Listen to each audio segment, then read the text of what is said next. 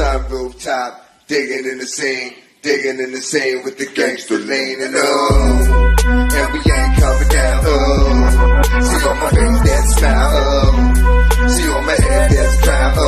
I'm on top of the world, top of the town, baby. I moved up the hood that had the church on the corner where I sit and talk shit all day cause I wanna. And on top of that, wasn't none of y'all gonna do nothing but keep running your mouth and keep frontin'. Go ahead and say something.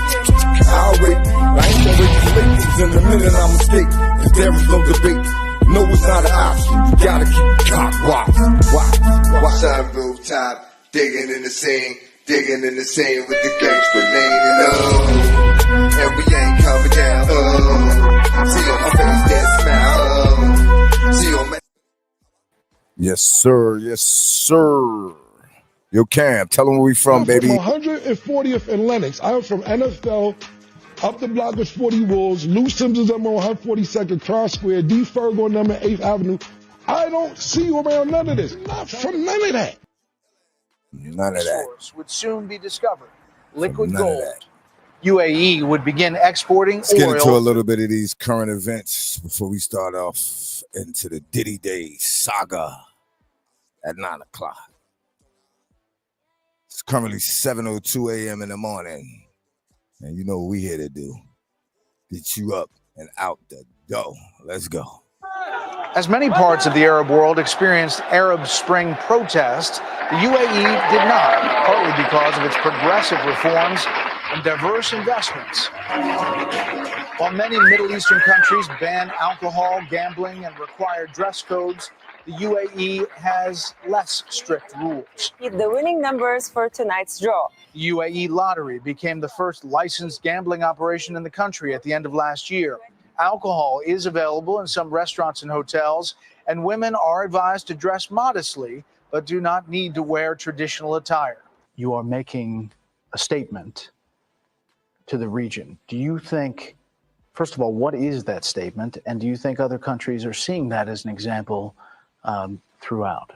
They see what's the role of women. They see them in almost every single job in the country. With equal opportunities. Much of the Western influence comes alongside close relations with the United States. The U.S. and UAE have been longtime military partners through cooperation at El Dhafra Air Base. The UAE has assisted the U.S. in the skies over Syria and on the ground in Afghanistan. U.S. generals referred to the UAE as Little Sparta, this tough little nation. We're proud of that relationship. Obviously, we have our ups and downs. Sometimes we agree, sometimes we don't. But we think it's a good relationship in many fields. The U.S. also helped the UAE gain another diplomatic partner in Israel. The UAE, alongside Bahrain, established diplomatic relations with Israel in 2020, the so-called Abraham Accords. Since the Hamas terror attack on Israel October 7th, the UAE has maintained its relationship with Israel while sending massive amounts of aid to Gaza. It has also opened a field hospital on the Gaza Strip and evacuated hundreds of Gazans for treatment in Abu Dhabi. And the conflict will likely be a topic of conversation between President Trump and Emirati leaders. This trip ultimately highlights how we stand on the brink of the golden age for both America and the Middle East, united by a shared vision of stability, opportunity, and mutual respect. Been here many times over the years. 2014, a different weight class. Standard President Trump's trip to the Middle East earning praise from some unlikely sources. Some former Biden officials are reportedly in awe of what he has been able to get done so far. Let's bring in T.W. Riggi, the former press secretary for the National Republican Senatorial Campaign Committee, and Megan Hayes, former director of message planning and sometimes Easter Bunny for the Biden White House. So here's what some ex-Biden officials have been saying about this trip, according to Axios. Biden officials awed by Trump's rule-breaking Middle East moves. Biden administration veterans raised questions about Trump's motivations, but grudgingly saluted his boldness. Gosh, I wish I could work for an administration that could move that quickly, one admitted.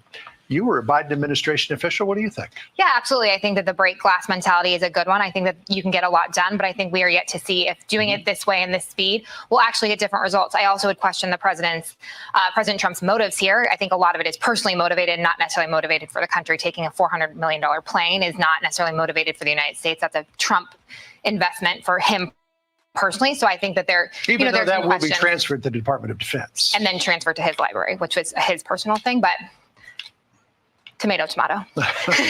Well, there are some Democrats who are critical of the president's trip. Listen to what Eric Swalwell said. It's a me presidency that he's running. And as I look at, this trip and what he's getting out of it, I see how he benefits. I don't see how Americans at home are going to benefit. I mean, it's a little bit of what Megan was saying there, but I'm also reminded of that old saying that, you will never be criticized by somebody who's doing more than you. You will only be criticized by people who are doing less than you. That's absolutely true. What people are seeing is not just me. They're seeing trillions of dollars announced in new investments. You have peace deals being brokered in Iran, in other parts of the Middle East. We've heard talks of the Abraham Accords extending. Those are actual, real, tangible victories that will lead to a more peaceful Middle East and more unity in this world. People just can't wrap their heads, like Swalwell can't wrap their puny heads around the fact that you can do 1,000 things at once. This president is trying to do 1,000 things at once, and he's succeeding at a lot of them. So there are a lot of Democrats who will never find common ground with Trump. But then there are some other Democrats who are meeting with him, whether it be in their home state, whether it be at the White House. People like Gretchen Whitmer, Muriel Bowser, the mayor of D.C., went to see him at the White House. John Fetterman went to see him down there in Mar-a-Lago. They're Democrats who say, look, it's probably better for the country if we work with this president as opposed to just constantly working against him. Yeah, I think that's what politics is supposed to be, right? You're supposed to work across the aisle. I think that Gretchen Whitmer going to see him in the White House and then when he was in Michigan, that's an $800 million economic impact for her state. That is what she is supposed to do. She is supposed to put her constituents over politics for her personally, and I congratulate her for doing that. It's the same thing we saw a lot of Republicans doing that with the infrastructure bill when they would tout the infrastructure money that the Biden administration got for them. They were in their districts claiming credit for a lot of things. I think Trump is just much better at using people and using these moments for his benefit than the Democrats ever could be. So he is capturing and using these Democrats to say we are working across the aisle and these people are doing it and much differently than the Democrats did under the Biden administration. And Democrats who refuse to work with the president are getting tweaked by him more than a little bit. Listen to what the president said about Chuck Schumer. I think he's afraid, yeah. I watch him. He's lost his confidence totally. I just watched Chuck Schumer. I've known him so long, and he's in the other party, but, I've known the guy so long. He's totally lost his confidence. So the president says he's totally lost his confidence. He does seem to be losing support among Democratic voters, because here's what a recent AP NORC poll found in terms of who's most popular and who's got the confidence of Democratic voters. Bernie Sanders is out there in front with the confidence and favorability ratings at 75%. AOC not too far behind at 55%. Schumer's way back at 35%. Yeah. I mean, TW, he does look like the door is getting closer to him. 100%. First and that of it's all, wide open for him to walk out. Yeah, look, heavy is the head that wears the crown in the Senate. Everyone knows it's a really tough job. But make no mistake about it, he's petrified by his left flank. He's petrified by AOC. And I love how two of those people are over the age of 75. Fun fact, I don't think there is one committee right now in the House where the Republican chairman is not younger than their Democrat counterpart. It's run by old heads who can't read the room in front of them. Look, if everything is an emergency with Donald Trump, nothing is an emergency. And then the Democrats are put in the disadvantageous position of defending the status quo. And that's exactly where Schumer finds himself.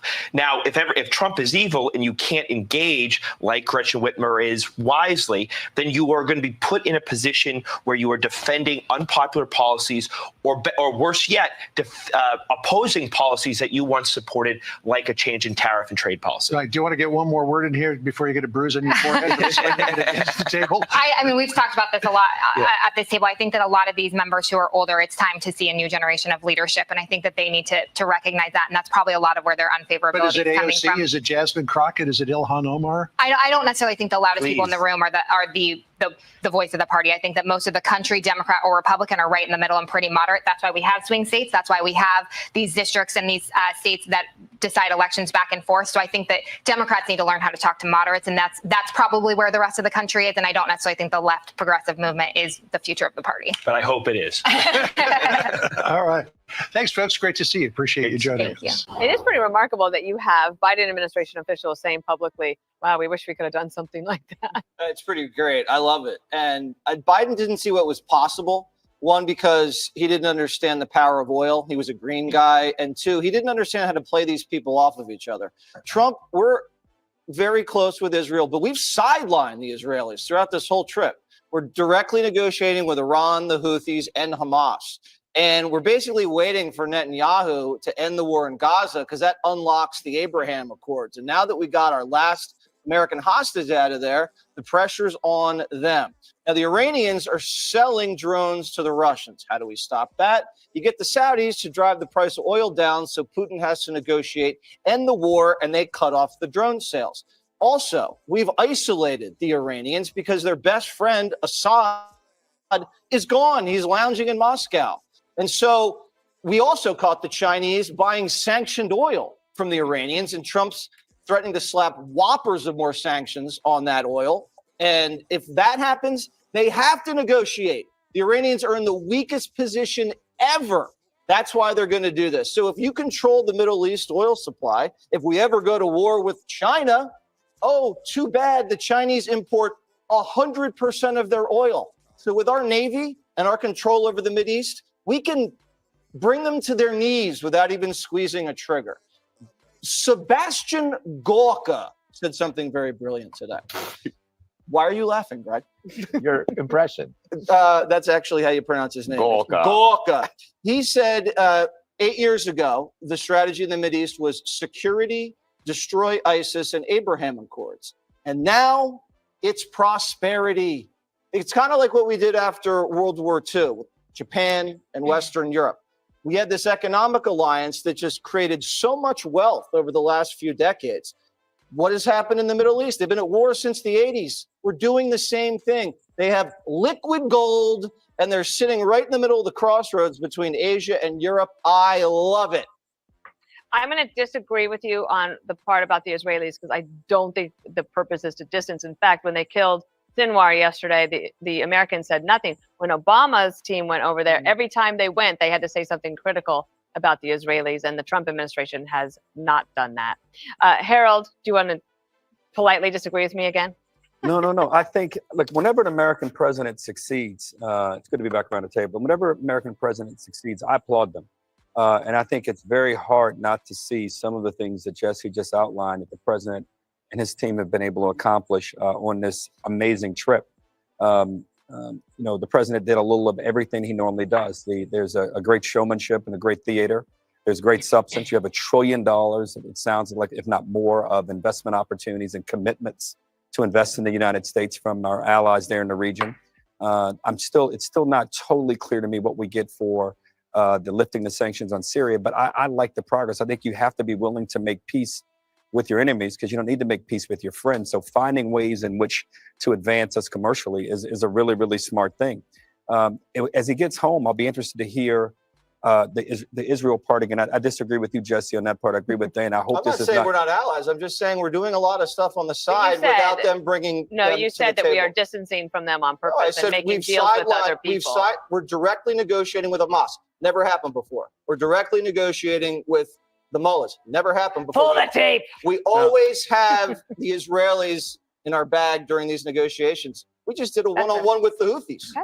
So I think and thank you. I'll just take back what little time I have left. I think all of this is a positive. And I think I'm looking forward to the next, I think, which is equally important because we've had such chaos and turmoil in that region of the world for a long time. I'm looking forward to how the president approaches the Ukraine-Russia negotiation. I hope that we still are able to get the rare earth minerals deals from them because I think that's so important to us being able to counter China going forward.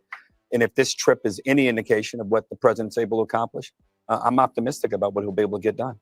Kellyanne, it's interesting to have the juxtaposition yet again. This has been going on for almost a year with President Trump getting wins and the Biden team continuing to suffer losses. also continued this week as you compare one administration to the next in the middle of all of these books coming out saying that Biden wasn't really even in charge. Well, he clearly was not in charge. And look, this is central to the Trump candidacy and presidency, to just do this global transformative power of peace through strength, but peace through wealth now. And I think that those twin pillars really define his two interrupted terms. This week was bookended, though. Everything that we see that happened during the work week, Dana, it was bookended by Greer and Bessent being in Geneva, sitting down with the Chinese, and also Edon Alexander being returned in our backyard here to Tenafly, New Jersey. And I think on the back end of this, you're going to see so much more American investment in America, foreign investment in America. How many American CEOs were there this week? They didn't need to go. They can just go to the Oval Office. They can put out a press release about my new factory, my new facility, my new manufacturing onshoring. They wanted to be there because they knew that this was historic, not just for the billions and the trillions, but it's historic for the peace stuff too. I just want to review quickly. And Trump won. What he did to Iran is so transformative. Obama gets the Nobel Peace Prize. It's announced in October of 2009. He's not even on the job for 8 months, 9 months. He's going to get the Peace Prize. He gives us the Muslim Brotherhood. He screws up Syria, Libya, Egypt, you name it. Here comes Trump in the first term, and he says, Iran, we're going to cut off your basic, your livelihood, your oil, your energy production. And he enforced sanctions. What did that do? Iran was flat on its back looking to do a deal. Biden gets in there. He and John Kerry put us back in the JCPOA. They take off of the foreign terrorist organizations, the Houthis and Hamas, and look at everything that's happened since. So this is called causation, not coincidence.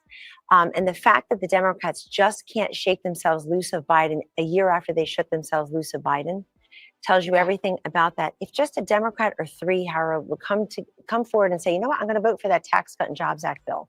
I think this was great this week. I'm going to be part of the DREG. I'm going to be part of the energy dominance. To Jesse's point, if oil you get all goes the Republicans, down, I'll get 3 Democrats if you get every Republican. Okay, I'm working on it. But if oil goes down even more, this guy is completely unstoppable. This was the most successful week of the Trump presidency so far.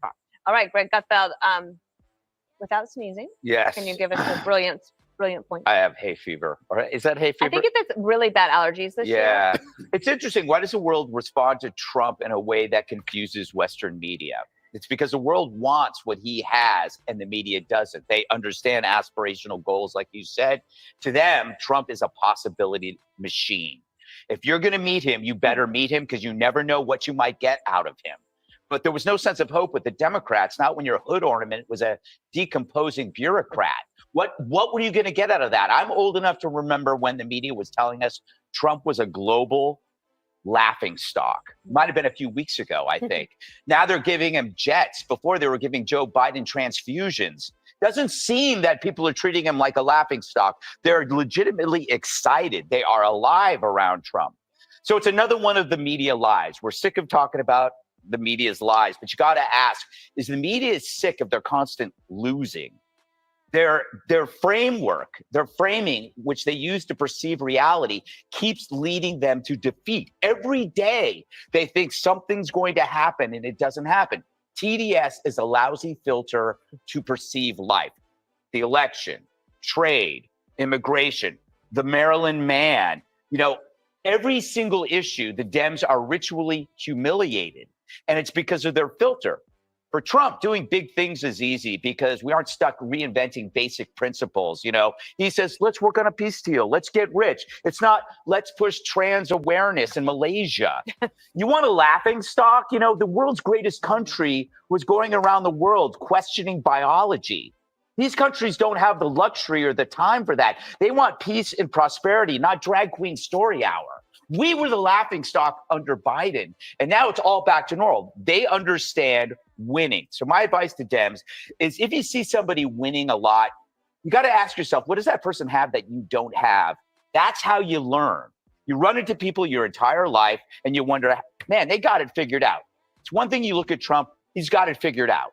They see it, we see it. Those are the people that should guide you. The problem with the Dems is their delusional assessment of Trump can't explain his success, and they also can't predict it. So they pin their hopes every morning, waking up that he's going to fail. And every morning they're disappointed and they get more miserable and they get more desperate. I don't see any hope for them. Like they used to hope that the judicial system was going to solve their problems Yes. for them. Yeah. Brett Baer joins us now. He's out with the president, chief political anchor of Fox News. He's overseas on the final stop of this week-long first overseas trip. Brett, welcome back. Hey, Brian. I'm in Abu Dhabi right now. How do you feel? Are you tired? Yeah, I'm pretty tired, actually. But, you know, we were on the go, and I just finished an interview with the Deputy Prime Minister, Foreign Minister, Sheikh Abdullah bin Zayed here, ABZ, as he's known. Really thoughtful about, you know, all things around the region, Iran, Gaza, relationship with the U.S.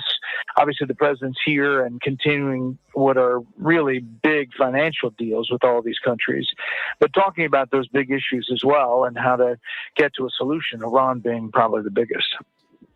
Last night was, what do you think was most revealing about last night with the Qatari prime minister? Well, a couple of things. One is they think the reaction to the donation of the plane is overcooked, you know, in the U.S. They think the relationship enables them to have that gift if they want to give it to the United States government. And, you know, it's not a done deal yet, but it seems like it's heading that way. And, you know, they point to, they put billions of dollars into El Udeid Air Base to set the table for the U.S. military to take control and obviously put central command there. And nobody had a problem with any of that. So, you know, that's their look at it. I thought that was interesting. I also thought that, you know, the thought that Iran is going to come to the table with something substantial for dismantling its program and maybe some kind of civilian effort for civilian nuclear power that ties in with Saudi Arabia and UAE and Iran. And, Some type of consortium. That plan is kind of floating out there. I know. I guess the foreign minister was there before you guys got there with the president in Saudi Arabia to propose that. I mean, first off, you'd have to believe they really think they need a civilian nuclear program. I did not know they were that concerned about the environment or running out of oil. But the other thing would be, there's the different component would be with this would be you need to stop financing Hezbollah, Hamas, Islamic Jihad, Houthi rebels, terror groups in the region. And you can't have ballistic missiles that obviously long-range missiles that could be nuclear tipped, right? Yeah, that would be a different side that definitely was not touched on in the Barack Obama, you know, JCPOA, the Iran nuclear deal. And so that would all have to be a part of it. I think that the foreign minister and deputy prime minister I just talked to here in UAE said the same thing. You know, UAE signed on to what's called a 1-2-3 program that essentially, with the U.S., enabled them to have civilian nuclear power. They have 4 reactors. They need the electricity. They need the power because they're trying to go super high tech and get all of this AI. And for that, all these countries are going to need a lot of electric generation. So they will, and by the way, they are willing to have enriched uranium elsewhere and bring it in for their nuclear power. So, Brett, the perception that I'm seeing is really strong. It looks like Saudi Arabia just loved having this relationship with the president in our country. Qatar, I thought, was over the moon. They couldn't have been more, I thought, accommodating to the president. He seems thrilled. What's your take?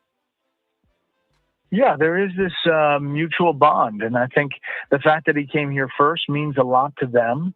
It shows this relationship. You know, he obviously, his first stop on the first Trump administration was Saudi Arabia. The relationship with MBS, the Crown Prince, could not be tighter. And each one of these stops suggests a long time friendship with these individual leaders who happen to be very young. MBS is 39. The Emir in Qatar is, I think, 47. And listen, I think the president is enjoying this moment. He thinks that he's doing a lot of big deals and getting a lot of investment, which he is, more than $3.5 trillion in the U.S. And I think more importantly, it's about shifting the region. You remember the Obama administration focused a lot on Iran and thought that they were the center of the Middle East. I think the Gulf states are the center of Trump foreign policy Middle East. So what do you think? First off, the word goes out that Saudi Arabia, as well as Turkey, personally asked the president, their leaders, would you meet with the leader of Syria? And he says yes, at which time he agrees to drop sanctions, and he lists a punch list for him to go after it. Muaz Mustafa was with us yesterday, and he's with the Syrian Emergency Task Force, born in Syria, lives in the U.S., goes back and forth, and he thinks this is a just titanic move. Cut 13. Incredibly significant, the decision and the meeting. The president of the United States in his first term and in this term was the only American president between three different administrations, Obama, Biden, and President Trump, that actually did anything to stop the chemical weapons attacks against the Syrian children, to pass legislation that's like the Caesar Act to hold these war criminals accountable and push back against Iran and Assad and Hezbollah and Russia. And today, what President Trump has done is now kept Syria away from China, Russia, Iran. It is now helping make sure Syria is an ally that will be an important and influential ally of the United States. And the opportunity happens because Russia's distracted with Ukraine, and Hezbollah gets knocked out by Israel after the October 7th attack. They finally had no choice but to go in and finish them off. Then those two opposing forces stop backing Assad. He gets overthrown. And now the president, Trump, says it's worth the risk. You have a great sense of the area, Brett. What do you think? Yeah. Well, listen, I think just listening to leaders, right? MBS was really ecstatic that the president made this action about pulling the sanctions and giving Syria a chance. The Amir and Qatar, the same way.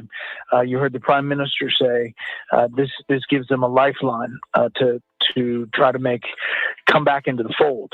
It's interesting that the deputy prime minister and foreign minister here in UAE is a little bit more skeptical. I think trust but verify, kind of the Reagan word, is what he used about Syrian President al-Shara, who, only a year ago was a member of Al-Qaeda in Syria, the al-Nusra Front, trying to get those groups to tie in with ISIS. Has a very sordid history, but is now president of the country and wants a second chance and wants to lead his people to prosperity. So all of these countries have buy-in because they want to see Syria succeed. There's just a healthy dose of skepticism some places that they can hit the marks that President Trump wants. I don't know if you have a sense. You know what networks do. And I don't know if you have a chance to talk to your colleagues on the plane, but they're just focusing on the plane, on should the Donald Trump be getting a $400 million plane that's going to go to the Defense Department back and forth.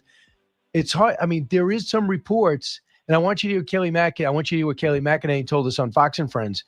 The people are realizing this is a big deal. I mean, the new approach, the relationships, the money and investments and partnerships in this new AI age is significant.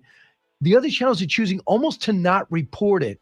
But listen to what Kelly McEnany told us. There's this piece written this morning about all of these Biden administration officials that are watching this with shock and awe. And they said, here's one quote: when his personal instincts, Trump's, coincide with national interests, it's pretty remarkable how quickly he can move. That is a Biden official watching this in awe.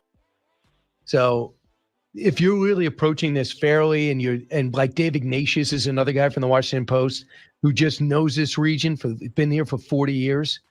He's saying, why not try this new approach? We're not judging you by how you're running your country. We're looking to do business deals with you. I actually think, Brian, that speech, it was long and it was, but the crowd in Saudi Arabia really, really loved it. And it played so big in the region as far as like newspaper headlines and leading newscasts, that those paragraphs about, we are not telling you how to run your country or how to build it. We are not trying to get you to build it in our image. This is your country. We want to be your partner. We want to lift you up and we want to do business with you. That message, and saying, it's not neocons, it's not us trying to take over, it's not us dictating what you should do, was really, really powerful, and a foreign policy kind of mantra for Trump Foreign Policy Part 2. We did a lot on it on Special Report. Britt Hume talked about it. We did it on the panel. It didn't get a lot of pickup in the U.S., and it's a shame. I think over time, people are going to look back at this trip and specifically that speech and say it was really, really significant. Look, they're going to focus on the plane, and that'll be the Sunday shows. But they're becoming as insignificant these days outside Shannon Bream as the late night shows. They used to kind of set the tone, and it's just not happening now. People are making their own decisions, and I think we're seeing that. And the last straw, if it wasn't the Russia investigation and the phony cases against Trump, it's now the Joe Biden cover-up. People are just being so disenchanted by what they're when they're being told things that they know are not true. You can't keep doing that to us. Listen, I think they're missing the forest through the trees. I think that what we're talking about here is far more important, big picture, 30,000 feet. I think that the plane is, a moment and a story. It's interesting. There are two sides. Whether it's legal or not, I think is going to be tested. Whether it's seemly or unseemly, I think is, you got a lot of people weighing in. And I think there are questions about the Trump organization doing big deals in all of these countries, on the same time. You've got to cover it all. You have to. And I asked questions to all these leaders about it. But does it overtake the geopolitical paradigm shift that is happening? I don't think so. Do you have the Axios story that said that Steve Witkoff handed an offer to Iran and they were taking under consideration? The White House has pushed back on that, but what about the Iranian deal? What are you hearing? Yeah, I've had a lot of talks about this. There is specific and detailed stuff that's happening, back and forth, and there is hope that the Iranians may go to something that can convince people, including inspectors, that they will dismantle in the effort to get a civilian program. Now, they've said that before, but with other members of the region like Saudi Arabia and UAE being a part of it, I think there's a possibility that there's something regional when it comes to civilian nuclear power. Wow, it's a lot going on. And also have you been able to track it all? The Jake Tapper book, Alex Thompson book out that talks about how he would forget the cabinet members are now staying anonymous, but reporting that he was totally detached in meetings from out the gate, looking totally out of it. You hearing these stories? Is that playing overseas? It's not really playing overseas, but I've seen the clips and I've seen some of the excerpts, and I've also seen the criticism about, how it was covered back then and how, a number of the members of the media are trying to rephrase it now like they covered it one way back then. So I think it's a little frustrating, and there is definitely a sense in Democratic circles that it's exasperating. But they can't just keep saying we're going to move past it, because until you own up to it, why should we believe? If we didn't believe you then, why should we believe you now? Here's Jake Tapper, cut 24. I think some of the criticism is fair, to be honest, of me. Certainly, I'm not going to speak for anybody else. But knowing then what I know now, I look back at my coverage during the Biden years, and I did cover some of these issues, but not enough. I look back on it with humility. Yeah, but I think that's like, as the analogy I used last half hour. It's like, imagine if Bob Woodward said, Mr. President, President Nixon, were you doing anything to do with Watergate? No, I didn't. Okay, fine. I covered it. I mean, you got to be kidding me. He wasn't curious about what was actually happening with no cabinet meetings, no press conferences, or all these decisions. You never saw the guy. Yeah. Listen, I appreciate the soundbite you ran, and I appreciate the sentiment. I don't know. It's looking back at that time. I remember what we were doing and getting a lot of criticism for it. And there weren't a lot of people standing up for us. Absolutely. Brett, doing a great job. I mean, I love the walk and talks, showing me the city. So keep that up. I love it.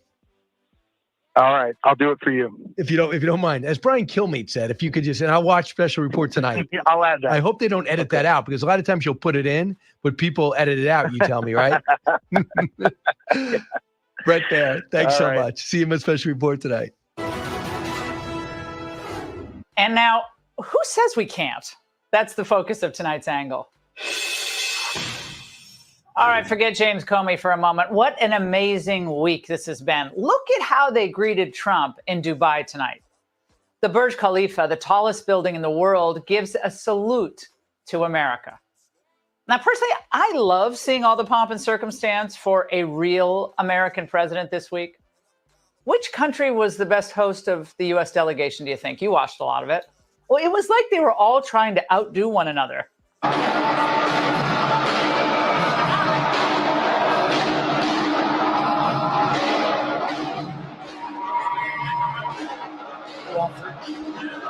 America has never seen anything like this. For decades, we've been locked into fight mode, captive to stale strategies and dusty thinking. Americans were conditioned to believe that we couldn't show strength unless our military was firing missiles or we were dropping bombs somewhere. But Trump never bought any of this. He never bought that line. From day one, his attitude was, since this hasn't worked, why not try something different? His radical idea was, let's make more friends, more money for our people, and we'll fight fewer wars. Now, this simple concept has been at the core of this week's historic trip. I don't think our friendship's ever been stronger than it is right now. And you will never see anything like the relationship that we have. We just left Saudi Arabia, as you know, and you have a fantastic crown prince. These weren't cluster bombs. These were love bombs, and they continued today in the UAE. Trump was the first American president to visit there. So rather than insult them with lectures, he took time and showed respect. Well, I'd like to thank you, Your Highness. What a lot of people don't know, I think my staff is very surprised by it. You and I have been friends for a long time. We've been good friends. And what they don't know about you is that you are considered a truly great warrior. This is how you do it. It's diplomacy, Trump style. And it often involves business that's mutually beneficial. And his involving corporate leaders, frankly, that was a masterstroke. And it's paying dividends, first in Saudi Arabia, then in Qatar, and today in Abu Dhabi. The wonderful brother came to Washington a few weeks ago, and he told us about your generous statement as to the 1.4 trillion. And all I could say is thank you very much. We have now, I think, substantially over $10 trillion of investment. And now when I add the 1.4 trillion, we easily break that number. We're having numbers that we've never done before. We are going to be your friend and we're going to be your partner. And we really appreciate your confidence and an investment. That's your biggest investment that you've ever made. And we really appreciate it. What a concept.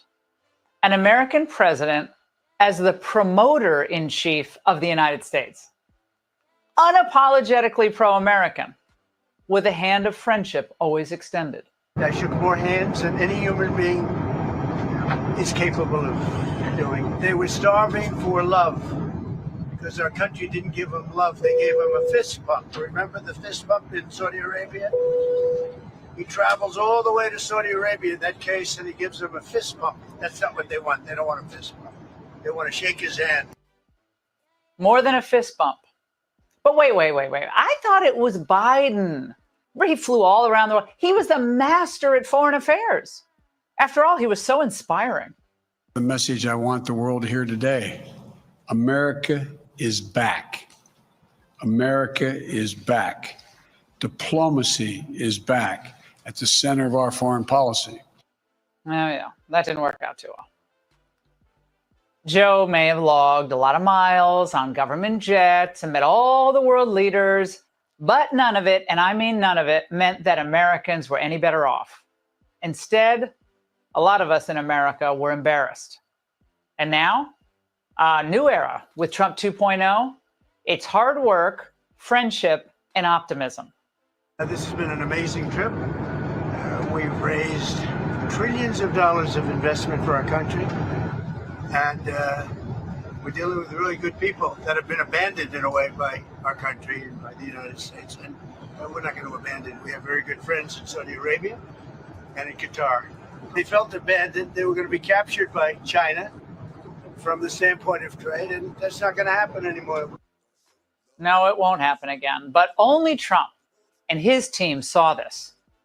Remember, for years, the old dinosaurs of the DC foreign policy establishment, you know who they are, they dismissed, they ridiculed his brash approach. They called out his supposed foreign policy naivete.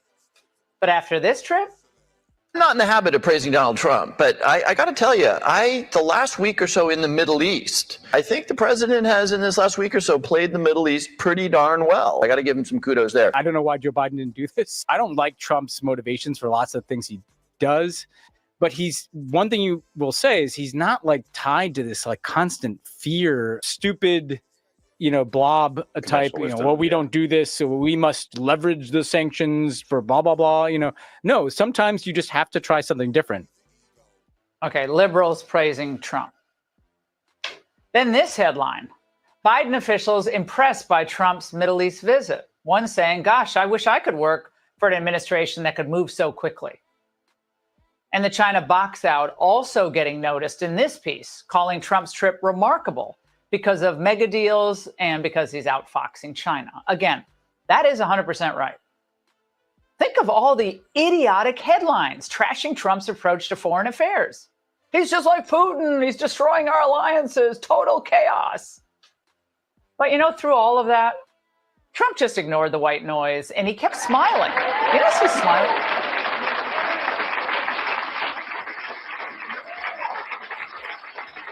Yeah. I don't want to go. Let's get into this. A Diddy Day. Let's pop on. Art. Got the Mary J. Blige Timberlands. Shits to the knee. Straight. Yeah, on your shorty in the crib like this. What happened? What happened? Okay? Tell the Chris Brown I'm going to take you down, homie. Don't be mad with me, y'all. Don't be mad. I know some of y'all don't want to hear it. A little shorty from TMZ looking at her. I might have to run down to her. She's sexy, though. TMZ sexy, though. Oh, you look. Okay, I hope she watched my stream, too. Because me and I wasn't friends, but we friends now. See, she got a little ooh. She got a little ooh. She got a little ooh. Ooh. Wait. Whoa. Yeah. Whoa. Don't think I'm scared. I tell them motherfuckers right to their face, too. Don't think it. I'm telling y'all, too. That's it. I'm gangster. I'm just telling them, too. You know that. See the freckles? Don't get lost in them. You don't start counting them ladies. Chill out. Uda. Last one. Last one. Last one, ladies. Last one. On the run. With the yun. With the yun. Nah, that's her name. Is her name Raquel? I think her name is Raquel, too, She looked like a Raquel. Or I think that's what they're saying. Like, Uda. You want to talk to Raquel Harper? I wonder if it's her name is Raquel Harper. Because they were telling me about some girl named Raquel Harper. I think that's her. I think that's Raquel Harper. My kind of girl. Uda, everybody your kind of girl. Virgo child, what up? All alone in this room. What up? Oh, Lachey, you already turning green. I'm on your body. Where you from, Lachey? You already turning green already? Oh, you really want to do this with me? Oh, I got the grades. You really want to see the print? Chill, we got niggas in the building. DM me. I'm going to show you the print, homie. I ain't. That I'm becoming a member. You can see the member. I ain't. You get the membership. You see the member. Shit, homie. Shit different over here. This shit like OnlyFans, homie, for free. For free. You never went to the meat market and they gave you the beef for free, homie. I'm doing you better than the meat market, shorty. Don't do that. You ain't never get this meat for free, homie. Facts. You know you had to buy some chicken, some oxtails or something to get a little something free, homie. Don't do that. Don't do that with me. I'm giving you this beef for free. For fur. Okay? You getting this beef for the 5-finger discount. And you can just make sure you hold it like that after you're done. Look. You got me. You got me. Don't do it with me, ladies. You know that. You know I'm on y'all bumpers. What happened? You know y'all come over here to cheat with me. You know y'all all got a man. Y'all dead wrong. Y'all know y'all all come over here to cheat with me. You know I'm flirting with you. You know I'm on your bodies. I'm on your bumper. I'm telling you how you all. I'm on your lips. All that. No, I'm on your shit. That's what we do. We oiling up in the chat. Y'all, everybody in the chat is in the freak off. So leave if you want. You're already in here. Let me oil you up for you think you want to leave. And nobody. Let me lock the doors. Oh, 20 niggas left. Lock the doors. Lock the doors. You cannot. We only been here for how long? Nah, nigga. Nah. We got 71 hours and a half to go. 73 hours per eco-off. Not doing this. Elevate, salute. We're not doing this. We got 72 and a half hours left. We only been live for 30 minutes, homie. So don't think y'all going nowhere, yo. We is all in a chat FO. So don't be mad. Everybody oil up and just chill. Leave it be. Just leave it be. Leave it be, bro. Not touch the doors. Them shits is greasy already. Purposely. I done purposely grease the doorknobs. Grease the locks. And the floor right there. Move the rug. Bust your ass on the way out. Like Home Alone, nigga, look. Oil on the floor, look. The whole way, the whole hallway. Setting booby traps in the hotel. What up? You're not getting out of here, homie. You in the eco-off. And you're staying, homie. So just chill. Get comfortable. Okay? Warm up the oils. You go over there and go warm up the oils, homie. Got a lot of people in the chat. It's $147 to oil up. We need at least 15 bottles of that shit. Oil them up. Oil them up. Oil it up. Oil it up. They don't want to give Diddy his oils. He'll slip right out that damn cage, homie. If Diddy... Mother whispers something the world is only now beginning to understand. And if they do end up on the stand, whether as defense witnesses or under subpoena, their every word, every tear will be dissected. Some say their presence could soften a jury. Others fear it's just another chapter in a larger, more disturbing playbook. Realm, this is very significant, just from who we associate Diddy being and everything we've seen him do over the decades. Like you said, this is quite the downfall to go from, I mean, we saw the mansions back in March that were raided by the feds. So to go from living in those mansions to being in the jail cell right now, I think it really underscores the magnitude of what he's facing and the weight of the federal government. Meanwhile, the walls seem to be closing in around the entire Combs circle. Civil suits loom. Family members and business associates are being looked at not just for what they knew, but for what they allowed, what they enabled. The court of law moves slowly, but the court of public opinion has already started the trial. The twins have gone quiet on social media. Gone are the party posts and vacation selfies. What remains are curated glimpses into a life that now feels a world away. Their followers are divided, some urging them to speak out, others demanding they disappear. The road ahead is uncertain, and the consequences could be lasting if it's proven that trust funds, luxury trips, or even private schooling were paid for with illicit funds. It could raise sentencing stakes for those involved. You know what I'm saying? Just with this Cassie thing, I didn't know her, but I knew somebody like her. And that was Kim Porter. I didn't know Cassie, but I knew somebody who was going through the same thing she was going through, and that was Kim Porter. Subpoenas might go beyond emails and texts to travel logs, receipts, private messages. Civil suits could follow, targeting anyone who benefited, even if unknowingly.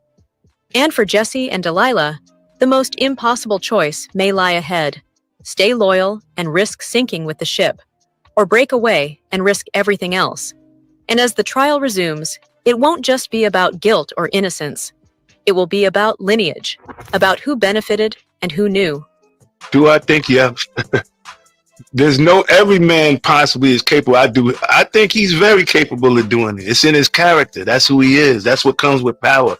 That's what comes with arrogance. That's what comes with, you know, what makes him, you know, power. That's just the selfishness that make you be like that. prosecutors are reportedly ready to issue sweeping subpoenas, not just targeting financial records or phone logs, but even the twins' international travel history. Questions swirl.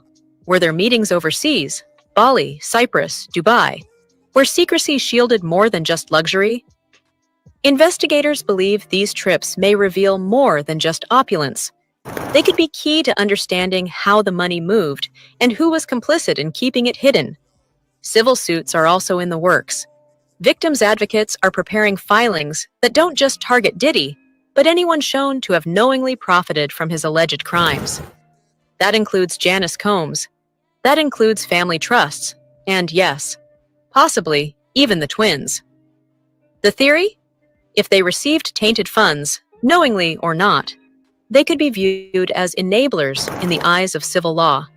But she was only on the stand for about 30 minutes. And the big takeaway is this story that she tells regarding the email she got from her daughter in December of 2011. This is where Cassie Ventura writes her mother and another person explaining or expressing that Sean Puffy Combs, she said, threatened to put out explicit videos of her. Again, this is around the holiday time, and also saying that he would do something to the person that she was. Whispers from within the defense suggest they're toying with a dangerous gamble, putting Jesse and Delilah on the stand. The hope is to humanize their father, to contrast the predator painted by prosecutors with the loving dad who raised his daughters with devotion. But it's risky. If they show too much emotion, they could be accused of manipulation. If they appear too polished, it might come off as cold. And behind the scene, there's a growing belief among legal insiders that the indictment could expand. If even one financial thread, one shell company or trust fund, can be linked to criminal activity, the twins might face what no one could have imagined: the choice to cooperate with prosecutors or risk being pulled under themselves. It's a question of that, but when you read through the indictment, it's pretty clear who could be indicted as a co-conspirator. Right now, there are people in the indictment who would be considered unnamed co-conspirators, but clearly have played a role in this conspiracy. And I think prosecutors have some big leverage on them because they're hoping that they testify against Diddy as prosecution witnesses. Meanwhile, the leaked manuscript, Kim's Lost Words, has not been authenticated. But that hasn't stopped the court of public opinion from running with its implications. Some say its contents are already part of sealed testimony. Others believe the government is quietly trying to validate it through digital metadata. The question is no longer if Kim knew something, but how much, and whether her daughters ever saw what she left behind. But there's also strategic reasons for the prosecutors to want him to have co-defendants, because right now he hasn't waived his right to a speedy trial, which would force prosecutors to take up the trial pretty quick, which they actually might not be ready to do. But if they supersede him and have co-defendants with him, it makes it a lot easier to pursue a trial continuance without him waiving his speedy trial right. One thing is clear: the next chapter of this case won't just be about what Diddy did. It will be about whether the people closest to him helped hide it, knowingly or not. Jesse and Delilah stand on the knife's edge of public reckoning, and their silence, once seen as loyalty, now risks being read as self-preservation. When the subpoenas drop and the witness lists are finalized, the world won't just be watching Diddy's defense strategy. It will be watching whether his daughters step into the witness box or try to stay far, far away from it. And in that moment, the line between legacy and liability may finally collapse. And through it all, the same heartbreaking questions linger. Did Kim see this coming? Could the twins have protected themselves sooner? Are they victims, enablers, or simply two young women trying to hold on to a father they still love, even as the world tears him down? The story isn't over. The trial reopens soon, and the next time those courtroom doors open, the world may finally hear from the twins themselves. Whether justice is served remains to be seen. But one thing is clear: whatever the outcome, the world will never look at this family the same way again. We are not done, and that Combs did not do this alone. Do you foresee that there could be other charges related to this case? I'm not taking anything off the table. Those individuals allegedly included high-ranking supervisors in the business personal assistants, security staff, and household staff. The courtroom was heavy with a kind of electric silence, the kind that crackles through a space when the stakes are painfully real. Every seat was filled. Journalists, legal analysts, curious spectators. They weren't there just for the spectacle, but for something deeper, to witness the slow unraveling of a myth. At the heart of it all wasn't just Sean Diddy Combs, the music mogul whose name once symbolized opulence and empire. No, all eyes had shifted to the two young women walking beside him every morning, his 18-year-old twin daughters, Jessie James and Delilah Starr. Just months ago, they were faces of youthful glamour, flashing smiles on red carpets, curating a life of privilege and style across social media feeds. Now, their poised walks into court felt like something out of a completely different story, one where love, fear, loyalty, and legacy blur together. Their father stands accused of horrific acts, abuse, coercion, and the orchestration of a sprawling criminal web. And yet, every morning, they walked in beside him, unflinching, silent, dressed in designer clothing that felt like armor more than fashion. Some saw their loyalty and saw strength. Others looked closer and saw something more troubling, perhaps even tragic. In her civil lawsuit, Cassie said that she was the victim of abuse, assault, and at the hands of Diddy. Were Jessie and Delilah standing beside their father out of genuine love? Or was it something else? Were they raised in a world where silence wasn't just expected, it was survival? The allegations have been staggering. Accounts of trafficking, psychological manipulation, even secret recordings of coerced sexual acts, freak-offs, as some witnesses called them, turned the courtroom into a place of grim revelation.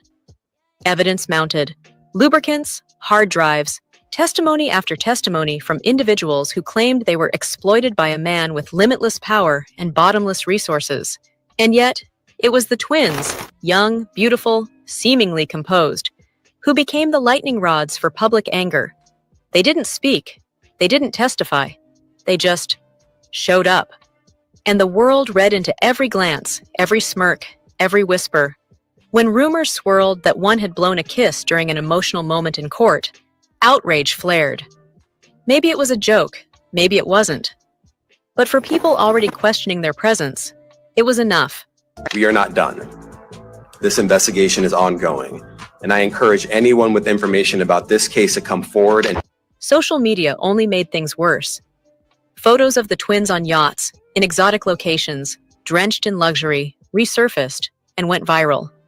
The contrast was brutal, survivors detailing trauma, while the accused's daughters appeared to float above it all. Critics like Jaguar Wright didn't hold back, accusing the twins of turning a blind eye, some going so far as to suggest complicity. It didn't help that legal experts began to speculate. Would the twins be dragged further into the legal battle? Not as perpetrators, perhaps, but as witnesses, or as young women who unknowingly benefited from what prosecutors are now calling a criminal enterprise. Some courtroom insiders whispered about a particularly brutal testimony that left both girls in tears, fleeing the gallery. To some, that was the first sign they were still just teenagers caught in something enormous. To others, it looked too well-timed, too convenient. Then came the ghost in the room. Kim Porter, their mother. The woman once seen as the moral compass in the Combs family. Her death in 2018 was officially ruled as pneumonia, but whispers never stopped. Those closest to her say she had been afraid before she died, pulling away from people, keeping secrets, allegedly drafting a memoir that might have contained revelations about Diddy's hidden life. Its rumored title, Kim's Lost Words. One message, supposedly from her final days, sent a chill down spines. He got me. Whether it was real or not hardly mattered anymore. The public believed what it needed to believe. Hey, real quickly, all that commissary stuff, he's not getting any of that because people in the SHU have an abbreviated list. So he's out of luck. No stake for him. Yeah, he is on watch. This guy thought he would have went home. All of a sudden, he didn't get bond. Remember, the first night that he was there. And the image of two daughters, now motherless, caught between a rock-hard love for their father and the ugly truth being laid bare, grew more haunting. Even Diddy's own mother, Janice Combs, long seen as a steady maternal force, has found herself in the spotlight. Whispers in legal filings point to her possible involvement, not in the crimes necessarily, but in the machinery that kept the Combs brand polished, controlled, and intact. Money, silence, loyalty. These were the cornerstones of the empire. And so, Jesse and Delilah stand at the eye of this storm. Born into unthinkable privilege, yes, but now burdened by a legacy they never chose. Now, to the latest on the arrest of Sean Diddy Combs. This one has so many people talking. The disgraced music mogul facing federal racketeering, conspiracy, and sex trafficking charges. Both the prosecution and defense teams are set to discuss the next phase of action following the indictment as investigators work to determine potential co-conspirators. But how exactly did we get here? People close to them insist they're victims too. Children who lost their mom too soon. Young women raised in a home where independence may not have been nurtured, but controlled. But in the court of public opinion, nuance doesn't always survive. In a world trained to consume stories in sound bites, they've become symbols of everything broken about fame, power, and unchecked entitlement. The case is far from over. Prosecutors are reportedly preparing more indictments. A whistleblower from inside Diddy's business is said to be ready to testify, possibly about how money flowed, how that money funded not just the mansions and yachts, but the clothes on the twins' backs. Behind the scenes, forensic accountants are unraveling shell companies and trust funds. If the twins benefited, knowingly or not, it could have consequences. And then there's Kim's lost words. A friend of Kim's recently came forward, testifying that the late model confided in her during her final months. Afraid, isolated, trying to preserve what she knew. Right. Well, Kim Porter, that is Diddy's ex, who's also the mother of his 3 of his children, has detailed the alleged abuse that she suffered at his hands. Oh, no. And this is all in a memoir.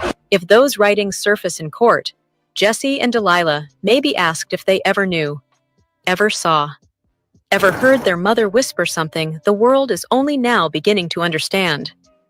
And if they do end up on the stand, whether as defense witnesses or under subpoena, their every word, every tear will be dissected. Some say their presence could soften a jury. Others fear it's just another chapter in a larger, more disturbing playbook.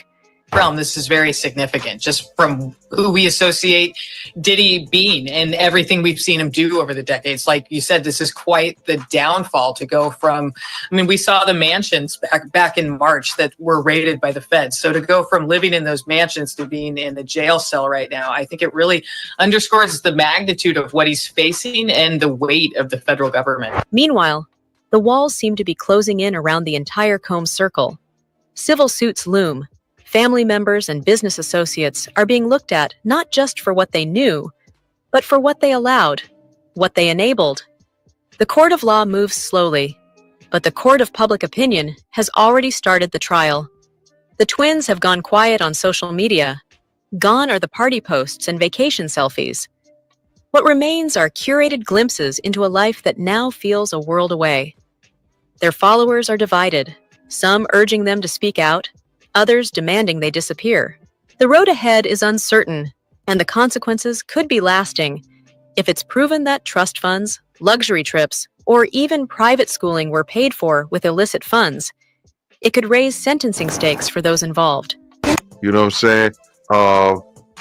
Just with this Cassie thing, I didn't know her, but I knew somebody like her.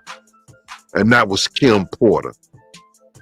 I didn't know Cassie, but I knew somebody who was going through the same thing she was going through, and that was Kim Porter. Subpoenas might go beyond emails and texts to travel logs, receipts, private messages. Civil suits could follow, targeting anyone who benefited, even if unknowingly. And for Jesse and Delilah, the most impossible choice may lie ahead. Stay loyal and risk sinking with the ship, or break away and risk everything else. And as the trial resumes, it won't just be about guilt or innocence. It will be about lineage, about who benefited and who knew. Do I think, yeah? There's no, every man possibly is capable. I think he's very capable of doing it. It's in his character. That's who he is. That's what comes with power. That's what comes with arrogance. That's what comes with, what makes him, power. That's just the selfishness that make you be like that. Prosecutors are reportedly ready to issue sweeping subpoenas, not just targeting financial records or phone logs, but even the twins' international travel history. Questions swirl. Were there meetings overseas, Bali, Cyprus, Dubai, where secrecy shielded more than just luxury? Investigators believe these trips may reveal more than just opulence. They could be key to understanding how the money moved and who was complicit in keeping it hidden. Civil suits are also in the works. Victims' advocates are preparing filings that don't just target Diddy, but anyone shown to have knowingly profited from his alleged crimes. That includes Janice Combs. That includes family trusts, and yes, possibly even the twins. The theory? If they received tainted funds, knowingly or not, they could be viewed as enablers in the eyes of civil law. But she was only on the stand for about 30 minutes. And the big takeaway is this story that she tells regarding the email she got from her daughter in December of 2011. This is where Cassie Ventura writes her mother and another person explaining or expressing that Sean Puffy Combs, she said, threatened to put out explicit videos of her. Again, this is around the holiday time, and also saying that he would do something to the person that she was. Whispers from within the defense suggest they're toying with a dangerous gamble, putting Jesse and Delilah on the stand. The hope is to humanize their father, to contrast the predator painted by prosecutors with the loving dad who raised his daughters with devotion. But it's risky. If they show too much emotion, they could be accused of manipulation. If they appear too polished, it might come off as cold. And behind the scene, there's a growing belief among legal insiders that the indictment could expand.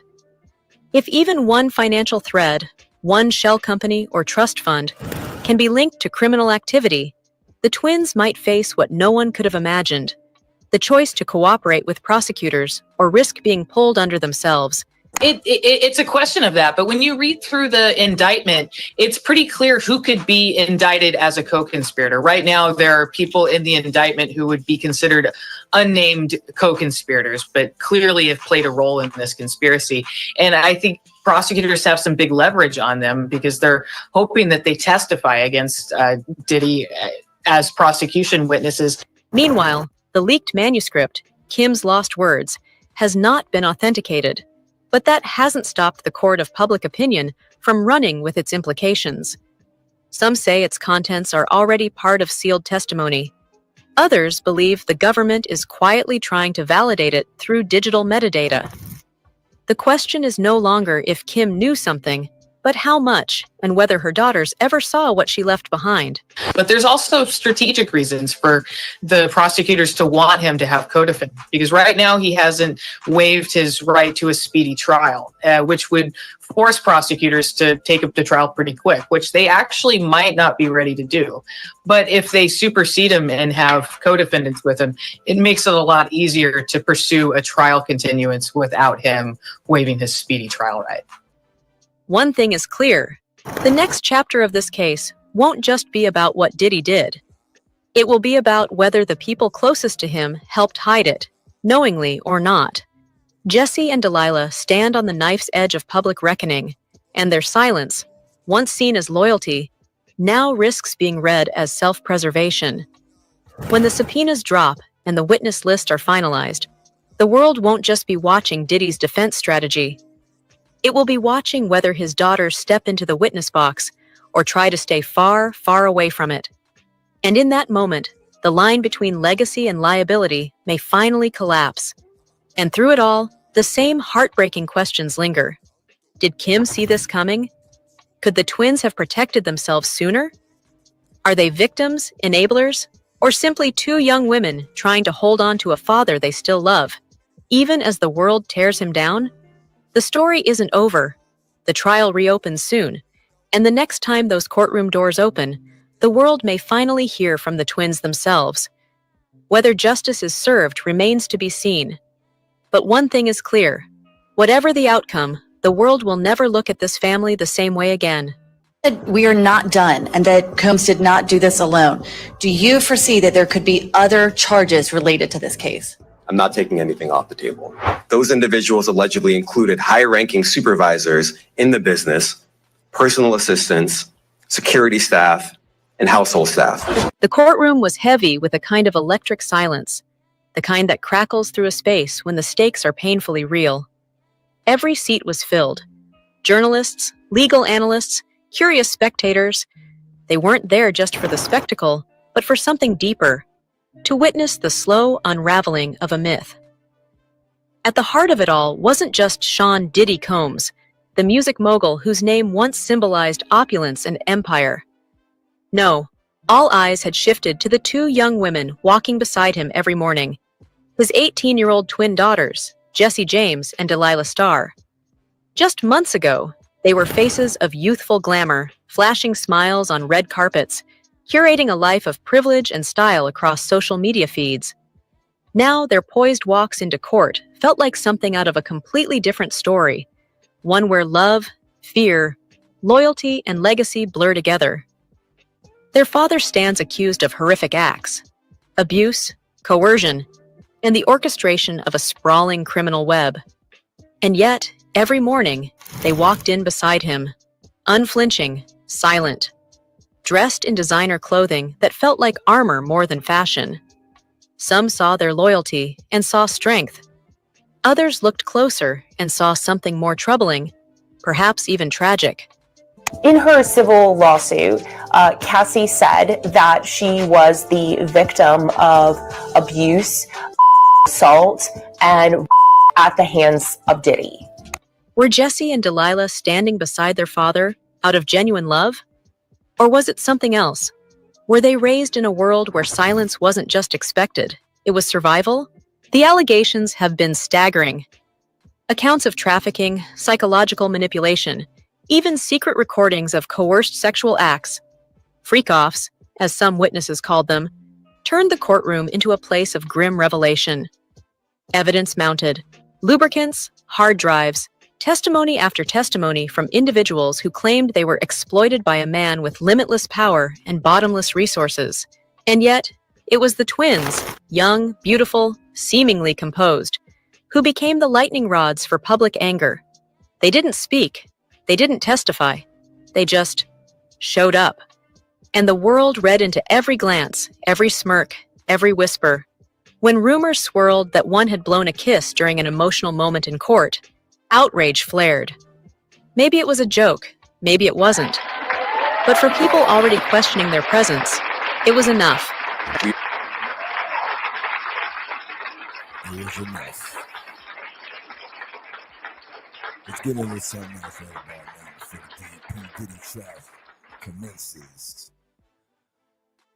J. Edgar Hoover's 50-year career of blackmail.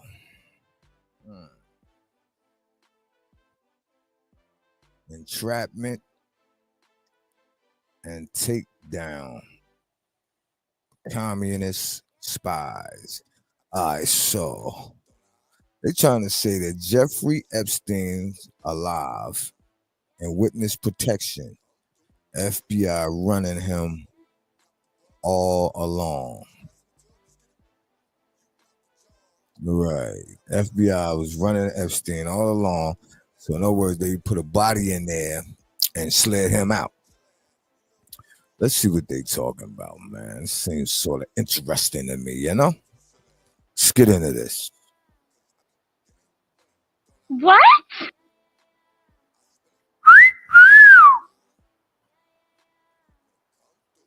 Game over.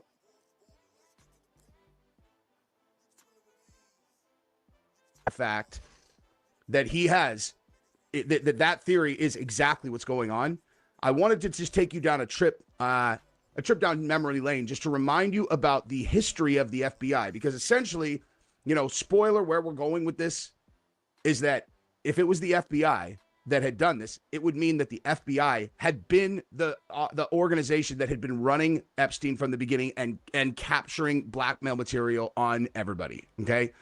Now, I'm going to show you something later on in the video towards the end of recent cases where they are being directly accused of exactly that. And not only being accused of exactly that, but being accused of that in the Jeffrey Epstein case. Okay. This, it's from a few years ago, so they kind of slipped through the cracks, but I'm going to show you that. But first, look at this. Okay. You guys know who J. Edgar Hoover is? Okay. J. Edgar Hoover was possibly the most powerful non-elected person in modern American history. As the FBI director from 1924 through his death through 1972, he used tools of state to create a personal fiefdom unrivaled in U.S. history. He ruthlessly rooted out real and perceived threats in the United States, from bank robbers to Soviet spies and groups, Martin Luther King, the country's most notorious liar. But Hoover was more than one-dimensional tyrant and schemer who strong-armed the rest of the country into submission. He was a confident counselor, yada, yada, yada. Okay, so here's the thing, okay?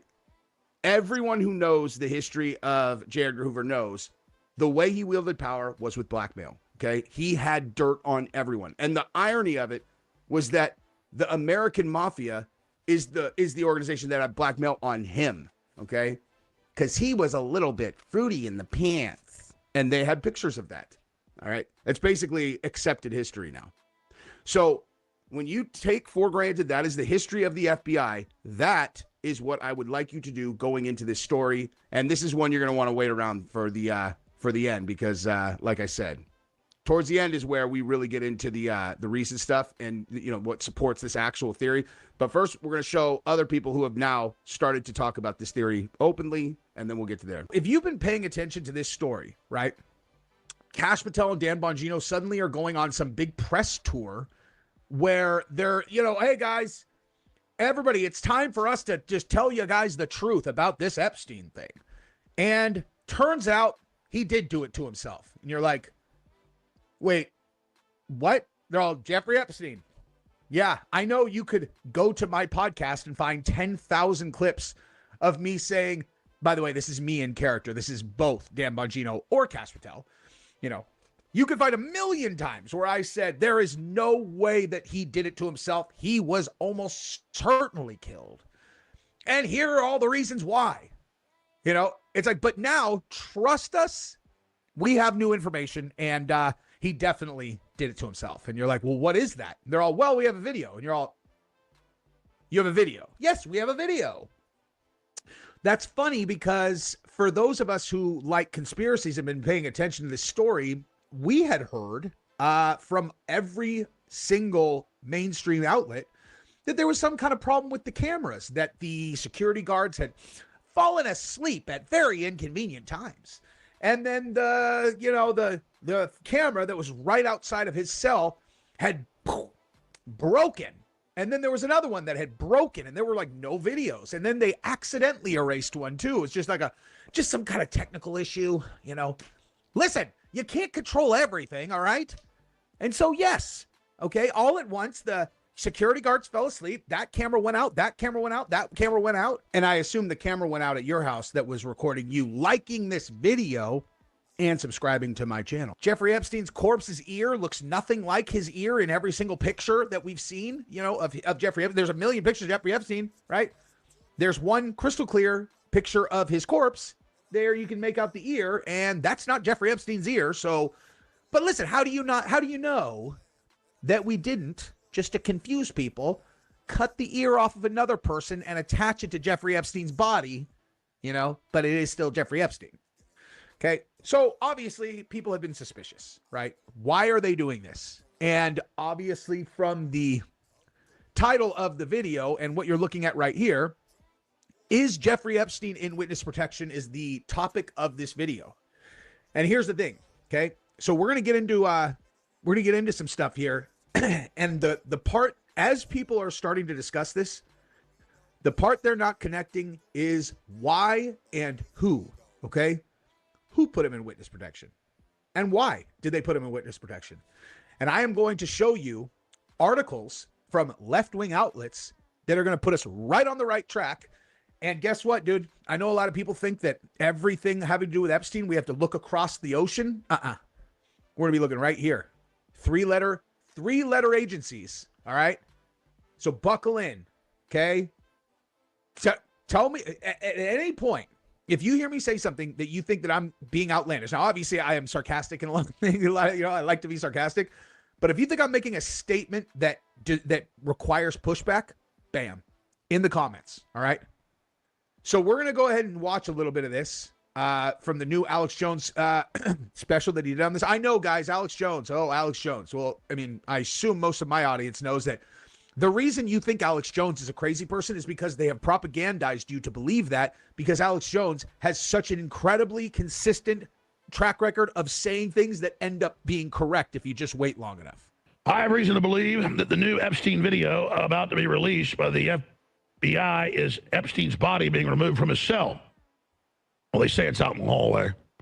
It seems Cash and Bongino were made aware that Jeffrey Epstein is in the witness protection, because they sure changed their tune. This explains why the video of him killing himself doesn't exist, why the FBI is now claiming new video will be released. This explains why Cash and Bongino have had such a troubling, perplexing take on Epstein since taking their positions at the FBI. This explains why it is taking so long to release the files. Bookmark this post. Well, duly noted.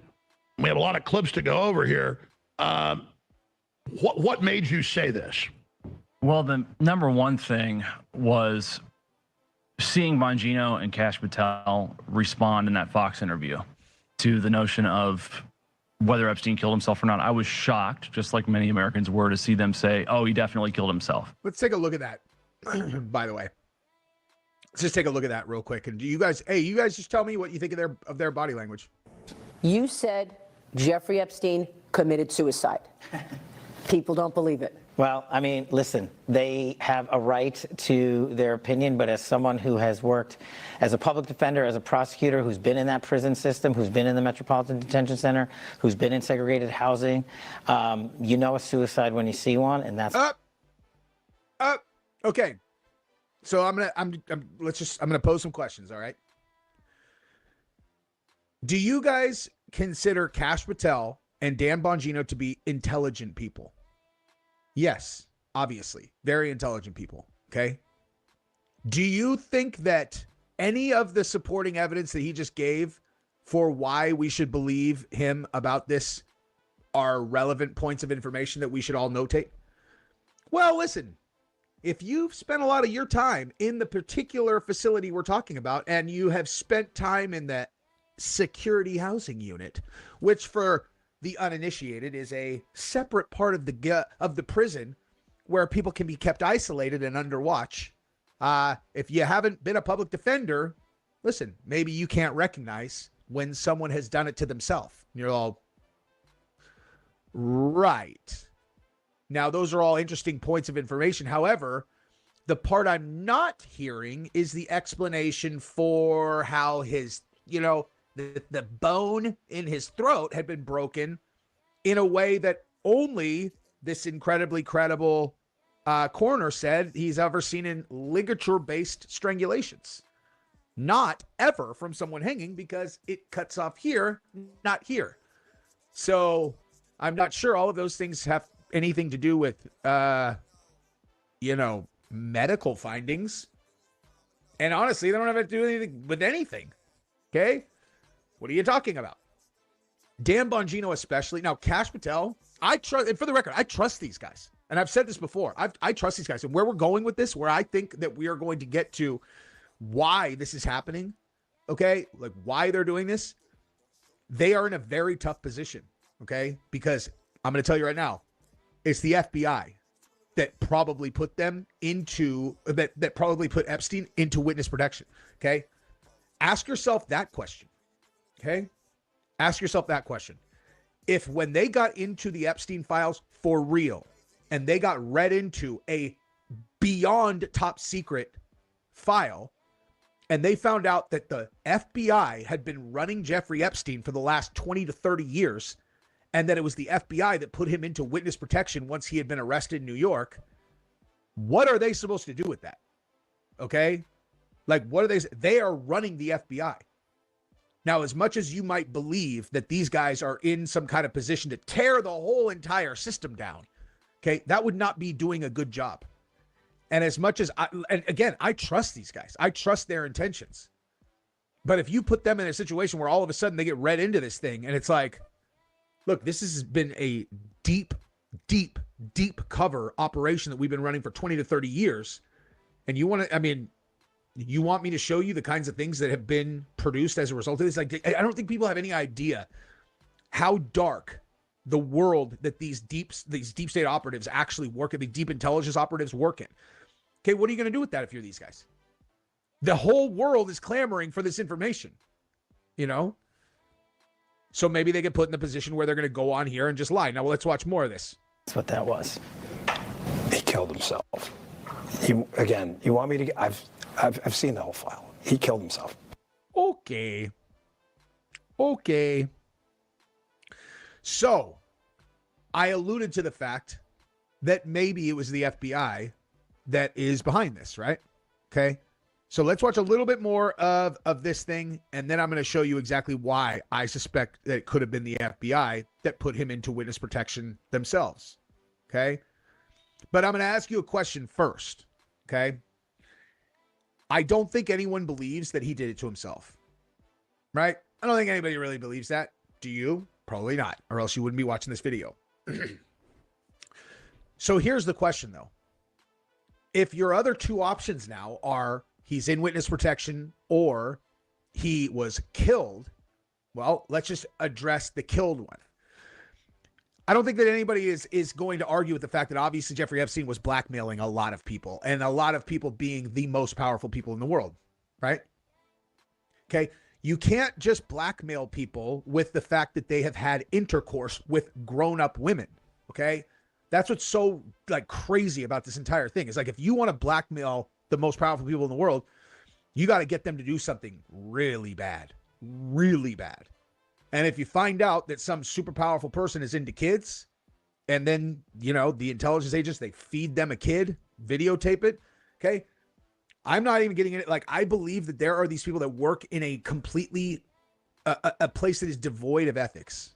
And if you listen to Andrew Bustamante, the CIA agent, talk about this, that is exactly what he will verify for you. He's like, if there's someone over here who has tremendous impact in this region, and what they ask you for is a contact that's going to get them a kid, that's what they give them. It's not even like a secret. The intelligence agents will openly tell you that they will feed people a kid. You know, it's insane, but true. Okay. Now, if you're blackmailing the most powerful people in the world, how do you think you would have been alive for 30 years if someone could have just killed you? Okay, you have to have fail safes against getting killed. This is the thing I've been talking about forever, even before I was going to implicate the FBI. Okay. It's called a dead man's trigger or a dead man's switch. It's that, like, if anything happens to me, all you need is either a computer-based, you know, it's like, I mean, obviously he's been doing this well before this would have been, but like current state, you have some kind of like blockchain-based or, you know, in deeply encrypted file, and it literally goes to post on 1,000 X accounts unless you, every single night at 8 o'clock, type in a certain code which keeps it from going wide, and you're the only person that has the code. And so it's like, anything happens to me, you know, you could basically, okay, if I die at noon, you got 8 hours before the entire world knows everything that you did, because you have everyone's stuff on there. Because if you're dead, who cares? You burn the world down. And by burn the world down, what you actually mean is you out all of the people who are kitty diddlers. Okay?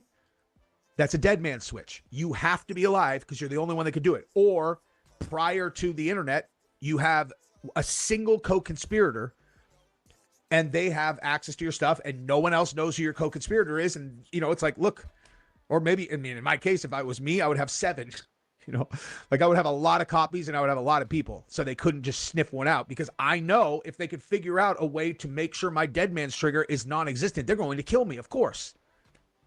So how would he have been alive anyway up until now if you could just kill him? That was where I was always at. I'm like, he probably just fucking, you know, called one of the people. They're like, you better get me out of here or else we're doing dead man's trigger. You think I'm going to do life in prison for you? Not happening. Okay.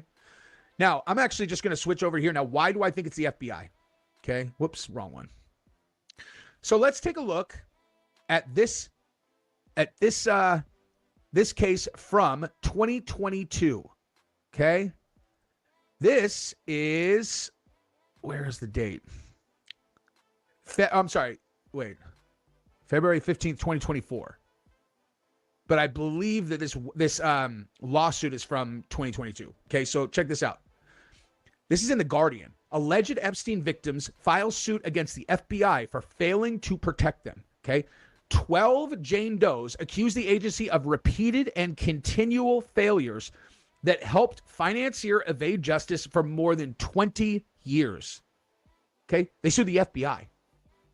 Now, the FBI is facing, okay, look at this. The FBI is facing a claim from 12 alleged victims of Jeffrey Epstein over what they say was the agency's repeated and continued failures, delays, and inaction that allowed the disgraced financier to run his sex trafficking operation for more than 2 decades. Weird. And now we have the two guys who we trust, who are the brand new director and deputy director of the FBI, suddenly, after committing to the American people that they're going to give you everything about Jeffrey Epstein, suddenly they come out and make the most ludicrous claim ever. They're like, oh yeah, hey, so all the things we said prior to getting into office, not true. He did it to himself. Trust us. He did. And we have that evidence. And you're all, okay. And then they go on Joe Rogan's podcast and Cash doesn't know anything. Like he just doesn't know anything, dude. He's like, yeah, we've thoroughly investigated this. And you're all, you have? And then he's like, so what do you think about the, the coroner who said that he had almost certainly been murdered based on the, the bones in his throat? And he's like, what? Oh, I'm sorry, I'm not familiar with that. You're all, you're not familiar with that. No, I don't even know about that. You're all, what about the fact that they said that all the cameras had been knocked out and that the 2 guards had fallen asleep? He's all, I mean, listen, do security guards fall asleep? Yes, but I'm not really sure about those cameras being out. I don't know.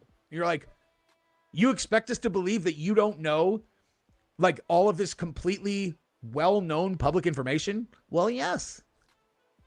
Okay. And then you have this that's like, oh, the FBI, the organization they're in charge of, accused of railroading every investigation and making sure that he never got arrested. Okay. And so maybe ipso facto, they're the ones who put him in WITSEC. And now these guys are in charge of that organization. Okay. The lawsuit filed against the United States in the Southern District of New York accuses the FBI of failing to do the job the American people expected of it, and that the FBI's own rules and regulations required investigate the reports, tips, and evidence it had of rampant sexual abuse and sex trafficking by Epstein and protect the young women and children who fell victim to him. The alleged victims, who appear in court documents as anonymous Jane Does, are seeking unspecified damages and calling on the government to unseal FBI documents regarding Epstein, who died in jail in 2019 while awaiting trial. Okay.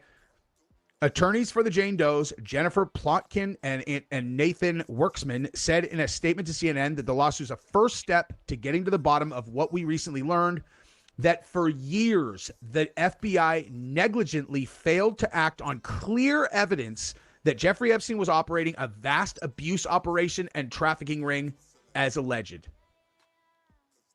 Okay? What do you think about that, you guys? What do you think about that? Okay? So, continuing on. All right. The lawsuit claims that even after the Palm Beach police notified the agency in 2005 that it had received a report that an underage girl was brought to Epstein's residence for a massage, the FBI failed to open a case until the following year.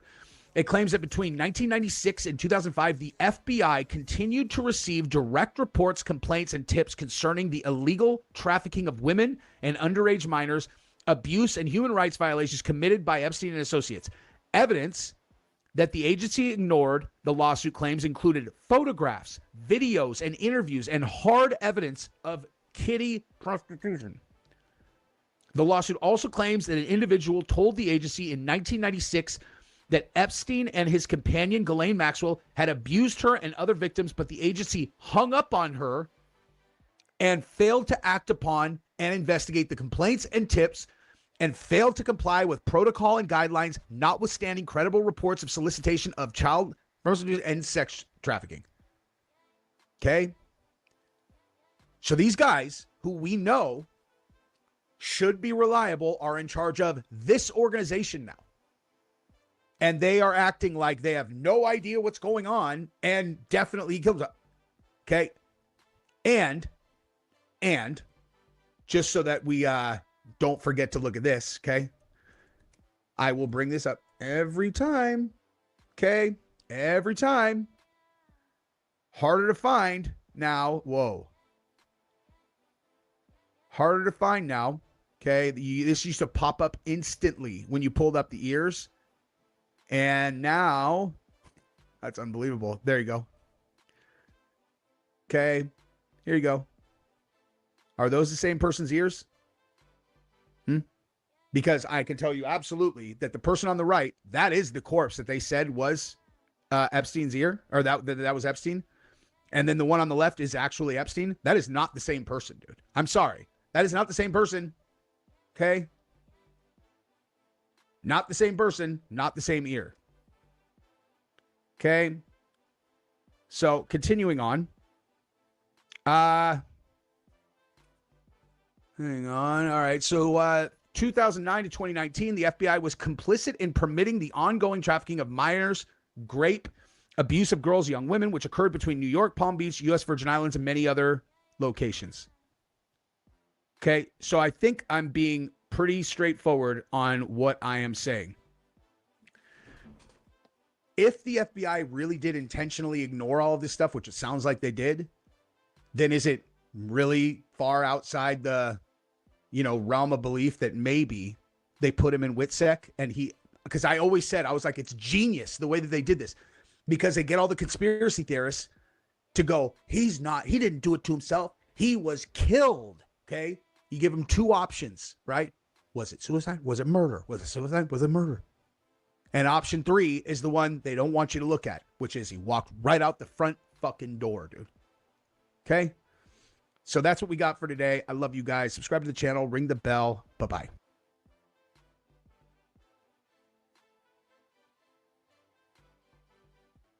So who are the biggest names in the newly released Jeffrey Epstein documents? We're going to get you caught up to speed on what you need to know about some of these very high-profile people. Welcome to Sidebar, presented by Law and Crime. I'm Jesse Weber. So it's been a few days since the release of a trove of documents in the Jeffrey Epstein saga.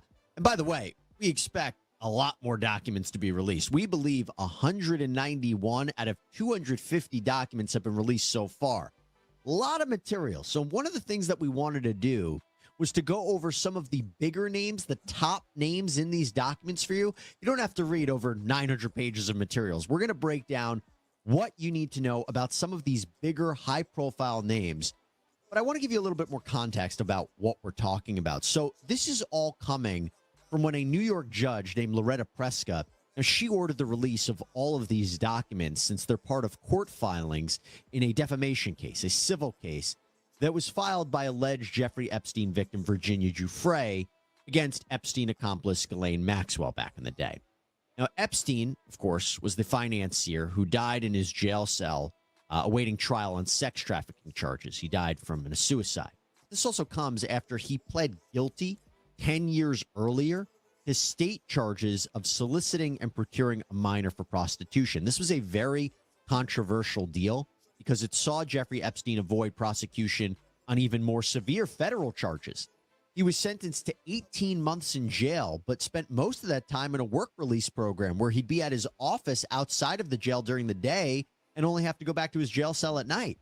As for Ghislaine Maxwell, she was arrested, charged, and she was convicted of sex trafficking counts in 2021, sentenced to 20 years behind bars. Now, Virginia Giuffre, she used to be known as Virginia Roberts before she got married, she filed the defamation lawsuit against Maxwell in 2015. And this case was settled, but media outlets wanted to see all of these court filings, particularly the Miami Herald. And the reason Judge Preska ordered these documents to be unsealed and the identities of numerous John and Jane Does to be revealed is because much of this is already known. Much of this has already been disclosed to the public through court filings, interviews, photographs, but we are getting a little bit more context. there seems to be a little bit more of a spotlight put on these connections, put on these associations, some of it being tied together in a different way. We're learning some interesting details. But before I get into this, when I talk about the top names, I mean the names in here that are of actual significance to the Epstein-Maxwell saga. That's not to downplay the rest of the filings, but to be clear, it's not just about famous people. Because you have names in these documents like Michael Jackson, Bruce Willis, Cameron Diaz, Leonardo DiCaprio, but they are only mentioned in quick references. Like an alleged victim of Epstein said that Epstein would often name drop these kind of people, saying he had just been on the phone with that celebrity or this celebrity. I say this because I want to be very clear, and I know I say this all the time, but not everyone named in these documents is accused or guilty of some nefarious or criminal activity, okay? These could be former employees, victims, associates, or even just people mentioned in passing during deposition testimony. This is not the Epstein list of everyone who participated in his alleged sex trafficking ring on Epstein's Island, okay? I want to make that clear. By the way, who I'm talking about are the big names that have been mentioned in the documents and have more than a fleeting association or connection to Epstein and provide an interesting tidbit in a way. Okay, now with that, let's start with former President Bill Clinton, okay? He hasn't been accused of any wrongdoing, but his name appears multiple times in these filings. So Clinton has always maintained that while he was associated with Epstein in the 1990s and early 2000s and flew on Epstein's jet for philanthropic work for the Clinton Foundation, he cut ties with him. Clinton's representatives say the former president never visited Little St. James Island, Epstein's Island. Clinton's team said that he didn't know about Epstein's, quote, terrible crimes. And more recently, a Clinton spokesperson told CNN that it has, quote, been nearly 20 years since President Clinton last had contact with Epstein. But as I said, he's mentioned in these documents. So one of the alleged victims of Epstein, Johanna Schoberg, explained in a deposition that she knew Clinton had dealings with Epstein. And according to her, Epstein said at one point, quote, Clinton liked them young, referring to young girls. But it is important to note that Schoberg never met the former president, never saw him in Epstein's Little St. James Island. Again, this is something that Epstein had allegedly told her, so take that with a grain of salt. There was something new in the documents that I know for me, I had never heard before, thought it was really interesting. So Virginia Giuffre claimed that former President Bill Clinton stormed into the offices of Vanity Fair and said that the magazine couldn't publish a story about Jeffrey Epstein. Yeah, the claim was made in a May 2011 email concerning an interview to promote a book that she was writing. She said Clinton, quote, walked into VF, Vanity Fair, and threatened them not to write sex trafficking articles about his good friend J.E., meaning Jeffrey Epstein. Well, former Vanity Fair editor-in-chief Graydon Carter absolutely denied this, telling the Telegraph publication, quote, this categorically did not happen. In fact, former Vanity Fair writer Vicky Ward went on CNN and tried to set the record straight, saying that it was Epstein, not Clinton, who tried to block a Vanity Fair story. I never heard that happened.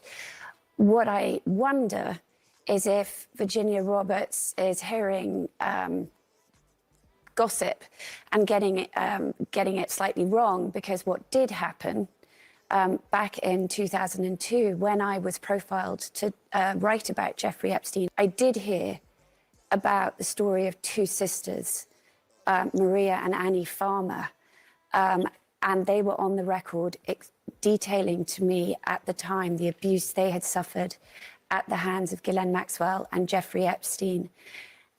When Jeffrey Epstein realized that I was in possession of their allegations, he appeared in the offices of Vanity Fair.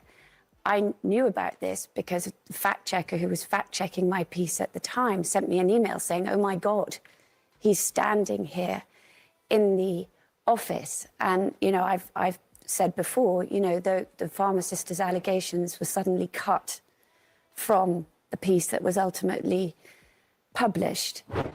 Now, aside from all of that, there were other mentions of former President Bill Clinton in these documents as well, and they really came up in reference to whether Giuffre's lawyers would be allowed to depose him in the defamation lawsuit. The documents say that Bill Clinton would be a, quote, key person who can provide information about his close relationship with defendant and Mr. Epstein and disapprove Miss Maxwell's claims. The judge ultimately denied that request. But there was another reference to Bill Clinton, too.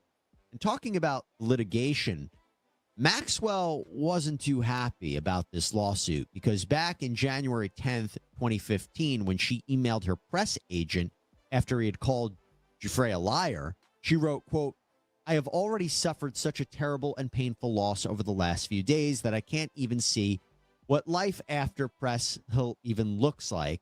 Statements that don't address all just lead to more questions. What is my relationship to Clinton? Andrew, on and on. Let's rest till Monday. I need headspace." Andrew, of course, referencing Prince Andrew. Now, adding on to that, there's something else I want to mention as we talk about all of these documents. So when Giuffre first went public with her claims against Maxwell and Epstein that she was forced into this sex crimes ring, and Maxwell was weighing her options on how to respond to all this, Jeffrey Epstein emailed Ghislaine Maxwell saying, quote, "Ask press to investigate whether Clinton was ever there. Challenge the press." Well, interesting tidbit. Now, one of the things in these filings I want to talk about as well in this document dump was a Maxwell court filing where she disclosed the identities of people that may have information to help her legal case. One of those people was Louis Freeh, the former head of the FBI from 1993 to June 2001. This was during President Clinton's presidential term. And it says Mr. Freeh, quote, "may have knowledge concerning travel of Bill Clinton." Probably Maxwell wanted to show that Clinton never visited Epstein's island, that he was only on Epstein's plane with Secret Service. In another filing, Laura Menninger, Maxwell's attorney, stated in a declaration that Clinton wasn't on the island based on a report from Louis Freeh. And Menninger emphasized how if he was on the island, the Secret Service would have had all this information, including flight logs showing that he did. So Menninger called the move to question Clinton in a deposition, quote, "utter nonsense," and a, quote, "transparent ploy to increase media exposure for her sensational stories through deposition sideshow." I want to take a minute to talk about something that happens all the time. Workplace injuries. If you get hurt at your job, slip and fall, mechanical failures, negligence of your coworker, something hits you, you're going to need a trusted law firm in your corner. Well, enter Pond, Lehocky, Giordano, a firm that is a heavyweight in the industry and that wins all different kinds of injury cases, from workplace to accidents to Social Security disability injuries. They have a track record of recovering over $1 billion for their clients. They have won over 100,000 cases. They have 250 years of combined experience. How about that? You can check out Pond, Lehocky, Giordano at pondlehocky.com/LC sidebar or by picking up the phone and calling them at 833-669-4043. Now let's move on to somebody else, very high profile. We have prominent lawyer and retired Harvard law professor Alan Dershowitz to talk about. So Dershowitz has been mentioned before in connection with Giuffre and Epstein. Dershowitz also helped negotiate that non-prosecution agreement that I mentioned back in 2008 for Epstein. But then you fast forward to 2022, and Ms. Giuffre withdrew an allegation that she had made against Dershowitz. She issued a statement saying, quote, "I long believed that I was trafficked by Jeffrey Epstein to Alan Dershowitz. However, I was very young at the time. It was a very stressful and traumatic environment. And Mr. Dershowitz has from the beginning consistently denied these allegations. I now recognize I may have made a mistake in identifying Mr. Dershowitz." But back to these documents at hand, it doesn't end there, because a person only identified as Jane Doe number 3, who was a minor, says that she was forced to have sex with Dershowitz in Florida, New York, New Mexico, U.S. Virgin Islands, and on private planes. Documents also claim that Dershowitz was an eyewitness to other sexual abuse as well. There was the testimony of 2 housekeepers of Epstein. They testified that Dershowitz came pretty often to Epstein's Florida mansion and got massages while he was there. And one of these employees said that Dershowitz was present alone at the home of Epstein without his family in the presence of young girls. But I should mention that in another document, Miss Schoberg, again, Jeffrey Epstein's accuser, denied having sex with Alan Dershowitz in a limousine with Giuffre and Epstein in the car. According to the documents, too, Epstein and his alleged co-conspirators previously pled the 5th before answering questions about Alan Dershowitz. Now, Dershowitz's name in these documents is not a real shocker. I mentioned the prior Giuffre allegations, but also flight logs that had been disclosed publicly listed Dershowitz flew on Epstein's plane. And Dershowitz himself admitted that he once received a massage at Epstein's home, but claimed he kept his pants on and that it was carried out by a middle-aged woman named Olga. And Dershowitz admitted that he was on the island. He said, quote, once my wife, my daughter, and I were on vacation in the Caribbean, and he had just bought the island, meaning Epstein. He asked us to come and say hello. No young people on the island, no Lolita Express or anything. That's the nickname for Epstein's plane, by the way. But to be clear, Dershowitz has always denied all accusations of wrongdoing. He actually was pushing for the release of all these documents for purposes of transparency and to clear his name. And this past week, he released a defense online. Of course I'm on the list. I was his lawyer. I flew on his plane with other lawyers several times for legal meetings in Florida and other proceedings. I was his lawyer. Not only did I fly on his plane as his lawyer, I flew with Senator John Glenn to meet President Shimon Peres of Israel. I took my nephew on a flight to Cape Canaveral to see a satellite launch. I was invited by the head of NASA through his close friend, Jeffrey Epstein, to see the launch, like so many others. I had an innocent relationship with a man who I didn't know, nobody suspected, had done anything wrong. Indeed, when my granddaughter had a soccer tournament, he lent us his house in Florida. He wasn't there, but my whole family, my grandchildren, my daughter stayed there. There were no pictures on the wall or anything that would lead anyone to suspect that anything untoward was going on. There's no way I would ever allow my grandchildren, my children, to be in a house that eventually turned out to have been the location for so many questionable and illegal activities. That was a 31-minute response, by the way. We just took a snippet of it. All right, moving on to another big name that you know has already been swept up in the Epstein scandal, Prince Andrew, Duke of York. So Virginia Giuffre has accused him of being one of the people that she had sex with as a minor. Now, he settled a lawsuit with her out of court for reportedly millions of dollars, but he continues to deny any wrongdoing. In fact, his attorney said in a court filing, quote, Prince Andrew regrets his association with Epstein and commends the bravery of Miss Giuffre and other survivors in standing up for themselves and others. Now, talking about these documents, I mentioned that email from Maxwell before where she references Prince Andrew, but there is more in these new documents. So Miss Schoberg says that Prince Andrew groped her breast while they were taking a photo in Epstein's Manhattan apartment in 2001. And this involved, of all things, a puppet. Yes. So Miss Schoberg explained, quote, at one point, Elaine told me to come upstairs, and we went into a closet and pulled out the puppet, the caricature of Prince Andrew, and brought it down. And there was a little tag on the puppet that said Prince Andrew on it, and that's when I knew who he was. It looked like him, and she brought it down and presented it to him, and that was a great joke because apparently it was a production from a show on BBC, and they decided to take a picture with it in which Virginia and Andrew sat on a couch. They put the puppet on Virginia's lap, and I sat on Andrew's lap, and they put the puppet's hand on Virginia's breast, and Andrew put his hand on my breast, and they took a photo. Pretty wild stuff right there to think about. But in another document, there is an unidentified accuser, Jane Doe number 3, who I mentioned before. She claims that she was instructed to sleep with Prince Andrew during an orgy on Epstein's island. In fact, she was told to give him anything that he demanded. This court filing from 2014 alleges that she was forced to have sex with the prince when she was just a minor, by the way, in at least 3 places.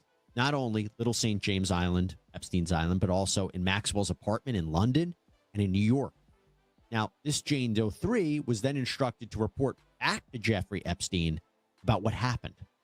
Talking of Prince Andrew, though, let's also highlight the transcript of the deposition of T1 Alessi. This is a manager of Epstein's Florida house.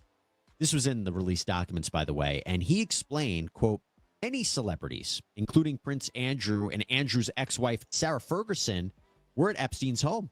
In fact, he said the prince spent weeks with us, sleeping in the main guest bedroom and getting daily massages. Ferguson, by the way, has not been accused of any wrongdoing. All right, let's talk about Jean-Luc Brunel. He's the French modeling agent who killed himself in a Paris jail in 2022 awaiting trial on rape charges. He's been cited as a close friend of Jeffrey Epstein.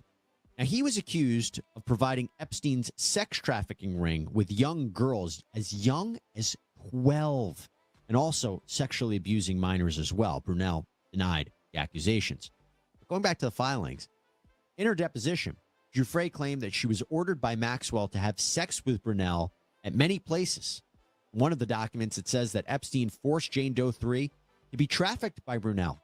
Goes on to say Epstein forced Jane Doe 3 to observe him, Brunel, and Maxwell engage in illegal sexual acts with dozens of underage girls. Epstein also forced Jane Doe 3 to have sex with Brunel on numerous occasions at places including Epstein's mansion in West Palm Beach, Little St. James Island in the U.S. Virgin Islands, New York City, New Mexico, Paris, the south of France, and California. Now, the documents also allege that Mr. Brunel would offer girls from poor countries modeling jobs as a way to lure them into all this.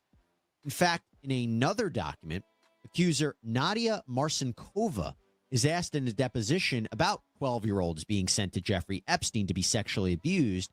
And if, quote, these three 12-year-olds were from France, were they sent to him on his birthday by Jean-Luc Brunel or by somebody else? Marcinkova ended up invoking the Fifth Amendment to that question. Also, I should tell you that a new lawsuit has been filed out in Los Angeles in the last few days, accusing Brunel of holding a woman hostage at a Canadian estate.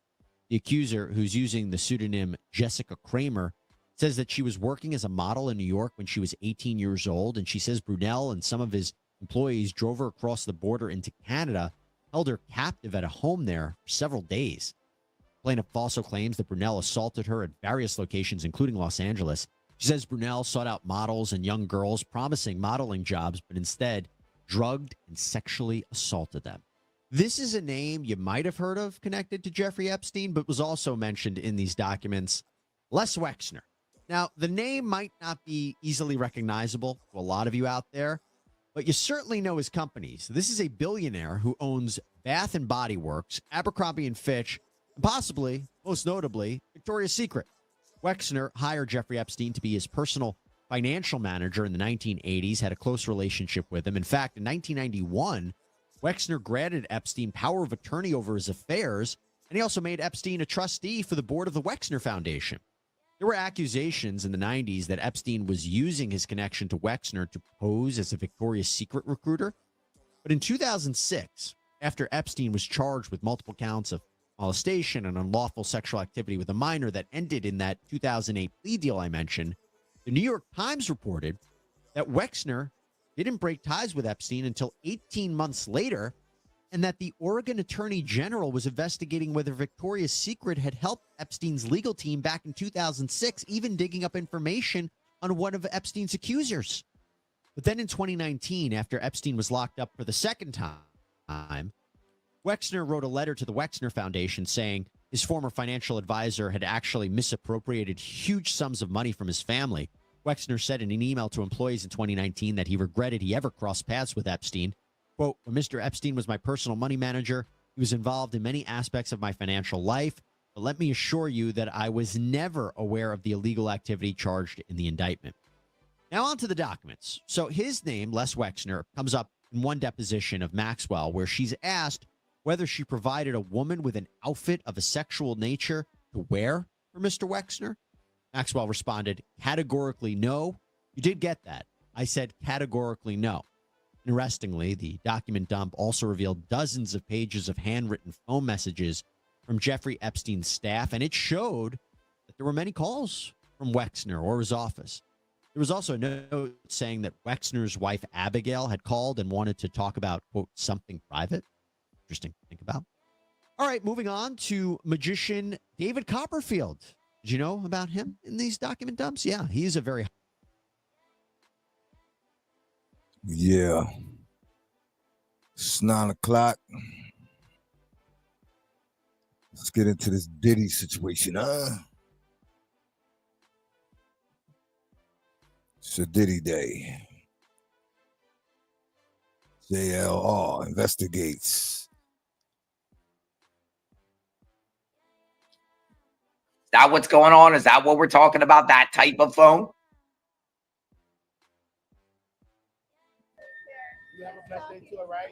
Damaging stuff.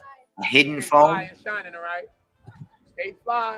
Who's the phone belong to? Whose phone? I'm sure the phone is probably in the name of Bad Boy Enterprises. You know, the bad boy. Bad boy. Right? Yeah. We shall see.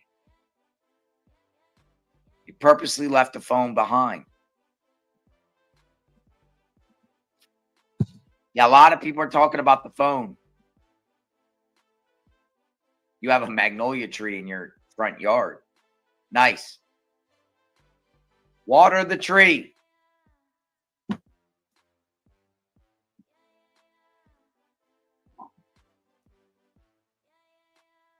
June 9th motion filed.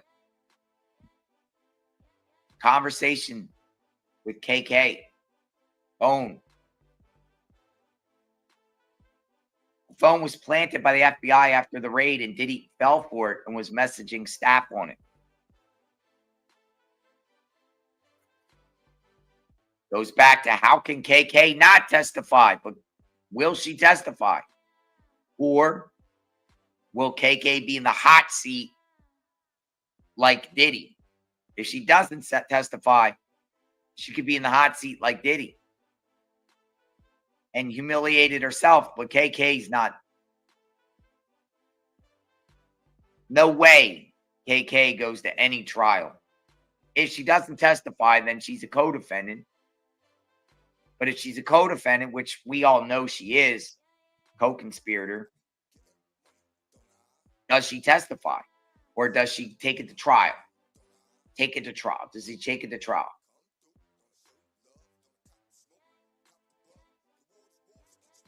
New evidence, and his attorney knew about it and didn't turn it over. Does that mean his attorney some sort of sanctions?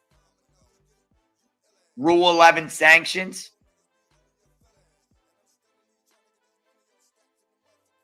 A phone was found and portion filed on 9th to admit. Yes, new evidence. Attorney knew about it.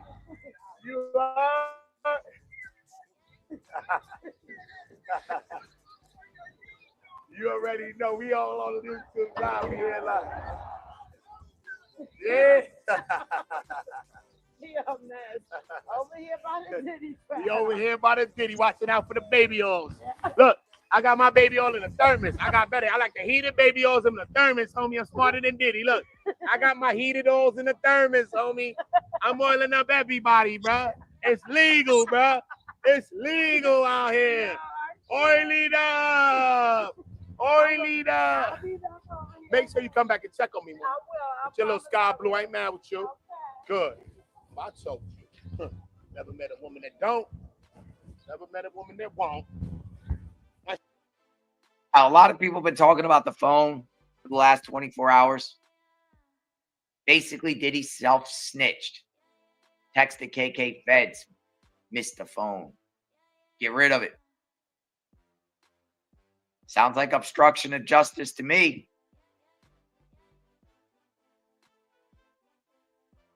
Sounds like obstruction of justice to me. Sounds like hiding and destroying evidence in a case.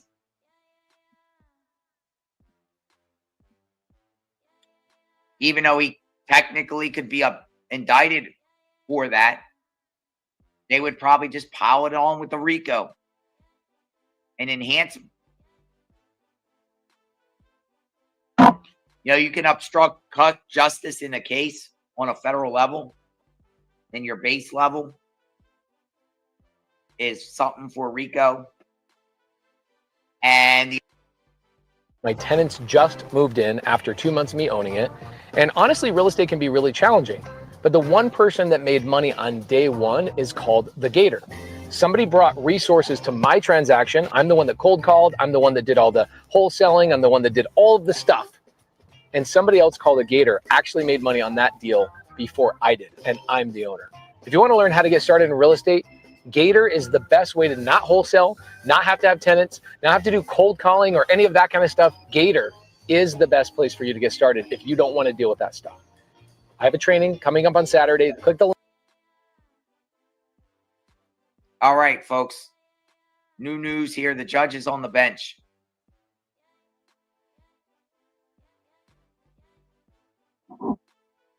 Judge is on the bench.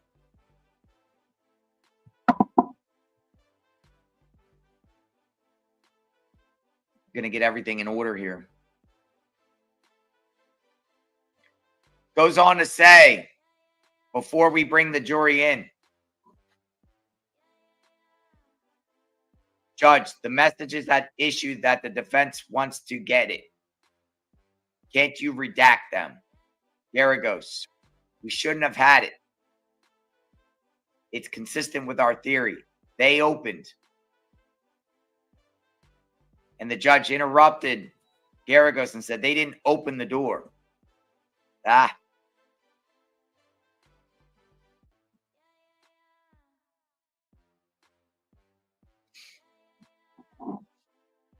The message at issue that the defense wants to get it. Can't you redact them? The judge asks. Try to find out a little bit about what that means.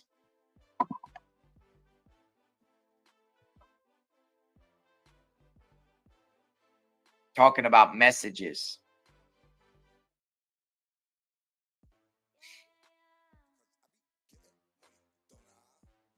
Messages.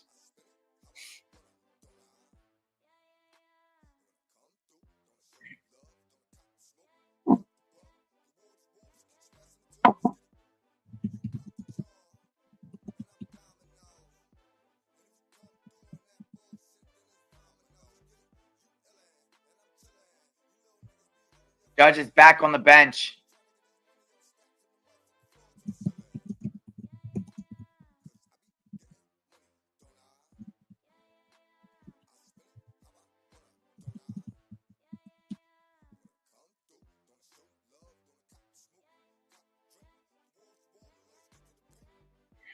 See what the Washington Post says. I want to know about this phone.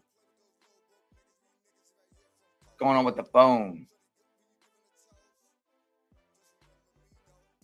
Sketch artists in court. Everyone's in court. I wish we were able to see who comes in. A little different today. But we shall see.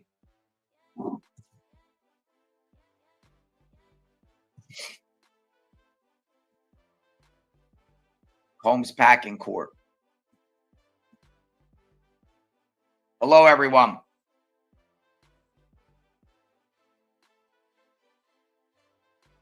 So the phone. Instructing people.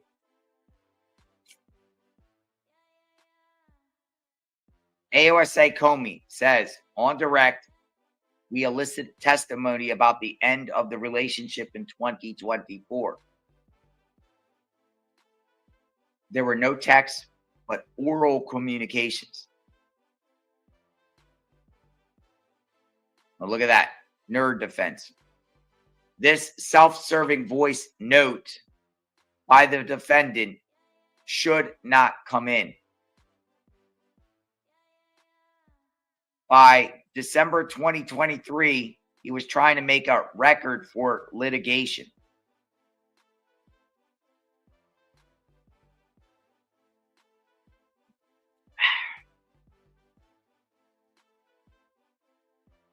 No text at the end of the relationship between, I'm assuming, Jane and Diddy, but oral communications.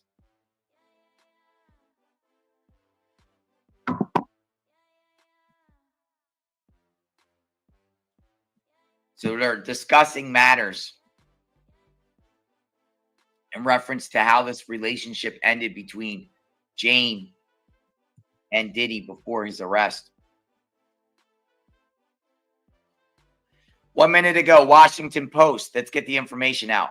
We are still expecting to hear from the judge about a juror who prosecutors claim was not forthcoming during the selection process and once thrown from the case.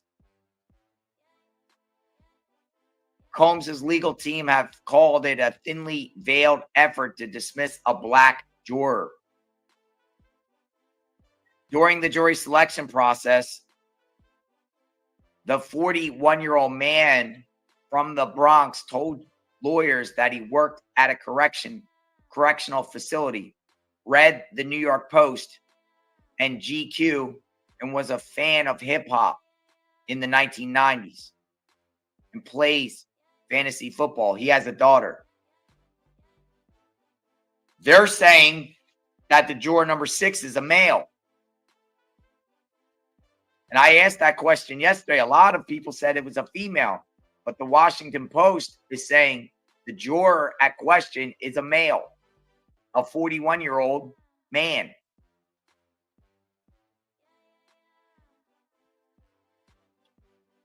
The whole thing, I think, is confusing because at jury selection, there was an issue with juror potentially number 6. At the selection process, now it's juror number 6 again. Juror number 6, according to the Washington Post, is a male from the Bronx who worked at a correctional facility, read the New York Post and GQ, and is a fan of hip hop.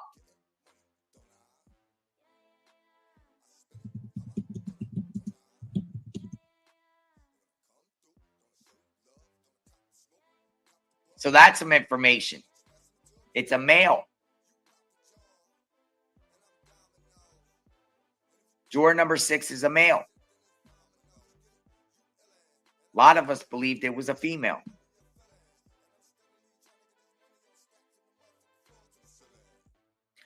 AUSA is saying some things here.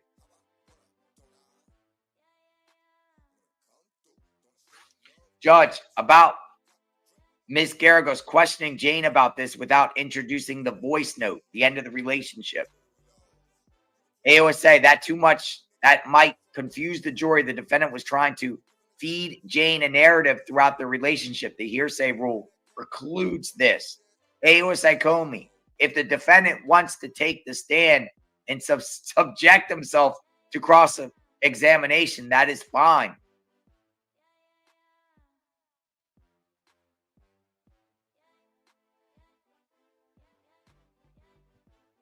That's pretty funny right there.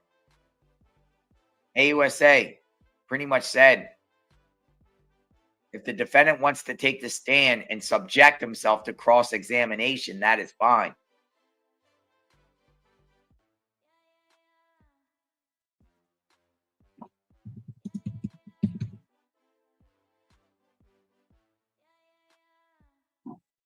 The question of the voice note.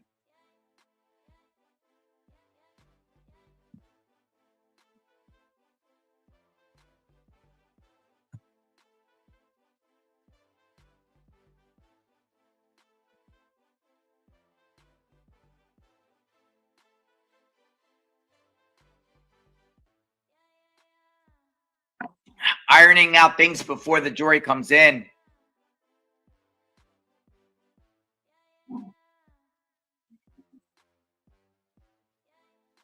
So I agree with the government on those portions of the voice notes and order them excluded.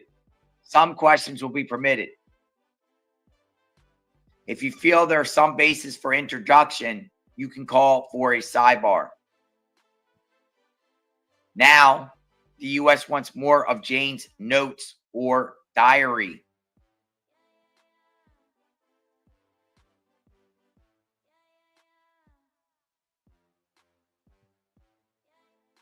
There you go.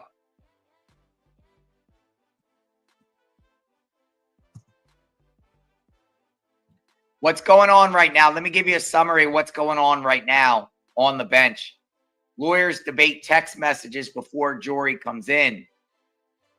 Before the jurors come in, the lawyers are debating more text messages that defense attorney Garagos wants to show to the jury. Those messages are between Sean Combs and Jane, one of the Combs' accusers who is testifying under a pseudonym and is expected to get back on the stand under cross-examination.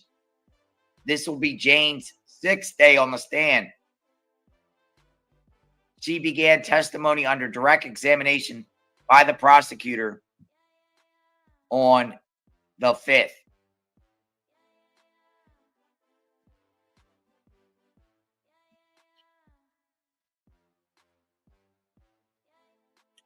It's been on for a while. Plus, we had the weekend. Don't forget the weekend.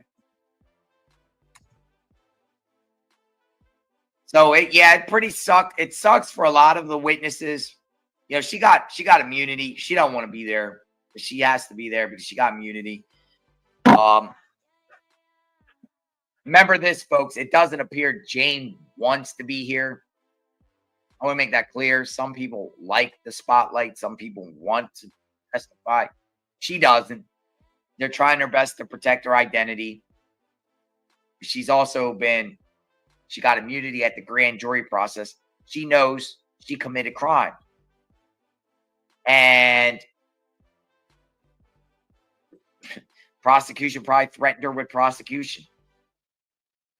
You don't testify against Diddy, we're going to prosecute for the crimes you committed with Diddy Combs.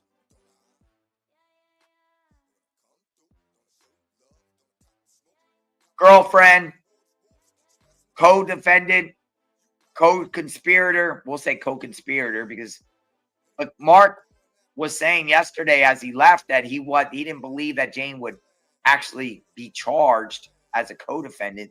He did leave off that yesterday. But she got immunity at the grand jury proceedings. So, you know, she's in on this too with the things she's done.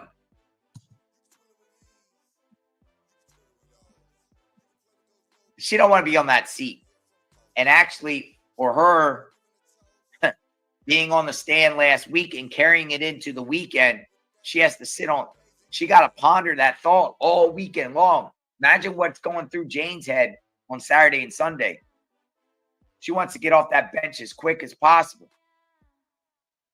She started last week and it carried in throughout the weekend. She probably had a miserable weekend, bad weekend, stressful weekend.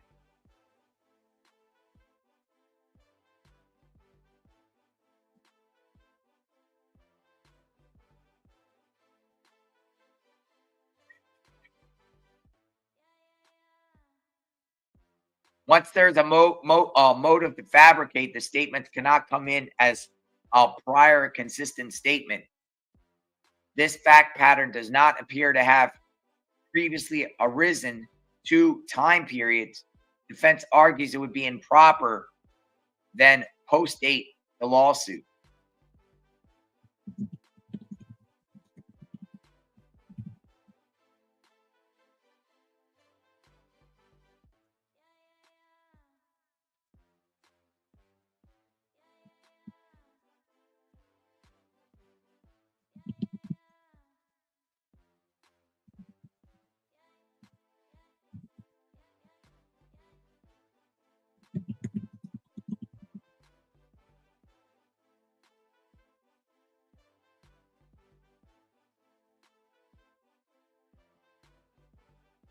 All right, so we're preparing here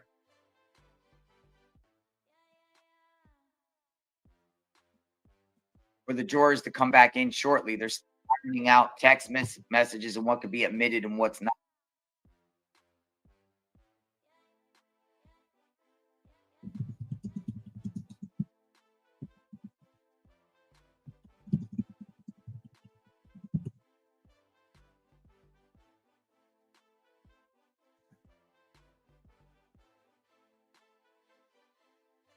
Holmes back on the stand. We got housekeeping issues like we do every morning. So we're just standing by and waiting. Hopefully it gets good. You got one more day. They have one more day, the defense, overnight tonight, to strategize how they can work Jane one final time. One more final time. What could they possibly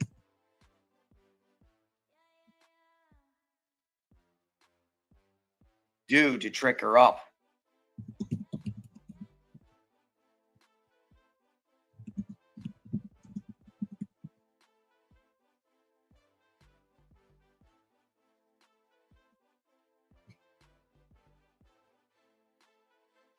Lawyers debate text messages before jurors come in. So everyone might be wondering what in the heck is going on.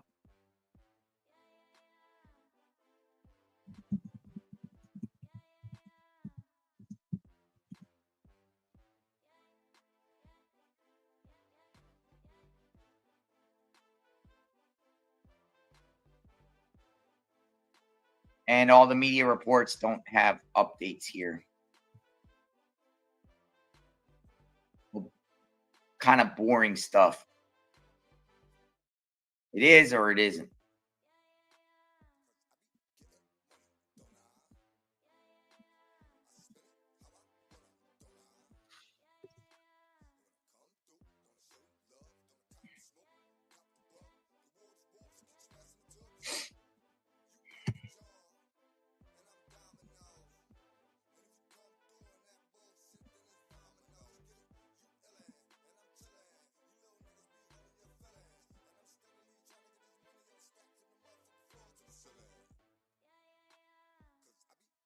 All rise.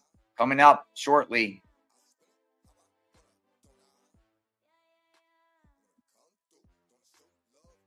Everybody's wondering what's going on.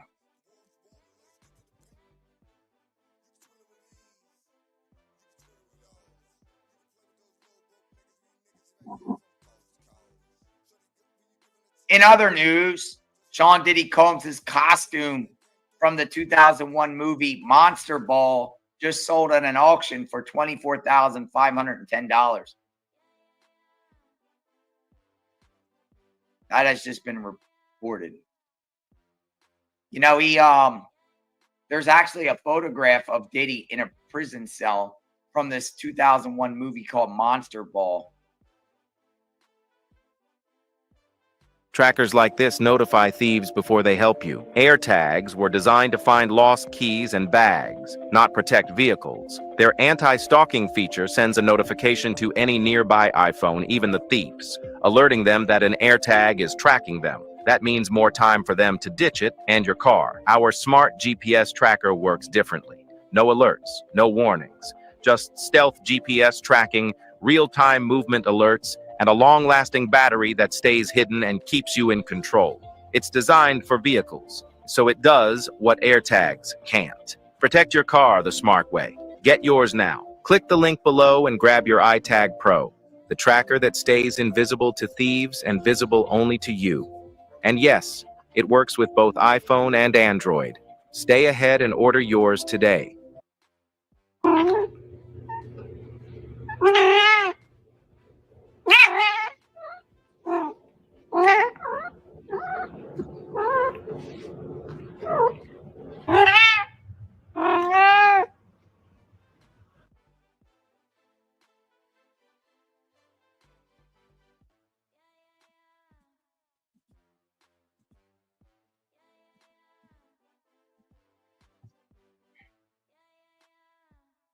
What is happening here?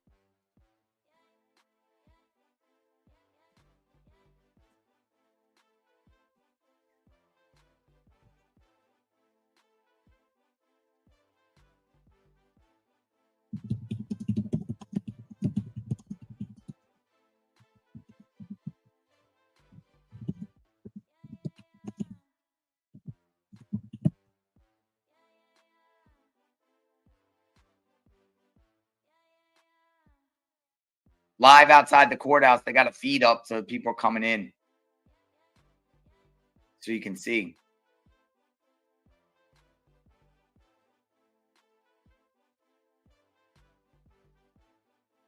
There it is.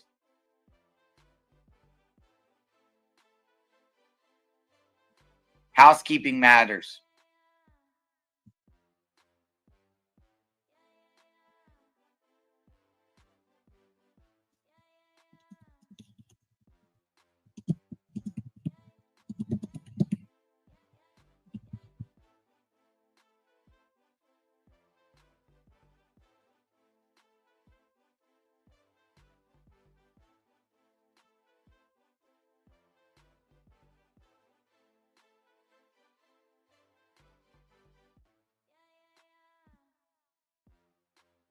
What in the heck is going on?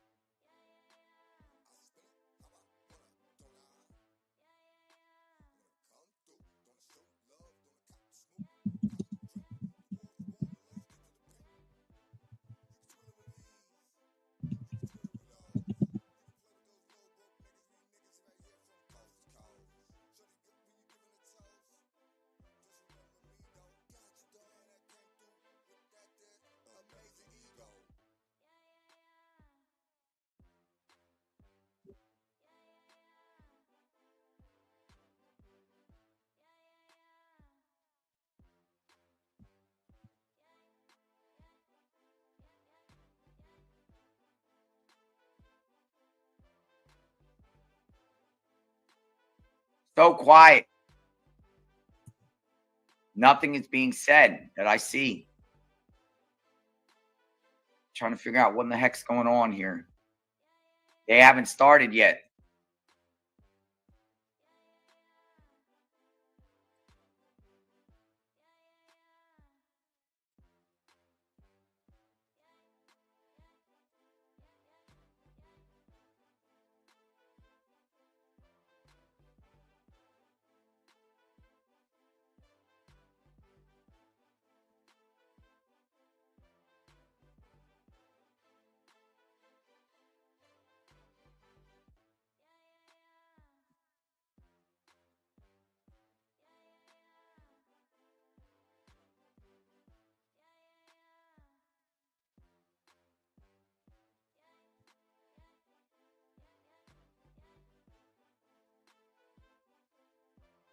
Jean-Ann, Biggie, Biggie, Biggie, can't you see? Sometimes your words just hypnotize me, and I just love your flashy ways. Guess that's why they broke, and you're so paid. Biggie, Biggie, Biggie, can't you see? Darla, thank you. Trying to up the mood here. This is the first time in the morning we've been at like a standstill. And I'm at a loss of words. All right. Judge bars defense from playing Combs's December 2023 audio message to Jane for jury. Defense attorney Garrigus sought to play the jury an audio message Sean Combs sent to Jane. One of his accusers testified under pseudonym in December of 2023, in which he said he never knew how she felt about hotel nights. AUSA Comey argued that by December 2023, after Cassie Ventura's lawsuit became public, Combs was aware of the record he was creating in his communications with Jane and may have been crafting a self-serving false narrative in the recording. The judge ruled that the recording cannot be admitted, but Garagos may ask Jane what Combs told her about his awareness of her feelings regarding hotel nights in December of 2023. So they feel, prosecution feels like this tape of Diddy in December 2023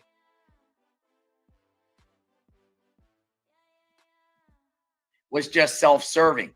Defense wants that jury to hear it, but that they're saying it's basically him knowing what to say because he knows this lawsuit. And, you know, he's trying to create a self-serving false narrative. So this tape is not going to be omitted in. So there you go. And what in the heck is happening here also?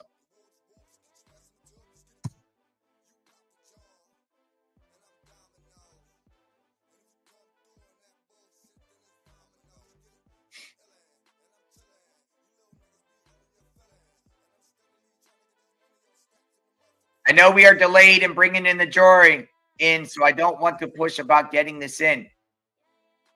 This is the prosecution. Go ahead and push. It's just that the government has already put in a lot of messages on this. AUSA Comey. We want in her, I feel obligated 98% of the time.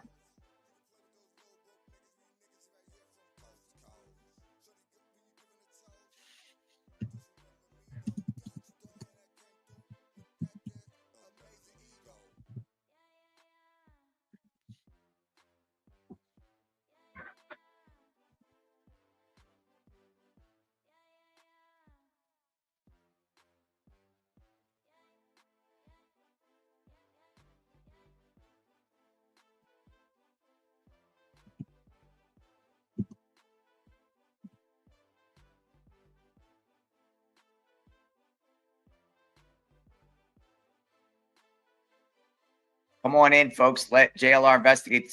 The jury.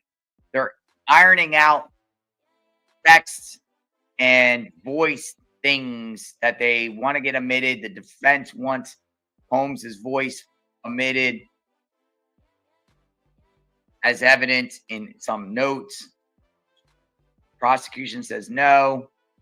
And they're also ironing out text. And the judge is trying to set the ground rules about what could be said in this morning, this cross.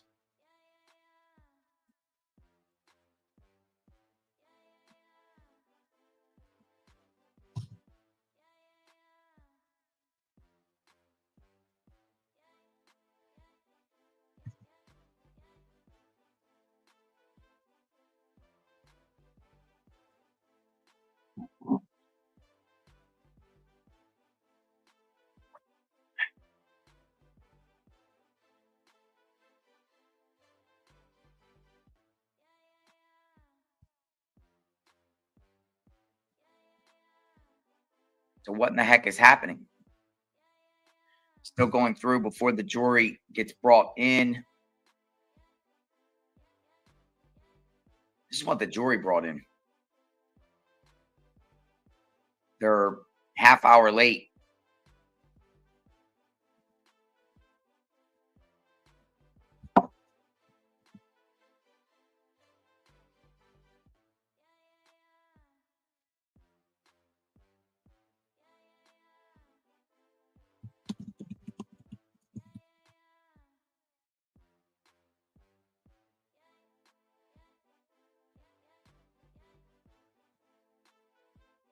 Court has begun, but the jury is not in the room yet. During an evidence discussion among lawyers, we found out who recorded 2 phone calls between Combs and Jane in the days after Cassie Ventura's lawsuit was filed in November of 2023. It was Combs himself. Remember Combs said before, "You recording me?" Well, lo and behold, it appears Combs was the one recording himself.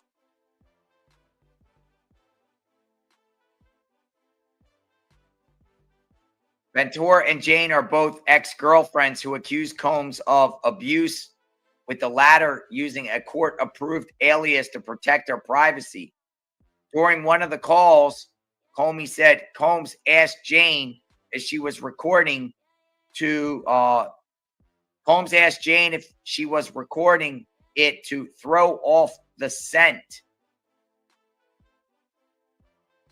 During this conversation, Jane attempted to say that she felt like parts of Ventura's sex trafficking lawsuit captured word for word her own experiences with Combs, but he kept cutting her off.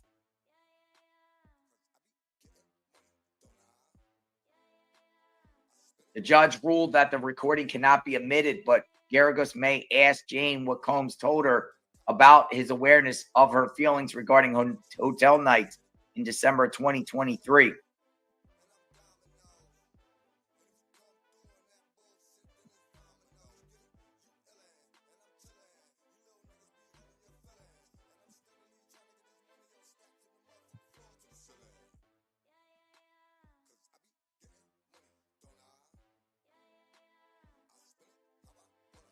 So was Diddy doing the phone calls? We thought it was KK. Some of us did. Now we can bring the jury in. Now we can bring Jane in. AOSA, Your Honor, we made an application through your deputy. Judge, I think it is reflected on this post-it note.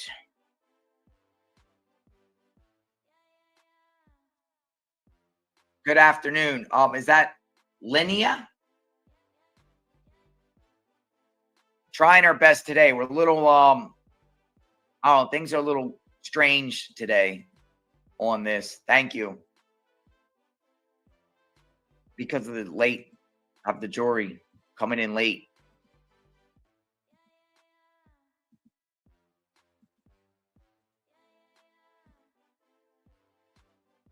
So we shall see.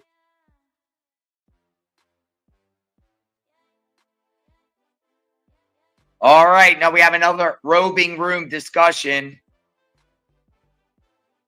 Judge is like, let's have a brief discussion in the robing room with Jane and Jane's counsel. Garagos, can I come in? Of course. Whoa. All right, so there's just some things going on. But now the judge wants a conversation with Jane and Jane's counsel in the robing room.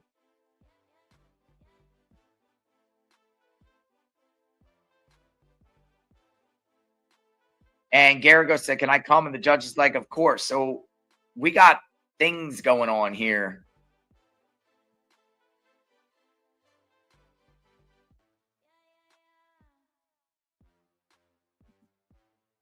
We got things going on, folks. Ladies and gentlemen, come on in.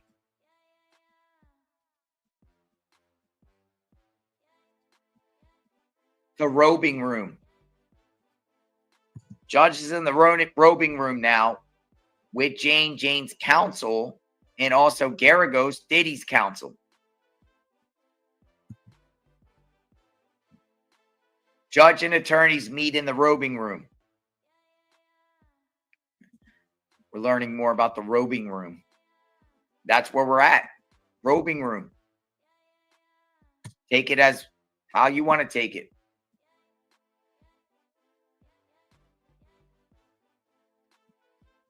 I'm just sick of Jane. Come on, Jane. Come on. We've already heard enough.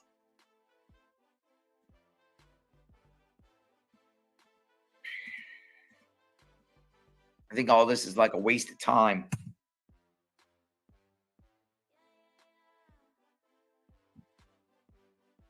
NFT, thank you for the 5 gifted memberships. Appreciate it. 5 members, new members, courtesy of NFT. Thank you. Welcome aboard to JLR Investigates.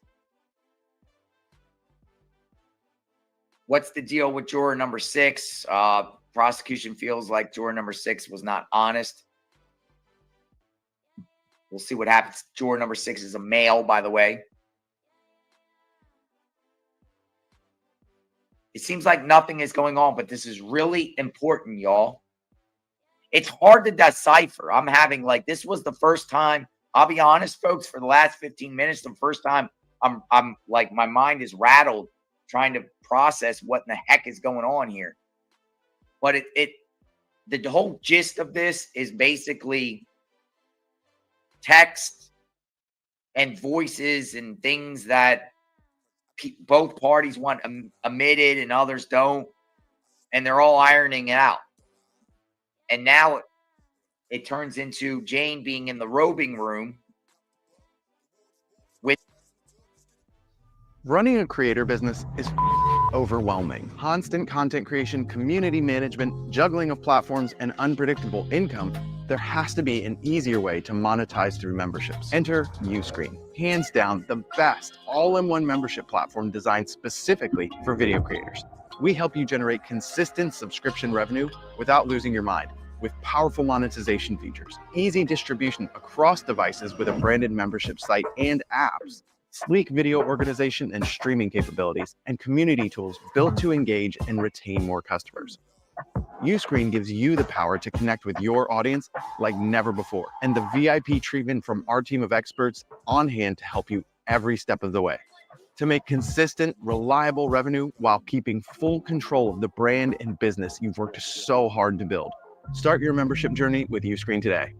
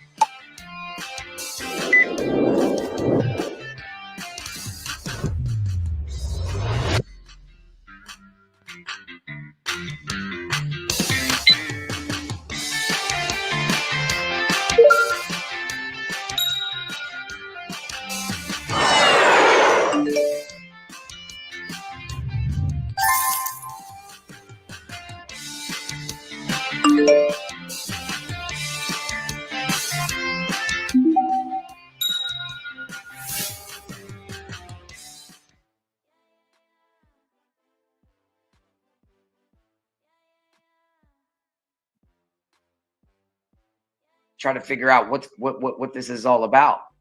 La Negra, thank you. Thank you for being a member. Erica, nice to see you. In my opinion, everyone went to get tea and popcorn for today.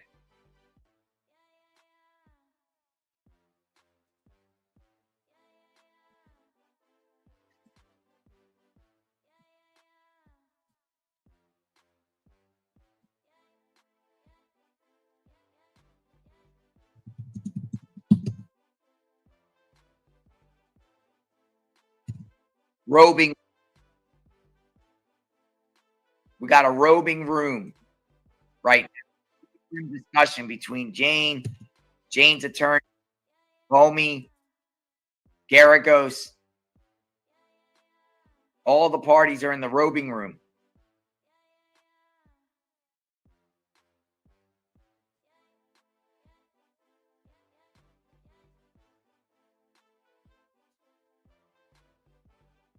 They're ironing out evidence.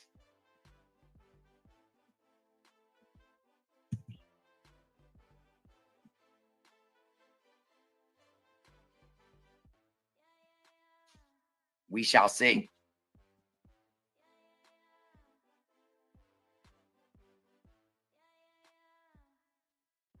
Really, this is the same thing they've been doing every morning, honestly. They're just taking longer.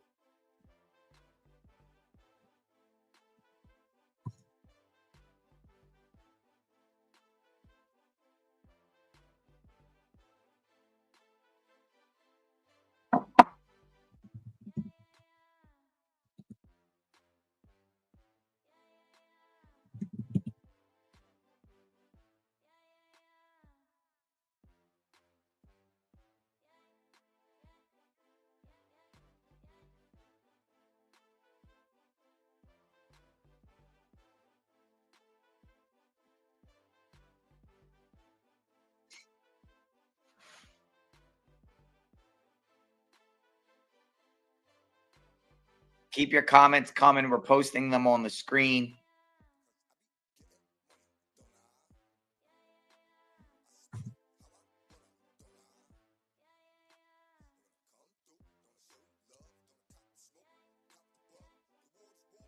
So all we know is we have a roving room discussion.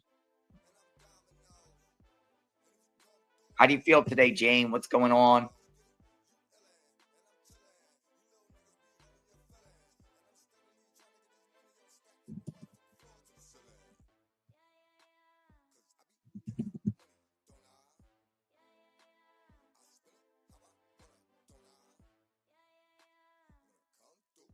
I'm going to read some of these other reports here while we wait for this roving room to end. Judge blocks defense from playing Diddy's 2023 audio message. Jane is playing the feds.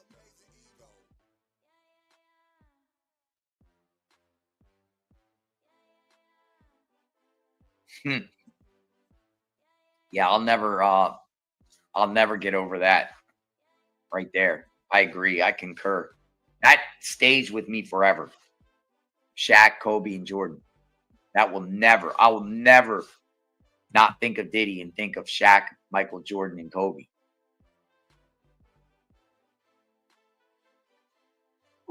Maybe they're stalling because they know they got that phone to deal with.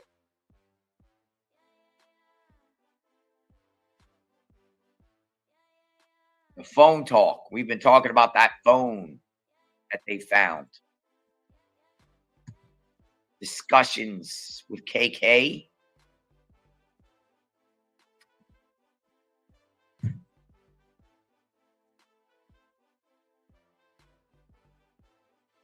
Discussions with KK. Get rid of things. Get rid of that.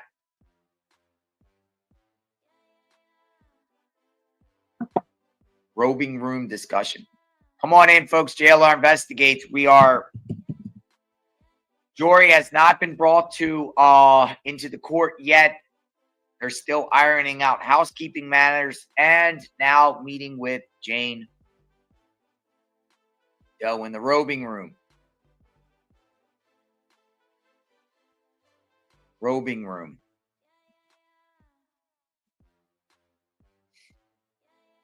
We're going to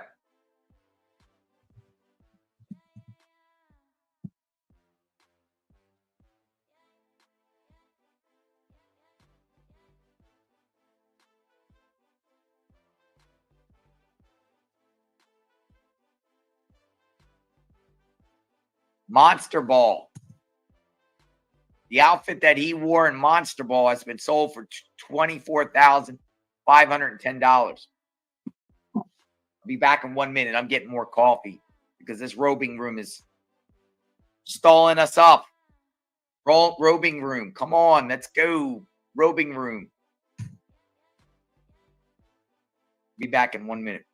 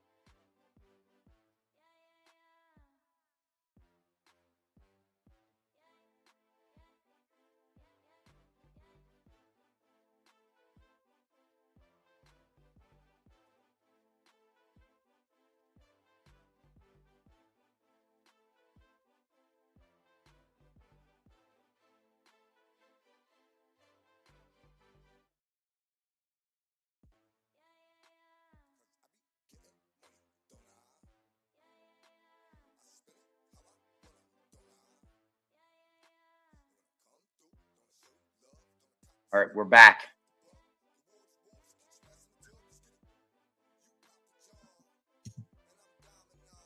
Still meeting in the roving room. In the meantime, we continue to post your wonderful comments up on the screen, folks. Keep them coming. All right, so here's some information about what's going on. The lead counsels have been invited into the judge's roving room.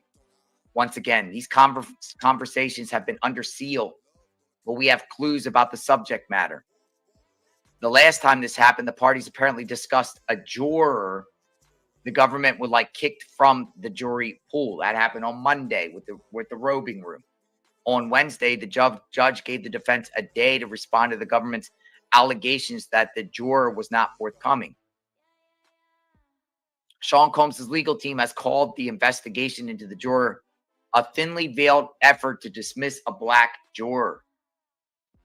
He is a 41-year-old man from the Bronx who works at a correction facility and enjoys 1990s hip hop. Hey, I love 1990s hip hop too.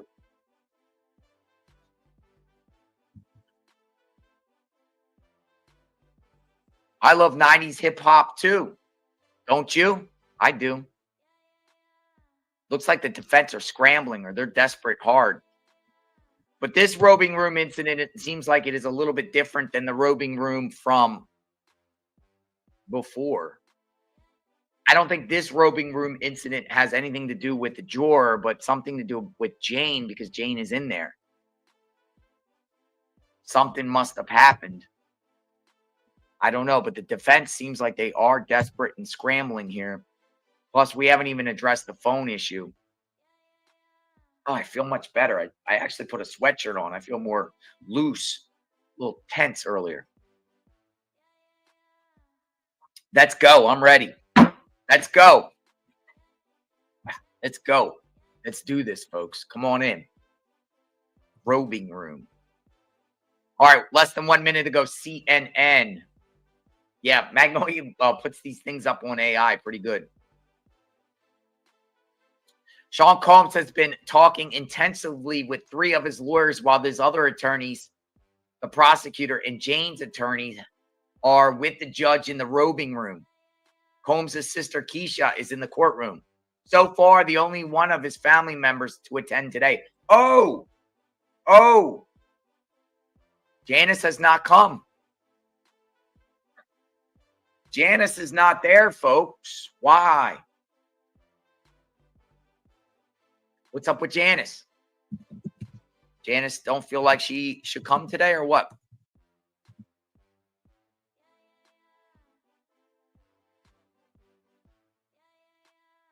Juror number 6, correctional officer. He probably, why does he feel that Combs is innocent? CO. A CO. Jonathan, hello. Hey, Jonathan, look at Jonathan's avatar. He's drinking the cup. I see it, Jonathan. Look at that. Look at the matching. Yes. JLR mug. We're media 24/7, 365.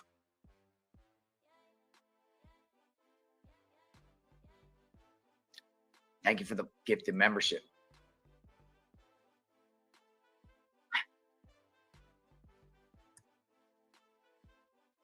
See, all this stuff now, I feel like what's going on now, what has been going on now, we're almost like an hour delayed. We'll probably be subjected to appeal by the defense. They'll use this as a ground. Jane is shopping for bags. The government wants to bar or limit the number of text messages that Combs sent to Jane in late 2023 and 2024, saying he knew he was in legal jeopardy in the wake of Cassie's lawsuit. So that's more context of what's going on. Basically is now it's starting to make sense. So what's happening, folks, is, you know, the defense wants these texts, 23 and 2024 texts between Diddy and Jane omitted, but the prosecutor is saying that he was faking in these texts. He was saying things because he knew he was in legal jeopardy with Cassie. So he's lying when he's saying things, like he's saying things, but it's all an act. They're calling it self-serving statements. That's what they're calling it. Combs wanted to make self-serving statements that hotel nights and freak-offs were completely consensual events. The defense has attacked Jane up and down by trying to show that she agreed to these sex acts, using these Combs messages as the alleged proof. The judge appears to be leaning towards the prosecutors, ruling against the introduction of at least one allegedly self-serving Combs's voicemail. The judge, both set of lawyers, Jane, and attorney for Jane, left the courtroom to discuss, away from the jurors' ears.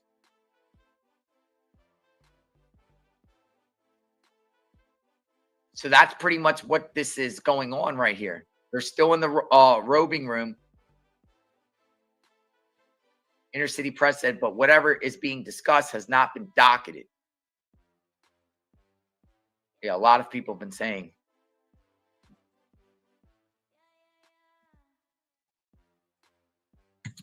So y'all are with me on this. I think we have an idea what's going on, and we're just on this wait thing. So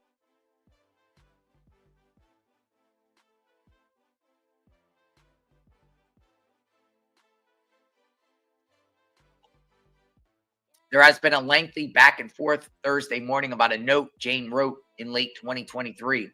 One or two sentences, really, that the government wants to admit as evidence. The note said, I did feel forced and taken advantage of. Jane wrote in a notes app about her hotel nights or freak-offs with Sean Combs. I felt obligated 98% of the time. See, that right there counters what the defense has been saying in reference to Jane that we discussed yesterday while we were listening to Jane testify.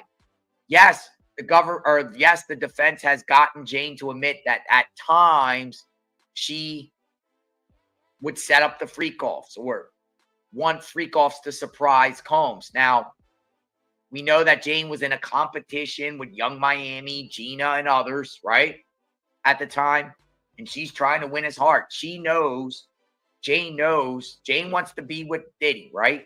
Jane knows that she needs to get Diddy by all means necessary. She knows that Diddy loves the freak-offs. She's already did freak-offs with Diddy. So Jane, after seeing Diddy with other girls from social media, like IG and the social media, Jane sets these freak-ups, tells Diddy, come on, we'll do a freak-off or whatever like that because she wants to get him. But the prosecution's saying, but like we said, there's many other freak-offs. It's the defense is cherry picking these freak-offs. So say you had 100 freak-offs and Jane wanted to initiate in the course of all these freak-offs, Jane's trying to do too, because it's coercive control.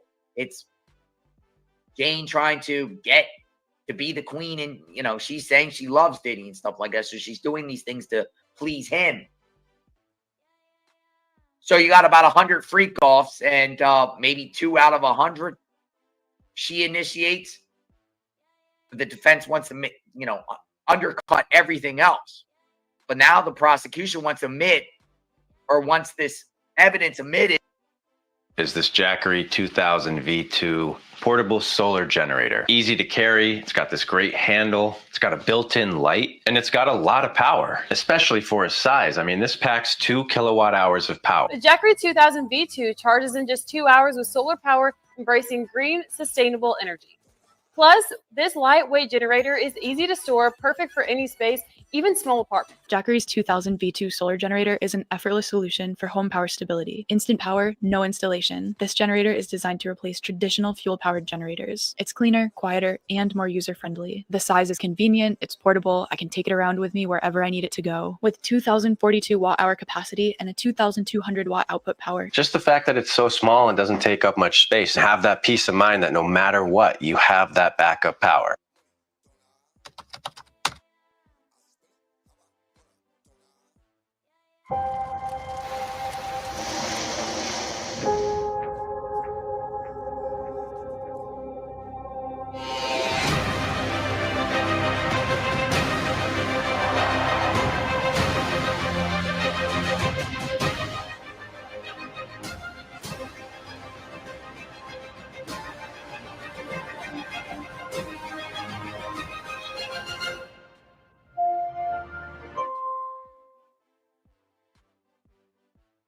That some of them just walk the street like that. This judge here apparently walks to the courthouse every day and just walks through the front door. This judge, he has a backpack.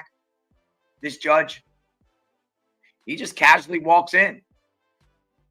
Like, you would think that some of these federal judges out there that literally put mobsters, drug cartels, kingpins, Rico Kings, all those people in prison, they would have a target on their back, you would think, and would have to have protection 24 hours a day. They really don't. They just go about their lives. I mean, they'll sentence people to life in prison and take out, prosecution, the one to prosecute the case, but they're the ones that sentence and rule on these people, and they just walk around. The judges just walk around. This judge does. I'm shocked they don't get all the protection.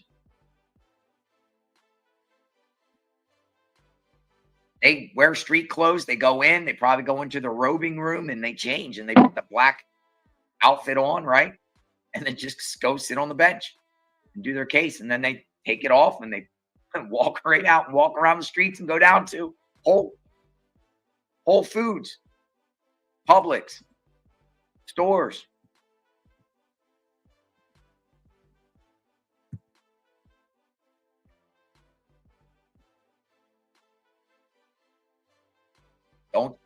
Don't even think about trying to do anything to a judge. Won't go well for you.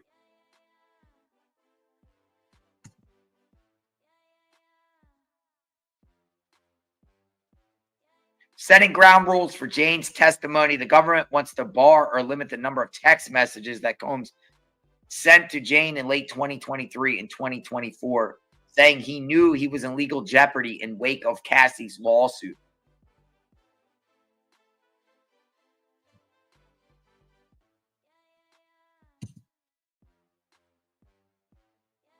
Has juror number 6 been compromised? What about this phone that everyone's talking about? What's in that newly discovered phone? Will KK testify or not? Inner City Press just tweeted out 10 seconds ago. Counsel, including Jane, are still in the robing room with the judge. Sean Combs has been taken by marshals back into the holding cell. All right, so Combs now has left the room.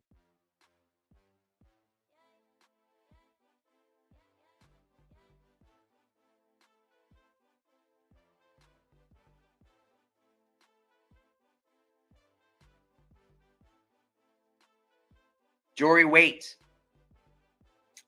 Dun, dun, dun. What's happening? What's happening here, folks? Combs has been taken back to a holding cell by the U.S. Marshals. So we haven't even started with the jury. They've been ironing out audio and text, what could be admitted or not. We are on standby here. Dun, dun, dun. What's going to be discussed? What's going on, folks? Sean P. Diddy Combs trial, and apparently there's already some interesting stuff going on. Interesting stuff.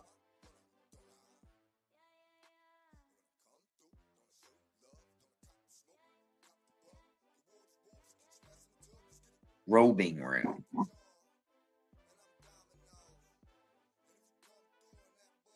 I thought it was really called Judge Chambers, right? The Chambers.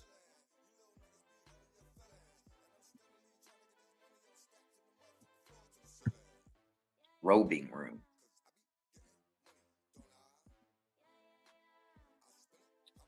We can start singing Diddy songs in the meantime. Now keep your conversations. We're putting comments up on the screen. Lack of information leads to speculation. Speculation has us all on our edge of our seats. What's going to happen next? Mystery.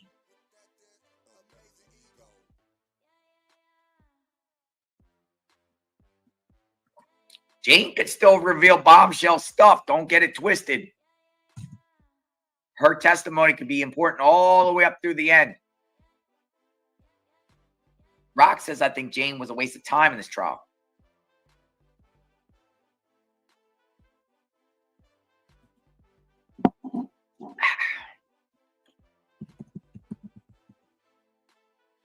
Diddy.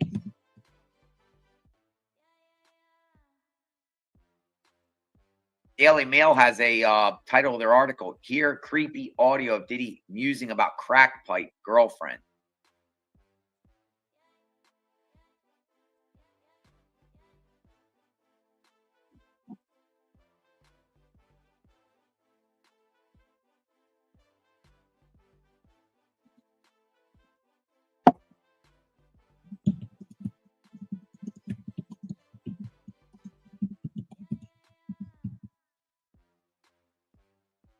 Diddy.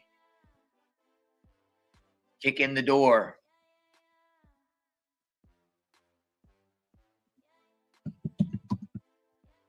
Yeah, who hasn't listened to 90s hip hop?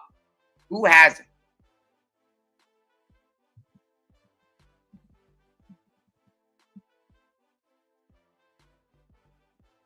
$50 Cent, Nas, Jay-Z, Busta Rhymes, Big Pun, Method Man, Locks, Lauryn Hill, Wu-Tang. Who hasn't listened to any of that? Slick Rick, Eric B, LL Cool J, Rock the Bells, Mobb Deep. Remember Mobb Deep? Mobb Deep.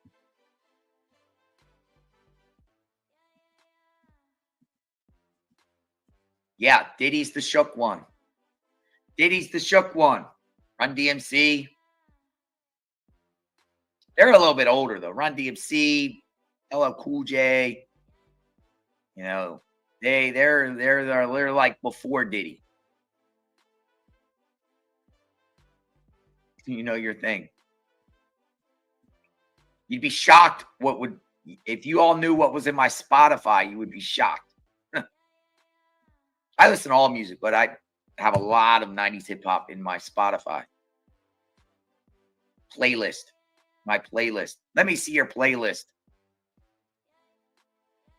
Harris, Juan, Rick, Jada Kiss.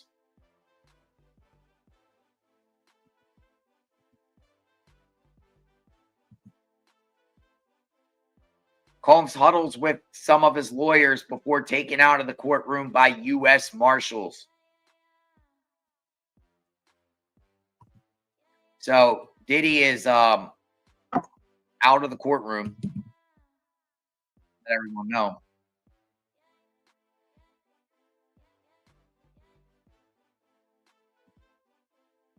Out of the courtroom. We got an audio tape. Baby, we had a great time. Stay in the light. It's all good. Get your rest. You are the crack pipe. That's my new name for you, crack pipe. Or should I call you CP? But yeah, I want you to stay in the light. You know what I'm saying? We had a very, very good time together. Like so much fun. So much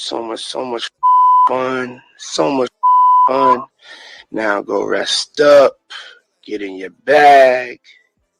Mwah.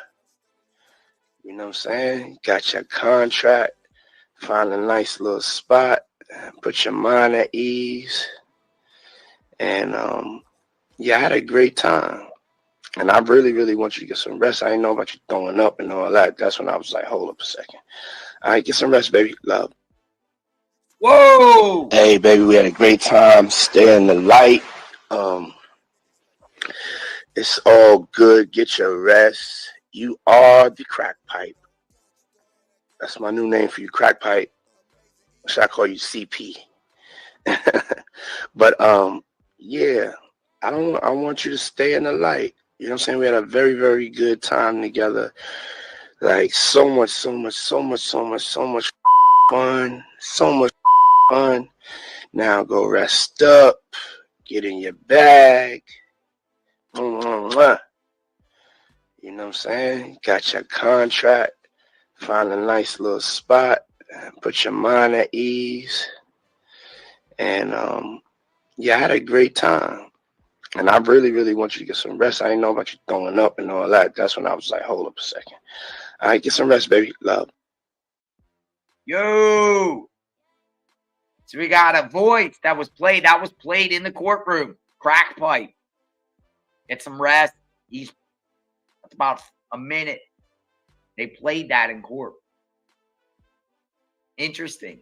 Interesting to hear Diddy's voice just having a personal conversation in a voicemail to Jane Doe. The voicemails, you leave a voicemail, that can be, you can use that. It's fair game. Please leave your name and number after the message. Boop.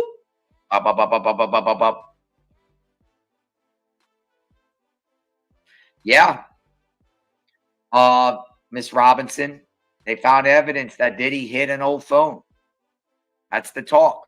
Now they're back from the robing room. So, all right, here we go. It says counsel is back from the robing room. They're saying all the attorneys are huddling with one another on each side. A decision made. They're saying now Xavier Donaldson goes from middle to back to talk with Combs. And some of his defense are talking with the AUSA. Jane is still not on the stand. CNN reports that when they returned from the robing room, AUSA Comey walked over to her team, smiled, and shrugged her shoulders.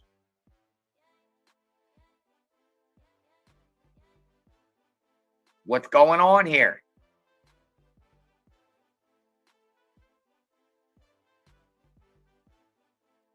What's happening here? A lot of talks between the parties.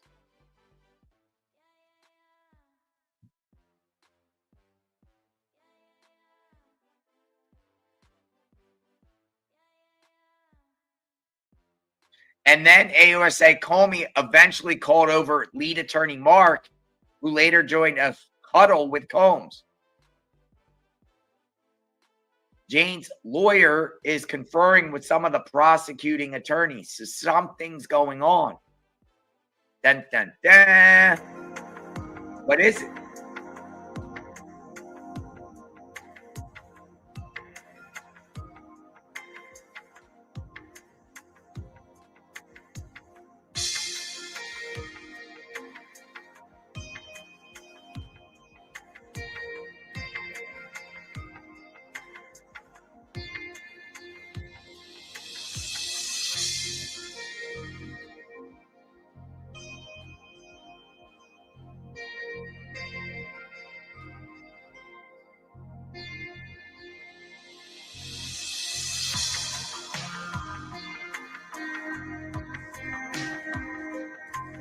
Suspenseful music.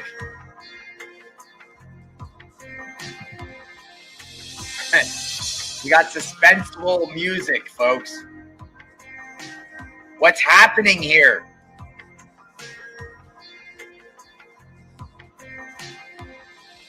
Now Westmoreland, too, is back with Combs. Combs is back in the room, and he's surrounded by 5 or 6 of his lawyers. talking and gesturing with his hands. Oh boy, what's happening here? Something is definitely going on inside this courtroom. All the parties are talking with each other. And Combs is very animated with his hands after returning from the robing room where Jane's attorney, prosecution and defense were all in the judge's robing room.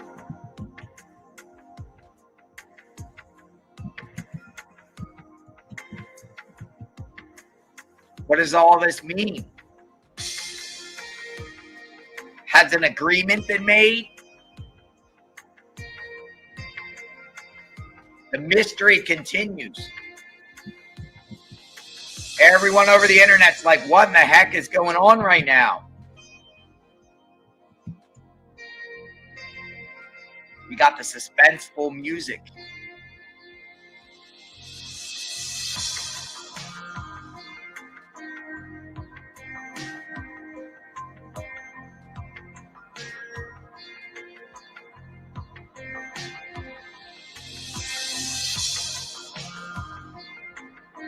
The suspense is killing me now, too. Plea deal? I don't think the plea deal here now. It's too late in the game for that.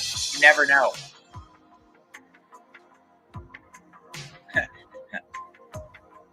It's suspenseful music. Dun, dun, dun. Mistrial? Doesn't seem like Diddy's very happy right now.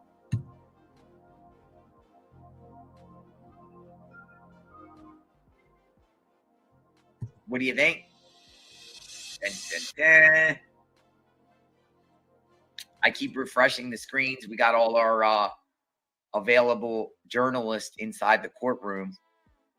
And all we know right now is all these parties are huddling. There's also huddling between the prosecution and defense at times. Diddy's back in the room.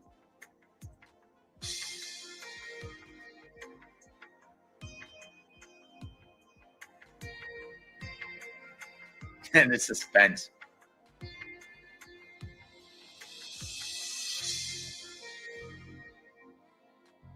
Your phone, you thought your phone was acting up. Like, what's going on? Pay attention to what you're saying about yourself, your family, your finances, your health. You're going to become what you're continually saying. That's why it's so important to get in a habit of speaking victory over your life.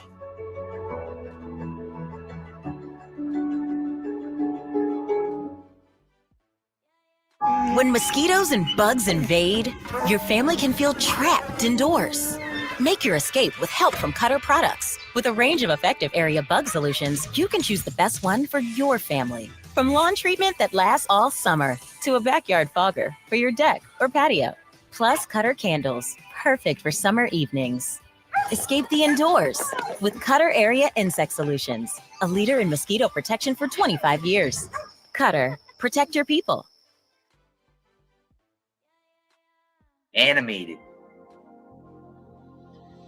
AUSA Comey walked over to her team, smiled, and shrugged her shoulders. She smiled. Smiling is a good sign, isn't it? Smiling. She eventually called over defense attorney Mark, who later joined the huddle around Combs. Jane, lawyers conferring with some of the prosecuting attorneys. Do we have a plea bargain? Dun, dun, dun.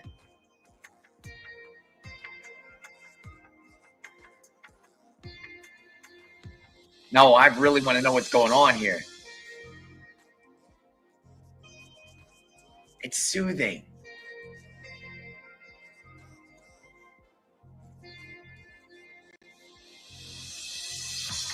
Yeah, remember, folks, it appears Diddy got busted for trying to hide some evidence.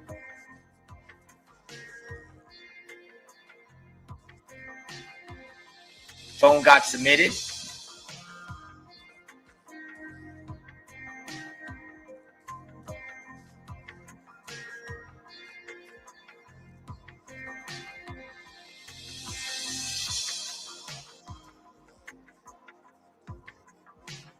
I'm amped now. I'm on my third cup of coffee.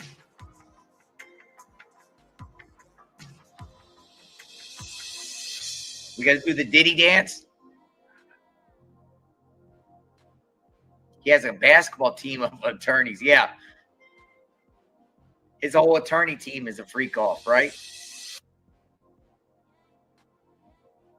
His elite attorney, Mark. Who is he? The John Stockton of the defense team?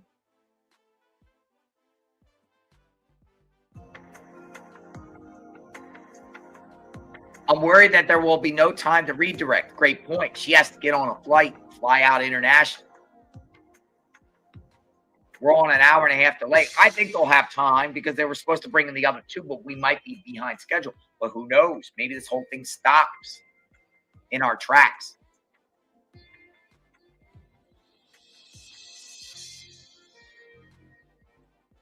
We shall see. What about the phones, as we discussed? Call.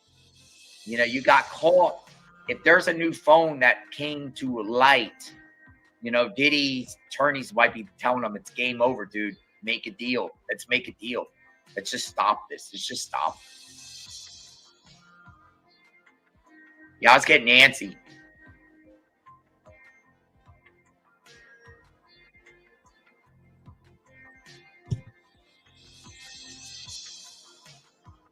Lawyers are retreating once again to judges. Oh, going back to the robing room. Uh-oh. It says, according to CNN, lawyers are retreating once again to the judge's robing room. Oh. They're going back to the robing room. Uh-oh. Uh-oh. CNN reports that now they're going back to the robing room. Ooh. Ooh, we got something brewing. Possibly plea bargain. What do we got? Now this is getting good. This actually turned good. It turned into like, what the heck's going on? To like, oh, you never know what you're going to get in a Diddy trial, ladies and gentlemen. You never know. And we got some stuff that has not happened yet during this trial. Back-to-back robing rooms. First, you go into the robing room, you come out, and then all the parties are kind of huddling. That's kind of indication to me, plea bargain, only because you got the prosecutors going over talking to the attorneys. You got Diddy all animated and everything like that. And now they're back in the robing room, maybe negotiating something, the art of the deal. Or what? Why are we going back to the robing room? That's what CNN report. Let's see if we can get more information on that.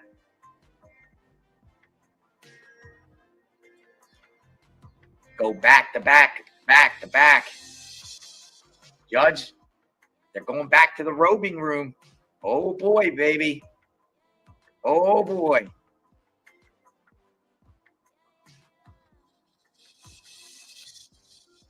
Combs got surrounded by 6 of his attorneys. They're all surrounding. Kind of similar to like this photo here. His attorneys are surrounding him, and now they're back in the robing room. Ooh. Ooh.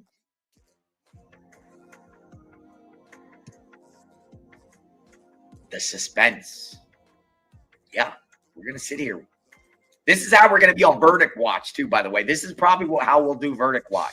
I like the music. You know, like once it hits the jury, if this keeps going, I don't know where we're going, but if we keep continuing and we get to the jury and they start deliberation, I think this is what we'll do, right? We'll play the music and we'll just be on Verdict Watch, and we'll just have an open forum for all of you. Just express your opinions. We'll pin comments. We'll chit-chat back and forth, and we'll wait together. I like that idea. You guys cool with that? Y'all cool with that?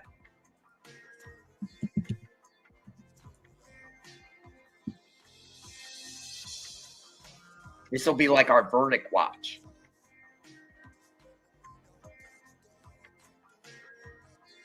Ooh. Back-to-back robing rooms, man. Robing rooms. That room, that's where the negotiations, that's where everyone talks. Maybe, or discussing evidence. But remember, this comes in light of this new allegation that a phone has been recovered and turned over.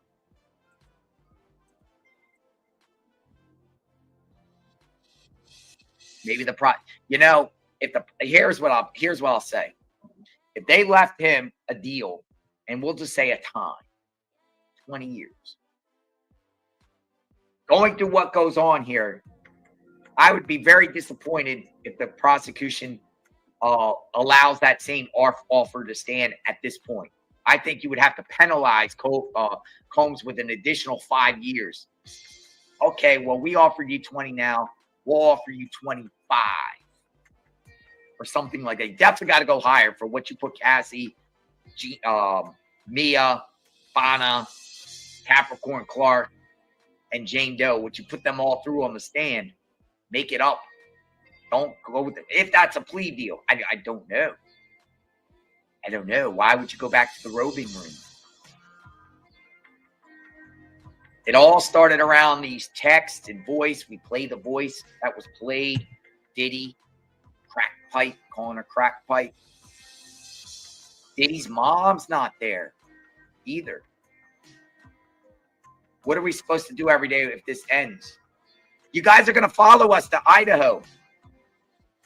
Please follow us to Idaho. You got to check this case. If y'all don't know, Brian Kohlberger, Moscow, Idaho, killed 4 college students, murdered them inside their home, right outside the campus of the University of Idaho. 4 innocent college students literally got slaughtered in the middle of the night by this one guy, this psychopath, who drove there in a white Hyundai Elantra and then fled back to Pennsylvania, 2,500 miles away. Well, he goes on trial. Beginning of August, we're going there in person. So please, y'all should follow us to the next one, because we're going to be like boots on the ground on this one. It's going to be very exciting. And if you read about this case, if you're not familiar with the case, please read about the case of Brian Kohlberger, Moscow, Idaho. It's crazy. It could be one of the most gruesome crimes in our lifetime. Like, as far as like, you know, he violated their space, their sanctuary. So please follow us to the next one. That's where we're going next month. Can't wait. I'm ready. Packing up the SUV. Packing up the SUV. Road trip.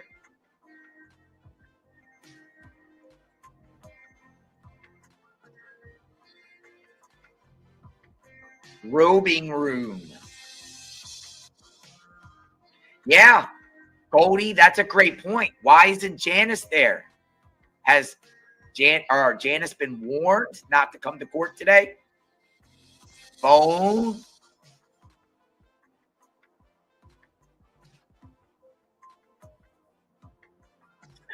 That's an interesting. Why aren't the boys there?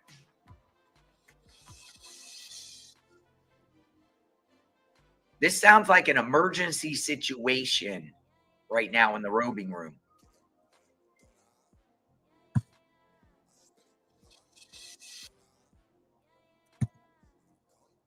Did Diddy finally come to his senses? Since the judge called both lead counsels into his room more than 30 minutes ago, the floor has been buzzing with activities. Attorneys have been coming in and out of the courtroom and huddling with their teams. Prosecutors and defense lawyers are ferrying phones and papers. The lead counsels returned to the courtroom briefly before disappearing again. The judge has been trying to keep this lengthy trial on a tight schedule. The fact that so much time has been dedicated to whatever was discussed in the robing room piques many people's interest. Combs appears visibly upset, according to the Washington Post. Why is Combs so upset here? phone, new evidence, plea bargain. He's forced into pleading guilty by his attorneys that telling him to finally come to your senses because you're not going to win this case, Diddy. You know, a lot of times defendants, the lawyers say, this is the best deal I can get. You got to take it. You got to take this deal or you'll never get out. They do that on the federal level. Trust me. It was so interesting when I was locked up in the federal detention center in Houston, Texas. I was in FDC Houston. And I would just see so many defendants come in there cocky, like, oh, I got the best lawyer. I'm going to win my case. My lawyer's going to win my case, whatever like that. And yeah, these defendants would go down and speak to the attorneys and they would come back pissed, throwing things. My lawyer lied to me, but they had to take the deal. They're mad that they had to take the deal because if not, they'll spend life in prison. Take the deal for 20, 30 years. Take the deal. And they're mad. They're mad. Oh, my lawyer's trash. But you got no choice. You got to take the lesser of two evils. You got no choice. Robing room.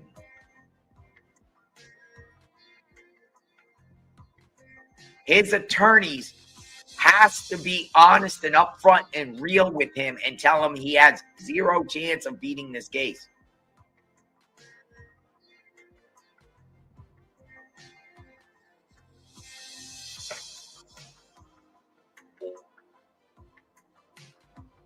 Or are they confident they'll win? But if they are, I don't know what universe they're from because we've been listening to this trial every single day. Also could be over juror number 6 too. So we got potentially some issues here. One, the evidence with audio recordings and text. Maybe Diddy's mad because they're not going to allow his side of the story when it comes to Jane, that the jury can hear it. Maybe it's over juror number 6. Maybe it's over the phone. Maybe it's over a plea bargain that he's not happy with. Maybe he's just not happy. The suspense. Now Combs is speaking with one of his attorneys, Nicole Westmoreland, as Driscoll and Xavier Donaldson stand between the tables. This has been going on now for almost an hour. Well, they say half hour, the back and forth, but we still haven't had even the jury come in yet.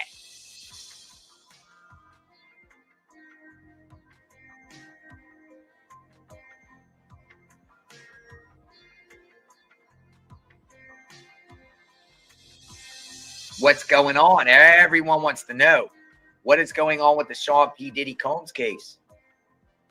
Back-to-back robing rooms, meetups in the judge's chambers, the robing room.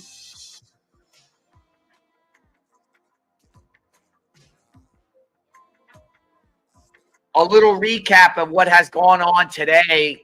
Court activity today has been consistent of lawyers talking with the judge either in the courtroom or in the robing room.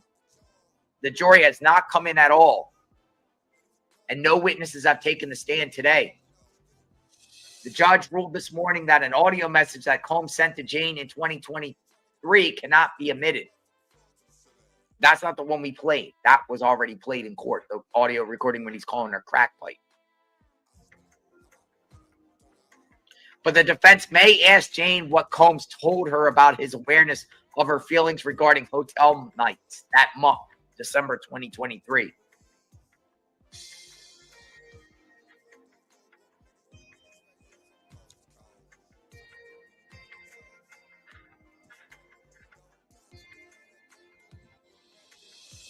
Out of all the attorneys, I think that Combs likes Westmoreland and Xavier Donaldson the most, it appears.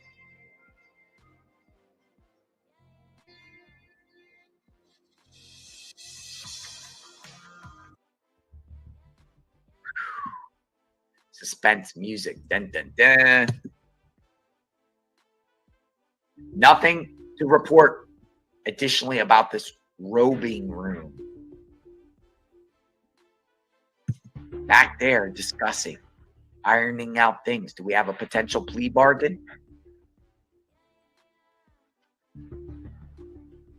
Washington Post reports Combs was very animated during the court's extended break.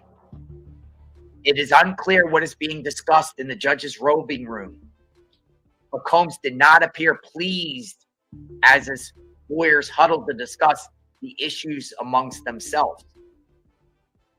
Wearing a yellow sweater, Combs was seated at his table. This season on Hot and Toxic, one homeowner has to live with the 21 toxins found in natural gas. I'm carbon monoxide, but you can call me CMO, as in CMO, life-threatening health problems. The toxic reality of natural gas now airing in your home. Receive up to $6,000 annually. National University's Believe and Succeed Scholarship can help make your bachelor's achievable. Launch your degree and career. It's time to believe. Have returned to the robing room. Robing room.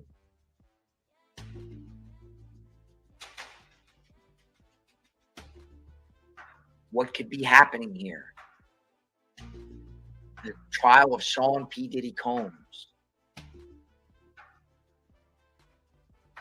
Is Combs in big trouble here? Have they found newly discovered evidence that's going to go against Combs? He's not happy. Discussions. This has everything to do about Jane and her testimony. Is it because Combs is mad because they're not letting certain things be admitted as evidence?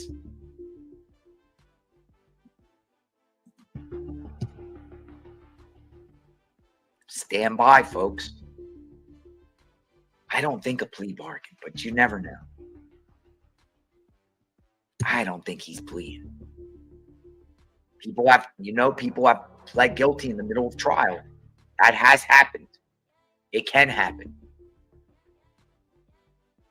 Defendants finally come to their senses and say, no, but I think this has everything to do with something to do with Jane.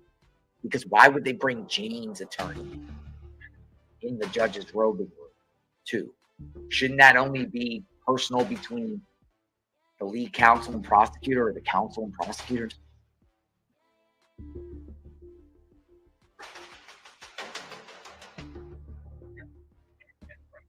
Here we go, folks. This requires me to get another cup of coffee. Stand by. I'll be back in a minute. Enjoy the music. Enjoy the suspense.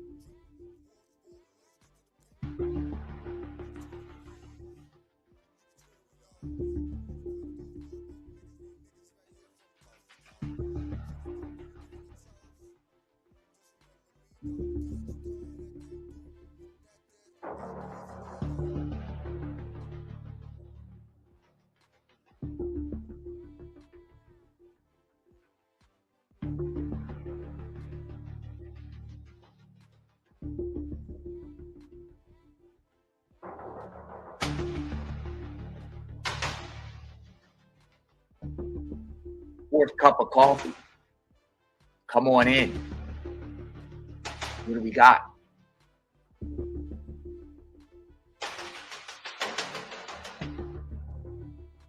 They've been in the robing room now for 10 minutes. 10 minutes they've been in the robing room. Lawyers emerge from the judge's chambers.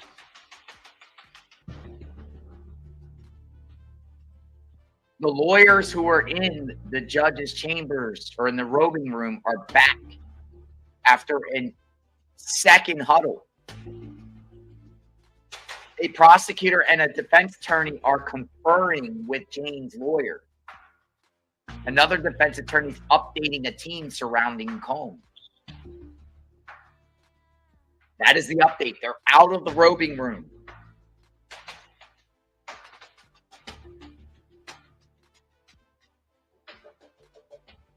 What's going on here? They're out of the robing room.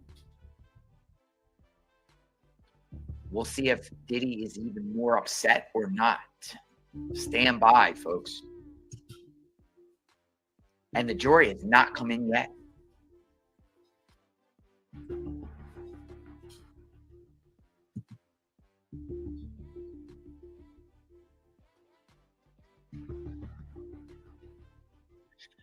Washington Post says whatever is being discussed, it's not a small matter.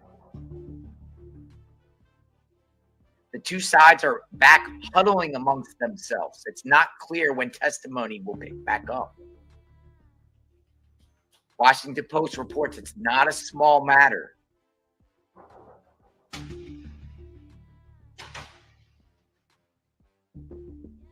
It's too much for people with high blood pressure. Whoa, folks. Yes, this is the longest I've ever seen them confer. I think they're hashing out a major move here. Serious talk. You know, the judge addressed at the beginning about, or the prosecutor said something about, if your client wants to take the stand to address this, he can. You'll be crossed. Well, did he take the stand? Did he take the stand?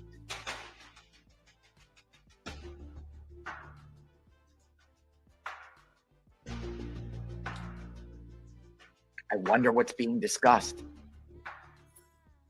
Inner City Press reports at 10:38 a.m. A moment ago, Combs was smiling and even laughing. Now he puts his head in his hands.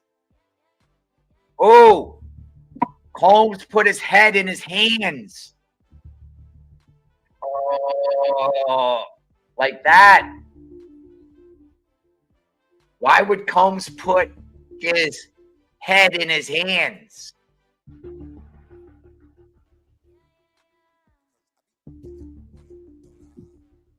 Ooh. The suspense is getting me more. I got goosebumps. I got shivers down my back. Ooh. What's going on?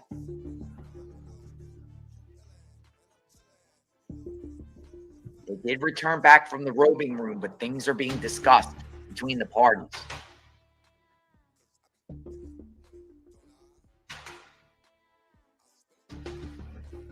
What does this all mean, folks? Wait for it. Surprise.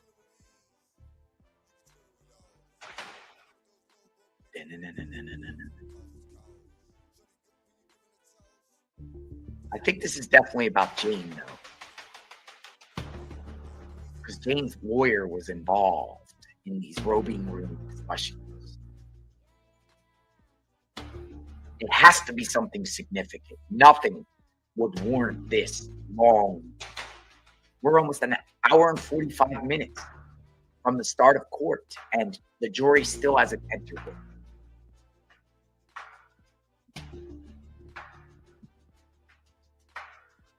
I am constantly refreshing my screens.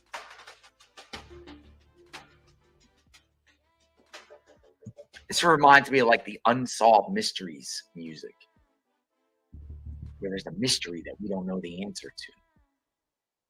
And we only can speculate about what's going on inside this courtroom on the 22nd floor, 500 Pearl Street, New York, New York.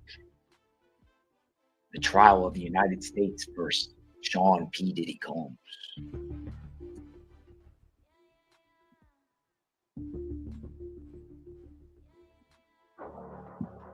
Last thing we heard. Oh, what's going on here? We might have something. 1040. Miss Garagos, are you ready to proceed? Are you ready to proceed? Combs. Combs' attorney, Mark. We had this discussion in the back. Mr. Combs was not present. I would like to lodge this objection. We litigated this over pseudonyms. Judge, let's take a step back. What's going on here, folks? They're talking about a juror?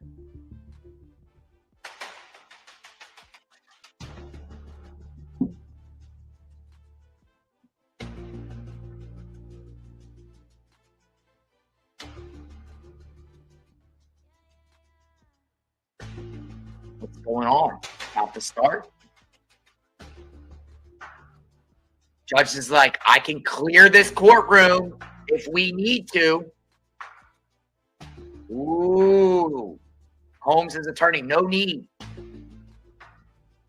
I will conform my comments to an open court. A reason trials and names are public is so people who were there can come forward. We object to the pseudonym with Mia. Now this. Ooh. I think what the defense is saying that these people shouldn't have pseudonyms. I think the defense is saying that this should be open to the public.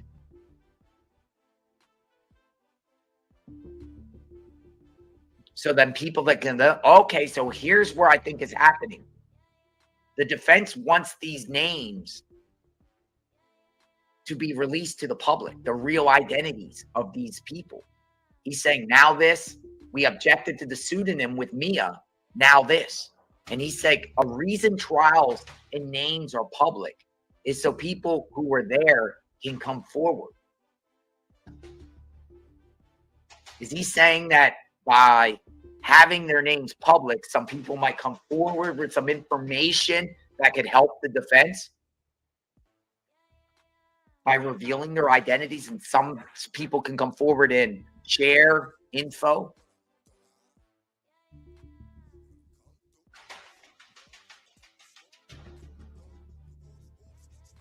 Combs' attorney goes on to say the events in the hotel room on January 24th, 2024. I appreciate the balancing, but we maintain the constitutional right to a fully public trial remains.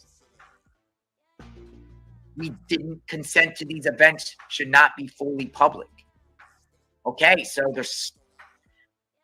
it appears what is happening is the defense is saying that Diddy's not getting a constitutional right to a public trial by them, the prosecution, keeping some of these witnesses anonymous.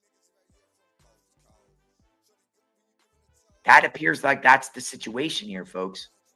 And they're objecting to the pseudonyms. And had said on the record, we objected to the pseudonym with Mia, and now this. Now this would apply to Jane. They're like, put their names out there so everyone knows who they are. And honestly, folks, I've kind of shared for the last couple of days that Jane's name should be on out there. Why are they protecting Jane so much? Look at this. Combs' attorney goes on to say, part of the public nature of a trial is for the information to reach the public so other witnesses can come forward. I wanted my client to hear this. And the judge says, Miss Comey says, as long as you answer As long as you answer remains no, we are fine. All right, so here's what I think it is. Here's what I think is happening. Combs doesn't want these witnesses to be, or victims to be, under pseudonyms. And his defense is like, he has a right to a public, fair trial. And if these people's names are out there, there could be people coming forward to give them dirt or help them out. But by keeping them anonymous, everyone's left in the dark. And I guess maybe exculpatory evidence would never come into play because no one would be able to provide anything about these pseudonym victims. Dun, dun, dun. All right, so that's what's happening here, folks. But here's what Comey says. Their argument to say the name is an attempt to harass.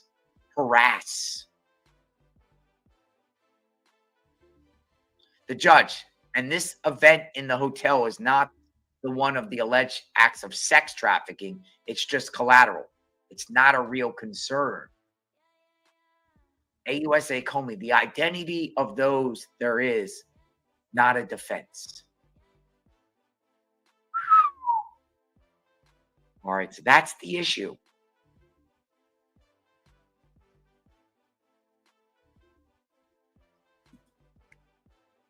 Defense wants Jane out there, but now the prosecution is saying if you name her, it's an attempt to harass.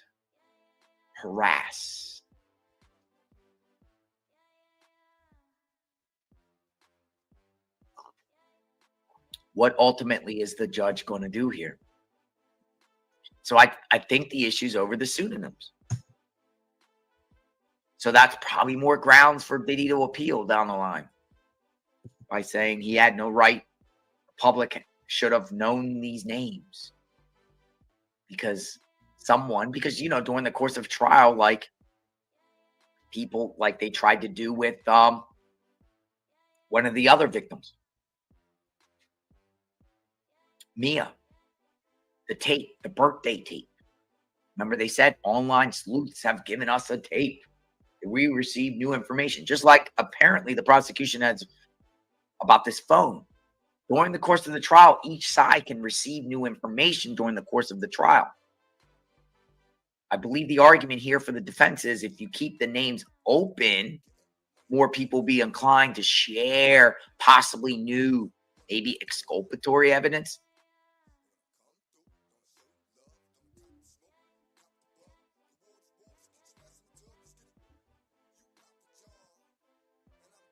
And then we turn the music down because it seems like we're back. We're going through arguments right now before the jury comes in.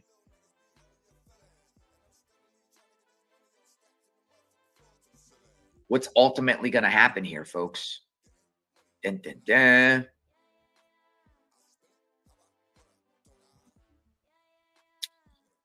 We shall see.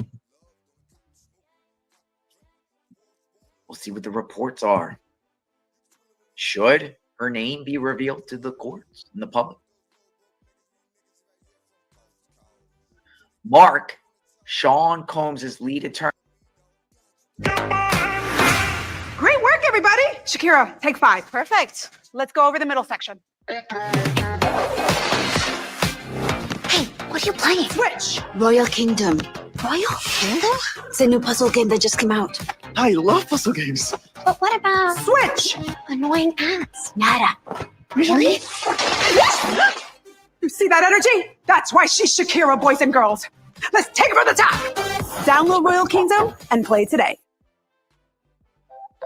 Vacation starts with VA.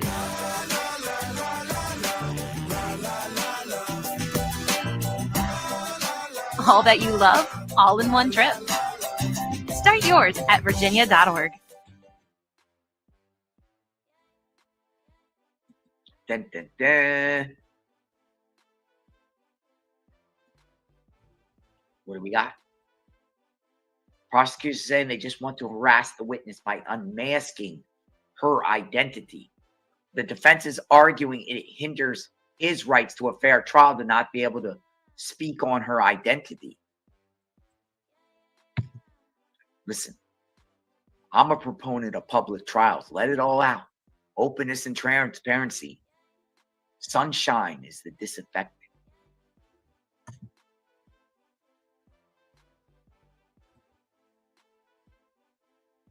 I side with the defense on this argument, Magnolia says.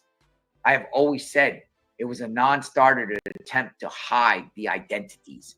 Everyone knows who these women are, so it's silly to not be able to say the truth. And also silly for anyone to be in the courtroom and come out there and report what's going on and be sanctioned or threatened to be held in contempt. I think Diddy's 100% guilty, but my feelings kind of echo the same with Magnolia. I say put their names out there, particularly Jane. Why not? Why not?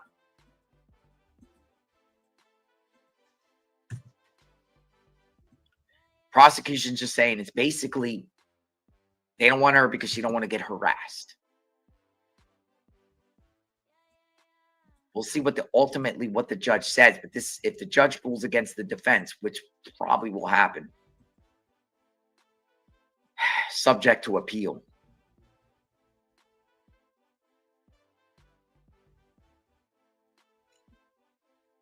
Waiting for the updates here, folks. Stand by. JLR investigates already. Interesting things that are being said inside this courtroom. As we get to understand what's the judge going to do here. Will the defense shout out, we want a mistrial?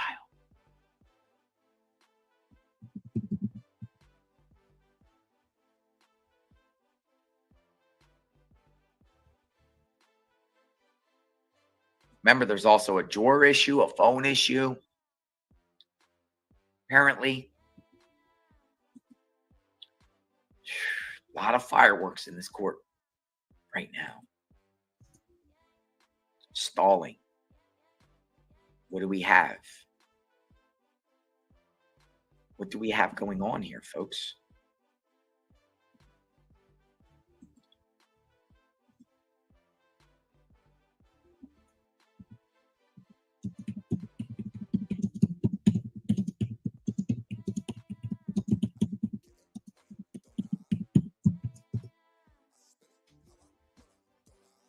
Stand by, we shall see.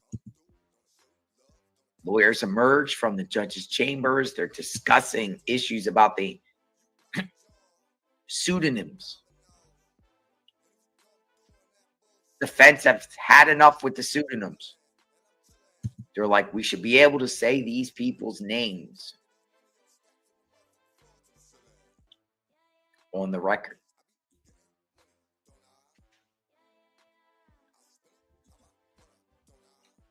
We're about 2 hours behind now. What's the judge ultimately going to do here? We shall see. We shall see. Shall we?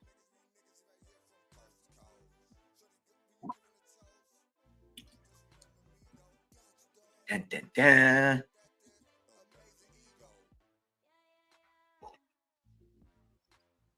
So we got all types of things here, man.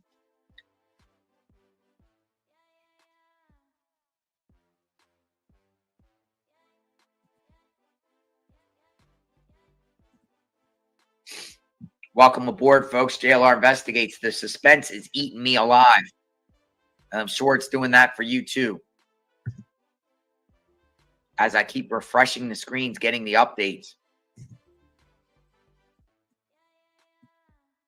about what is happening. What's going to end up happening here.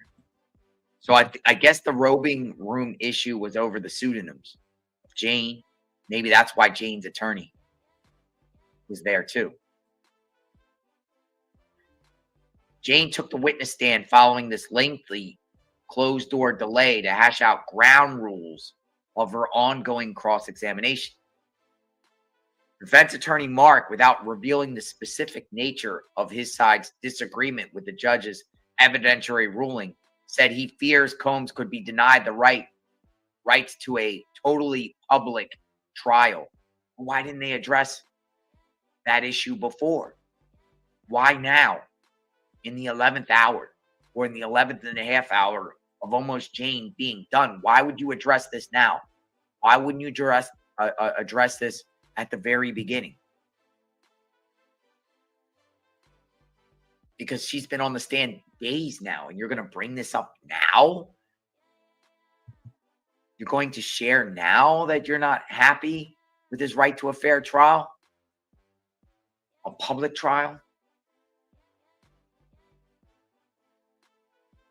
Right? Why present this issue now and not last week?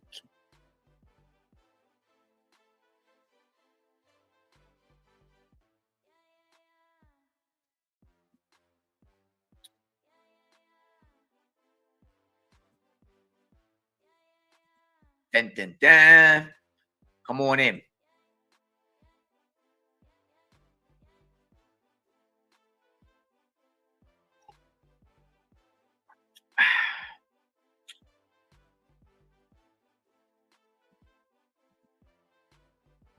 We're going to be posting different things here. Stand by as we understand what's being said here. The suspense is killing me. It really is.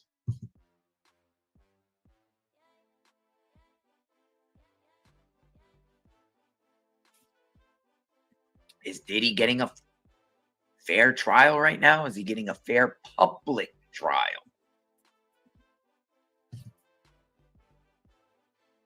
I mean, Cassie's was revealed. Why would Jane not be revealed if Cassie was revealed? What's the so interest here in keeping Jane's identity sealed, or for no one? She's saying under the guise of harassment, but don't you think Cassie would have been harassed?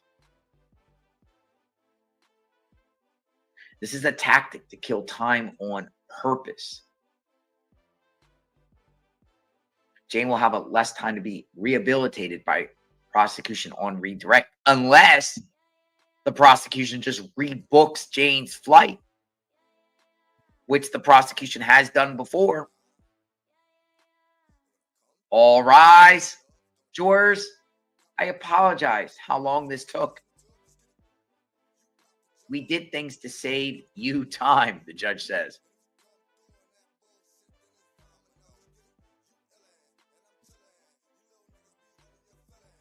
Jane, you are still under oath. You may proceed. All right, back. No plea bargain. Everything's back. But I don't know anything about. They're calling her Jane. So it looks like her identity still remains a pseudonym. Holmes says, Garagos, good morning. Let's look at your message where you said, I feel as your lover, I wanted to please you. Pushed through. Holmes says, Garagos, what you really wanted was to cuddle with Mr. Combs. Jane says, our intimate time. Tell me about that mobile TV you got him. Remember the mobile TV so they can screen their freak-offs onto the big screen? When they didn't really actually want to do freak-offs, they would substitute that with mirroring their previous freak-offs onto the screen so they can watch themselves. Tell me about your mobile TV you got him. She goes, it was an LG, cordless. You can move it around. And you can see movies on it? Yes. All right, freak-offs on the big screen. And Jane is back.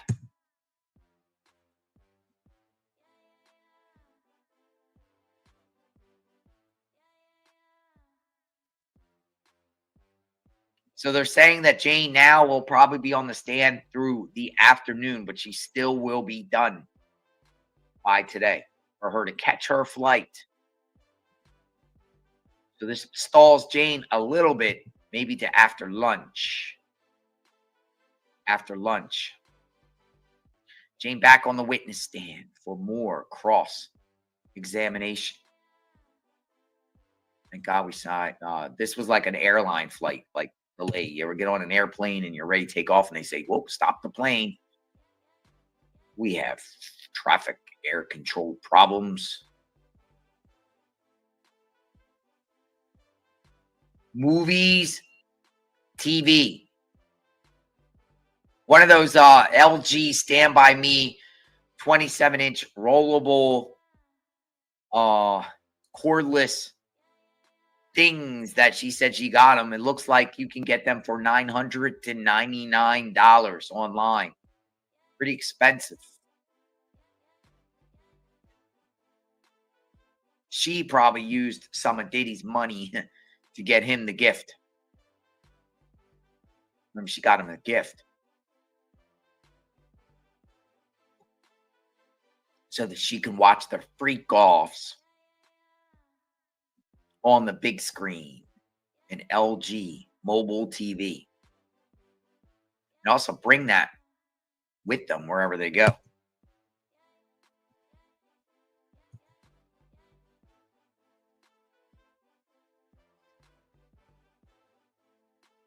And she has been referred to as Jane. Therefore, the pseudonym stays, I believe. Pseudonym stays.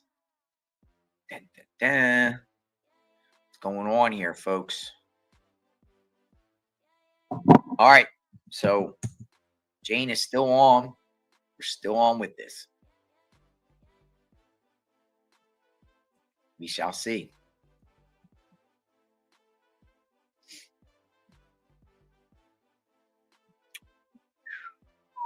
Unsolved mysteries. Jane on the stand. Still anonymous. Nothing about the juror. Nothing about a plea bargain. All right, so an update by CNN about what transpired. I'll give you a 411 while we're waiting.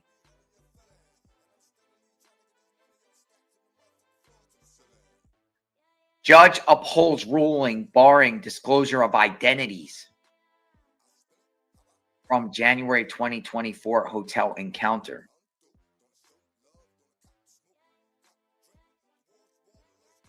Defense attorney Mark asked to put on the record the defense's objection to the ruling the judge made in the robing room within the past hour. The judge offered to clear the courtroom so they could discuss the matter openly for Sean Combs to hear. Mark said that would not be necessary. Mark emphasized the importance of a public trial, noting that public proceedings can prompt members of the public to come forward with additional information about events described in court. He briefly referenced an encounter that Jane, one of Combs' accusers testifying under pseudonym, described in a January 2024 hotel incident. Jane testified on direct examination that while she was separated from Combs in January of 2024, she traveled to Las Vegas with an unnamed rapper and his friends for a birthday celebration. We don't know who the rapper is. During the night, the group watched a woman have sex with the entertainer known as Anton.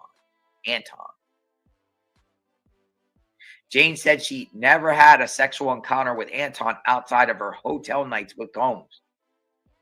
But when she and Combs reconciled in 2024, Combs accused her of cheating. Remember, your friends list, your phone, and everything like that. Mark argued that the identities of those present at that January 2024 hotel room encounter should be revealed at trial. Who's the rapper?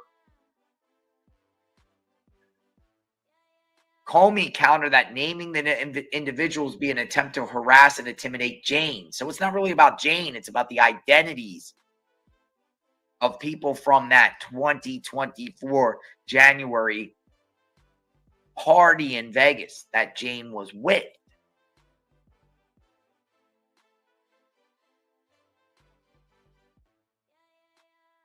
The judge said his ruling stands, noting that the January 2024 encounter is not among the alleged acts connected to the sex trafficking trial of Combs. It's just an incident.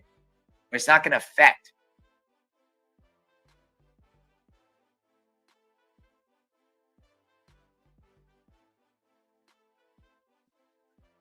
Combs's Garagos says to Cassie so it's not necessarily about revealing Jane's identity. It's about who are the identities of the people around Jane from that January 24 hotel. I still say her identity should be out there too, for that same reason.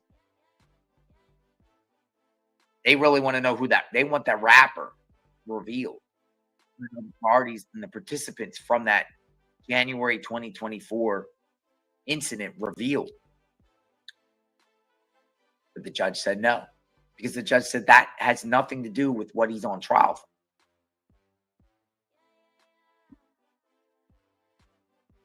Combs' Garagos. After Cassie's lawsuit went public, how were things? Jane said, I came to find out that another woman.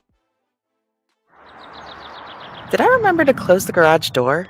Just a friendly reminder. I think I did. When you stop at Gulf, Wait, no, I didn't. one thing you'll never have to think about is the fuel you're putting in your tank. Gulf, it all starts here.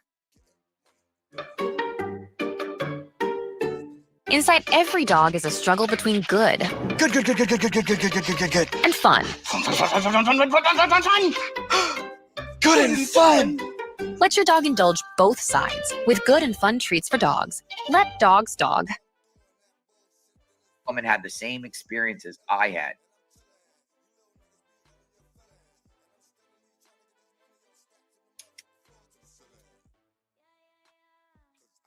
There you go. They're like, a month? Took you a month? She should have just ran away and ghosted him forever at that point.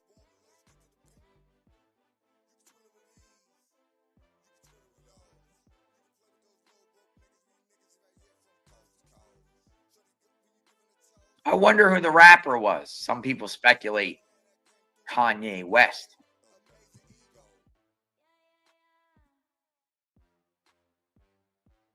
Jane texted Combs in 2023 that she's processing some sort of trauma. The defense is going back to messages Jane sent Combs in October 2023, where she wrote to him that she was processing some sort of trauma and needed time to herself. She wrote that she wanted to please Combs though deep down she wanted the night to end. Combs' attorney Garagos pointed to another message and asked Jane to confirm that she wrote she knew she was consenting verbally. Garagos also pointed out to the fact that Jane wrote Combs never knew she was uncomfortable. Jane confirmed she did not send those messages. That's a little bit before 2024, or the lawsuit, Cassie's lawsuit in 2023, October 2023. That was the time she was considering breaking up with him. She ended up not doing it. She ended up getting him that birthday present. And then the Cassie's lawsuit, then the break.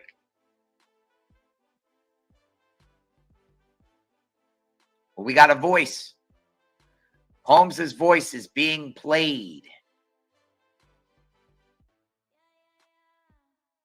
Let's play a voice note. Holmes's voice says, I don't want to be in a relationship like this. I don't want to make anyone feel like this. Let's end this cycle so you don't feel like I wasted your life. Are there more messages like this? Jane says, yes.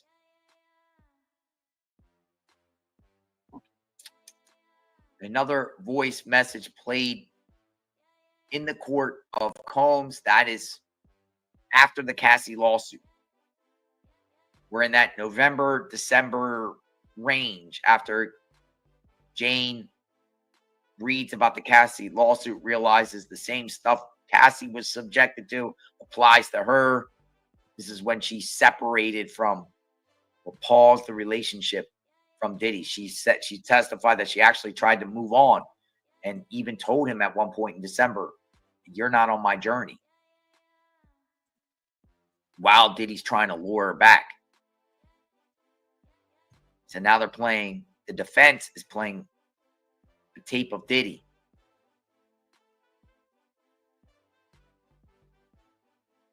And Diddy's trying to say, I don't want this type of craziness in a relationship. Let's end the cycle so you don't feel like I wasted your life.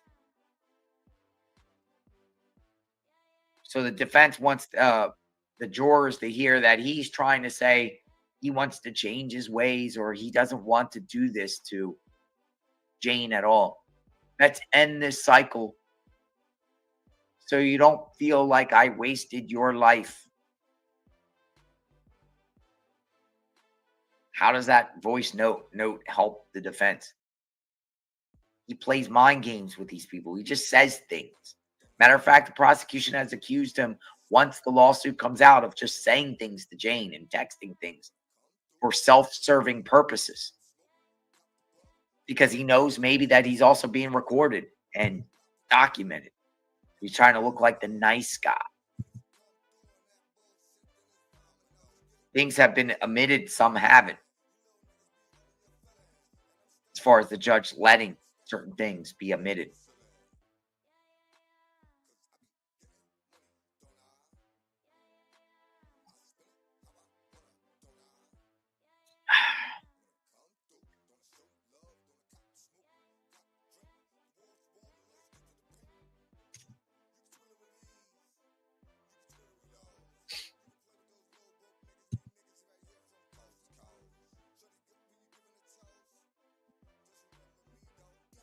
Trauma bonding.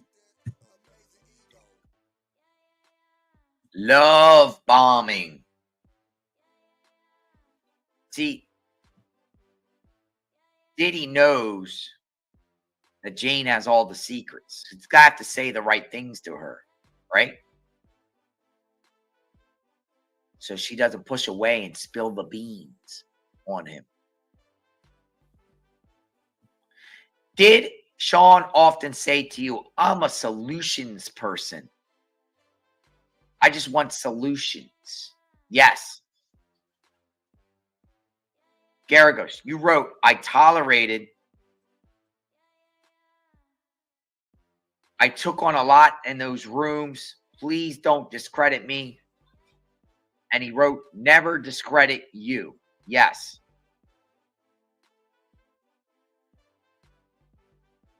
You wrote that you wanted $100,000 for each wasted something here and more, $450,000.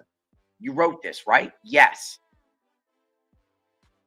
All right. So apparently she wrote at one point, I want $450,000. She discussed in her testimony by the government that Diddy came to her saying, what do you want? What do you want?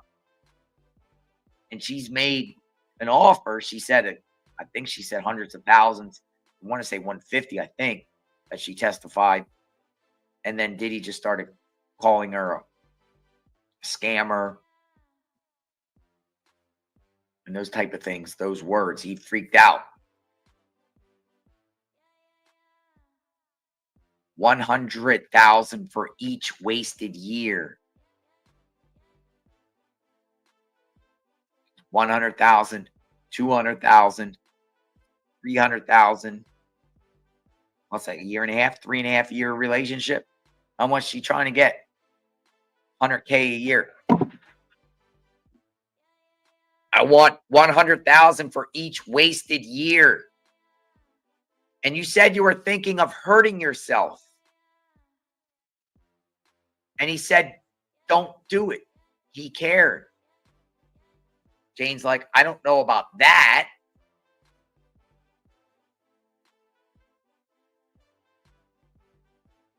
Oh, so because Diddy says to her after the lawsuit that was filed against Cassie, oh, well, don't hurt yourself. He's just trying to make himself look like a lovable guy and he cares. Or did he generally care, or he care that he has to be nice to her because she'll come out there and tell everything? So he better be nice. At the same time, they're saying that she was demanding money for the wasted years of the relationship. Because all this stuff unraveled once Cassie filed the lawsuit. This is Diddy's lawyer trying to portray the relationship as cooperative or caring. I care. I care for you, Jane. Please don't hurt yourself. After everything I've done to you and made you do all these freak-offs and manipulated you, please don't do any self-harm to yourself. I care. You said you didn't have any friends at the time. Objection! Homie. Objection. Eric goes, I can rephrase. You said you talked about your feelings with Sean because you didn't have other people. Okay. Sean still pays your rent? Yes. Still pays the rent. He's caring. So they're trying to imply that Sean is a caring man and cares for Jane. All he did was just do this because he cares. After the lawsuit got filed. That's where we're at. Right after the lawsuit got filed. They're trying to say that Diddy's reaching out to you. Diddy's saying, I don't want to get in the cycle of this bad relationship. Please don't do no self-harm. Because he cares. I pay your rent. Meanwhile, they're trying to say that she's saying, I want money. They're failing to say how Diddy actually is the one that asked her, what do you want?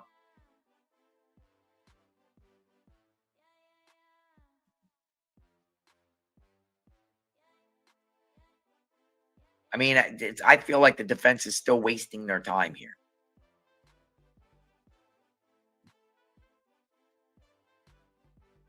You said you didn't have any friends at the time. Well, she did say that Diddy took her career and a lot of the people away from her. She didn't really have a life anymore. Though she had a birthday with her friends, right? I remember that.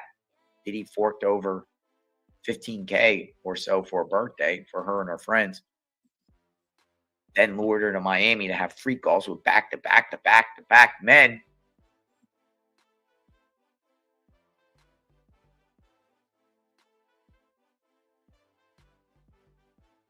Some people suggest that he can't stop paying her rent after he's arrested because it makes him look bad.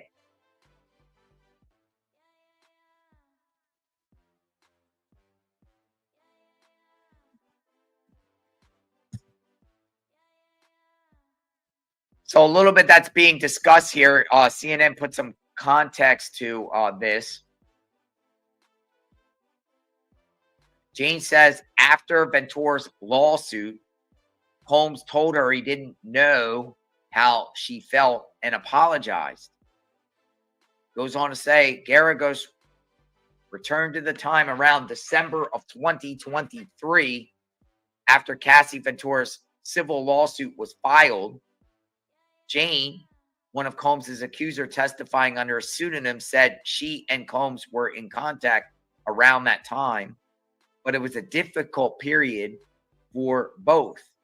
We were both equally pulled in our own emotional battlefields, like every which way, she testified. She said she had hit a wall in a relationship and there was a lot for me to wrap my head around. And she was expressing her feelings to him while he was simultaneously under fire for a lot of other things, lawsuits, public image, etc., etc. Jane confirmed around that time, Combs told her he was not aware of how she had been feeling. She testified that he said he was sorry she felt that way and did not want her to feel like that anymore. At the time, you believed him, right? Garrigo said, yes, I did. Oh, that's interesting. From that period on, Jane said Combs started encouraging her to be more communicative. What's that word? Communicative with him. Some of these are tongue twisters. Bear. We got Bear. Bear mentioned. Remember Bear? The $9,000 from Bear. This is during the pause. You had known him from your modeling days. Yes. Did you have to do any work for the $9,000? No.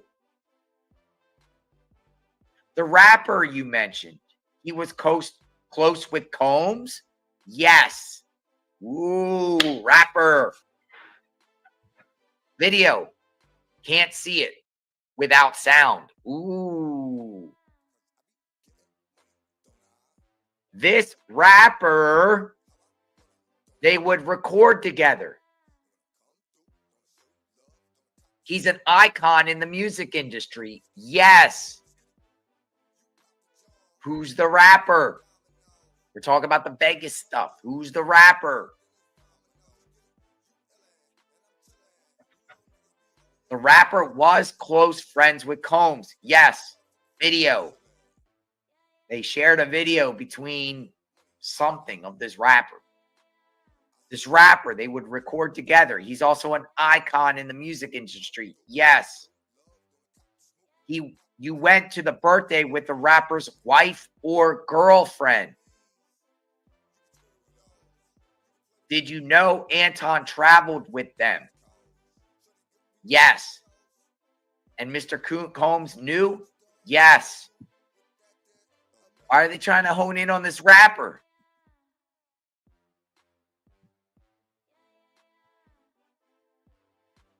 Who is the rapper?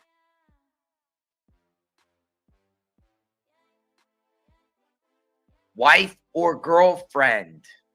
Well, some people might say Jay-Z. They would just probably would have just said wife, right? Not girlfriend, too. Some people say Kanye West. Some people say Rick Ross.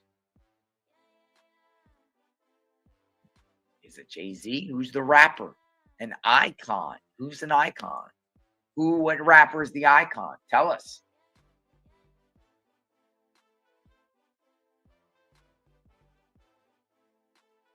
I see people are just saying all types of rappers' names. Defense wants the jury to hear about this iconic rapper without actually naming the rapper. Are they trying to imply that she's just a groupie, that once she left Diddy during this pause, that she jumps to the next rapper and joins another rapper, like she's just kind of like a groupie that just travels around with rappers? I think that's where they're going here. The rapper, the mysterious rapper. But again, we're being sidetracked.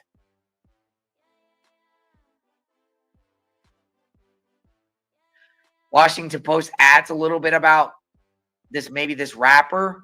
While Jane is back on the stand, it's still unclear what was discussed during the extended conference. Ooh, before I go there, I just want to go with this rapper here. When Antoine was having sex with a woman, how many people were in the room? 7 or 8, just watching. And the rapper was flirting with you? Ooh, the rapper. A rapper. This house is such a sleigh. This season on Hot and Toxic, one homeowner has to live with the 21 toxins found in natural gas. You can call me Die because this body is to die for. And I'll probably make you die. Receive up to $6,000 annually. National University's Believe and Succeed Scholarship can help make your bachelor's achievable. Launch your degree and career. It's time to believe. Says, what did the rapper say to you? That he always wanted to blank me. Ooh. Ooh. So he had a crush on you. Yes.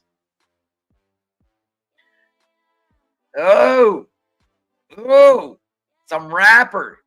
Apparently, I don't know, said that he wanted to her. Even though this rapper had a wife or girlfriend. So we had a crush on you. Yes. I'm staying with this. I'm not losing the train of thought on this. I want to see where this goes. Ooh.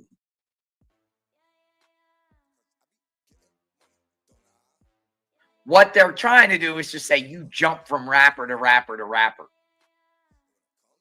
That's where they're going. You just follow the cloud. Or you want cloud. You follow it. You follow it. It's an iconic rapper. You know, there's rappers. There's rappers out there. There's good rappers. But then there's iconic rappers that are on the stratosphere level. They have said this is an iconic rapper and his wife and or girlfriend.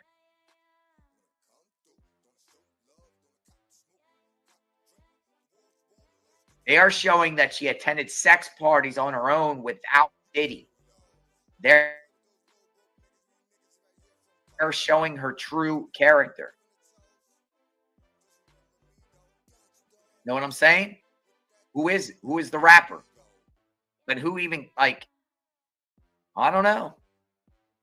How did you bring up Sly? So now they're saying the rapper is bringing up Sly.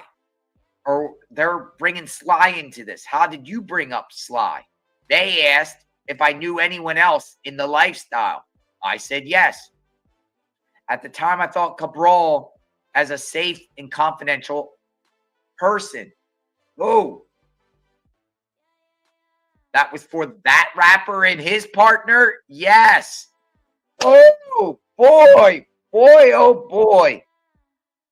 It looks like this rapper and the rapper's partner is asking her, hey, let's do something. Do you know anyone else? Because probably this rapper is aware maybe of Diddy's secrets maybe, or knows that she's into this type of stuff. And they want to use her for freak off or some sort of threesome or foursome. And amongst these rappers, maybe Jane Doe's just known as this type of person that's with this. So Jane Doe actually, they were saying, is brings in Sly into the mix. Oh, I know a guy named Sly that can maybe do some stuff with us. Ooh, this is a crazy lifestyle, folks. Name the rapper. Why not? Crazy, but they're showing that she's just after. What they're trying to say also, too, is like, yo, all this trauma that Diddy put you through with freak-offs, you take the pause from the relationship after Cassie's lawsuit, yet you're now flying to Vegas with another group of rapper and people.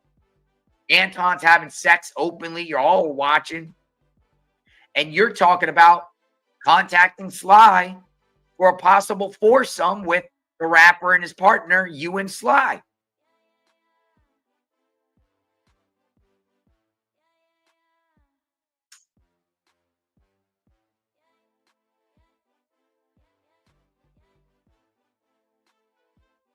How did they know to ask you?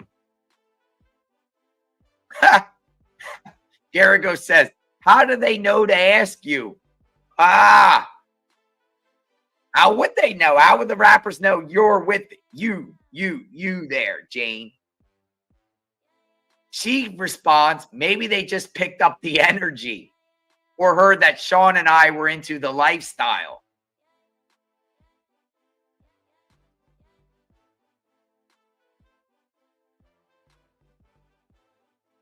I think they stopped on the rapper and they moved to a different topic.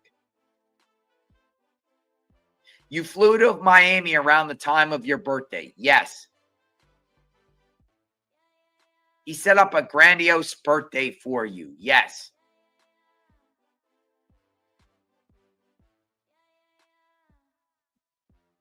But we'll never I don't think we'll ever know who this rapper is in open court.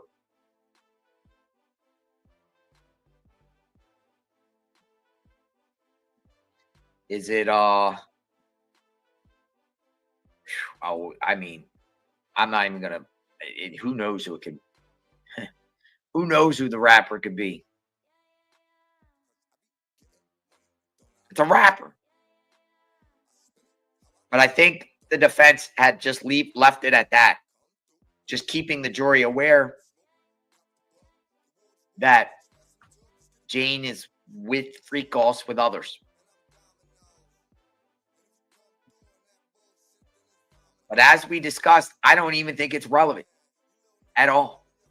And matter of fact, the judge has said about the identities, not revealing the identities of this rapper and the group of people in Vegas. It really has not. This has really nothing to do with the sex trafficking or anything. It's kind of just this is just showing her character, what type of person she is, I guess. It really has nothing to do with the sex trafficking because when it comes down to it, she's testified about crime. Now we're at the birthday. Her birthday. Grandiose birthday party for you. Yes. Holmes and Garagos. There were candles on the walkway. Jane says it was very romantic. His heart was beating. Was your heart beating as well? Yes. I was just about to say that. It's all painted pink and silver. A 5-course dinner. What I wanted from my lover. So he actually put candles along the walkway. Very romantic. 5-course dinner. They're trying to paint the picture that Diddy's a nice guy. He's a nice guy and he cares for her. No ecstasy at dinner? Nope, none. After you took a pill and he took a pill and Don came over to One Star. Yes. You said you were willing to have sex with Don because of the birthday party. She goes, yes, it was nice. They trying to say that she initiated the freak off with Don?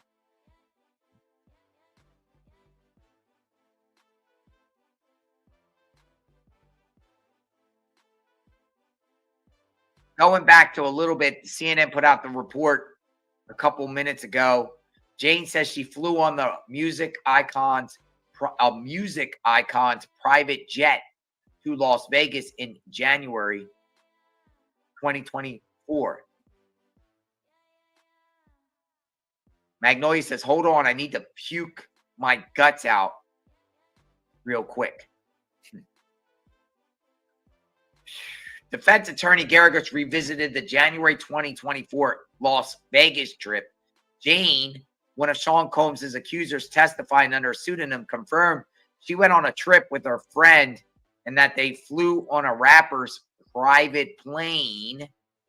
She said Combs was unaware of the trip because they were on a break at the time. Garagos asked if the rapper was an icon in the music industry and very close to Combs, and Jane agreed. She confirmed the trip was for a birthday of the rapper's girlfriend or wife. Okay, Okay, here you go, sleuths. Here you go, sleuths. Here's a clue. If you want to know who the rapper is, what rapper has a wife that had a birthday in January? That has a birthday in January. What rapper out there has a wife or girlfriend with a birthday in January? That's a clue. I don't have time to look and search around and sleuth, but if y'all can do it, y'all might figure out who this iconic rapper is. It was about a birthday. On a private jet. What do you think? Look at that. Bianca's birthday, January, beginning of January.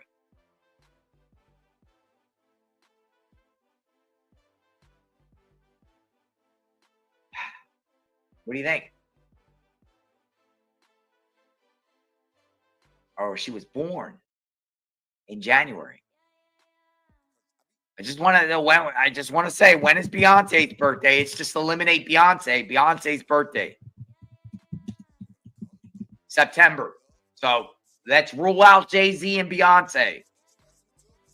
Beyonce's birthday's in September. So I think we've uncovered this, folks. I really do.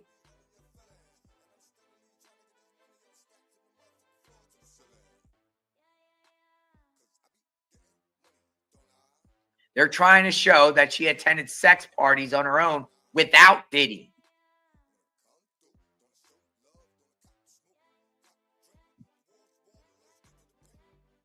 I will go out on the record and say again that yes, Diddy and her, Jane Doe and others have committed crimes together. But I will go out on the record again and say that Jane Doe is trash. She's trash herself. This is crazy. This is crazy.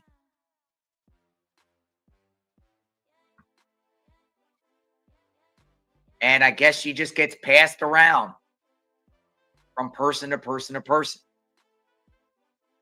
I mean, if Diddy was the monster, which he is, he's a monster. This woman allowed Diddy around her kid. This woman, after reading about a lawsuit that Cassie and, filed against Diddy, where she said, oh, it's my story too. She takes a pause from Diddy and then goes out and does a freak off, more or less, or a foursome or threesome or whatever, knowing where she's getting into with another rapper for this rapper's wife's girlfriend's birthday in January. I've heard enough, Jane. I understand that I understand. But man, you're just a hot mess. Now, some might consider her still a victim, and I do think she's a victim in a sense. She is a victim here. She is.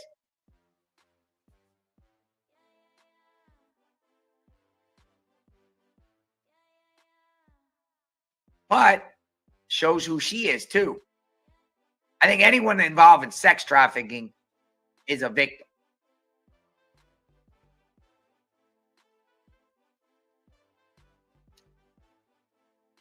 All right, so let's continue. We're at a birthday party. Diddy's hosting for her.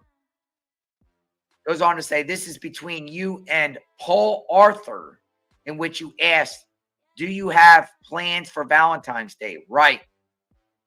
You said you wanted to see Paul as a person. Yes, you're Paul. Paul Arthur? Who's Paul? Paul Arthur. Arthur. You said after Cassie's lawsuit, you saw changes in Sean. Yes.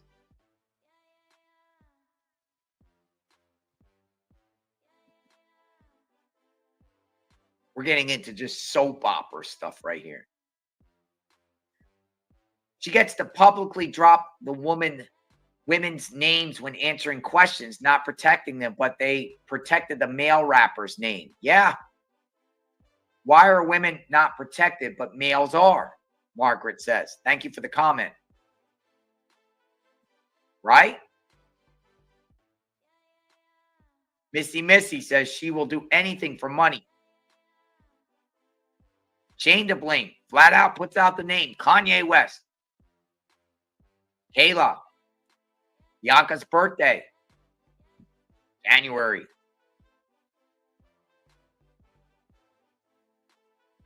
Sherry uses another rapper's name. I'm not really going to say their names because it looks like we know who it is.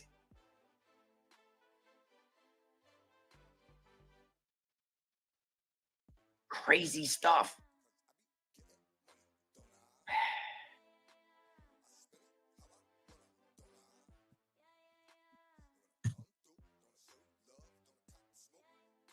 A rapper and his partner asked if Jane knew anyone else in the lifestyle during Vegas trip. Nobody lost their mind and bent over backwards to protect young Miami.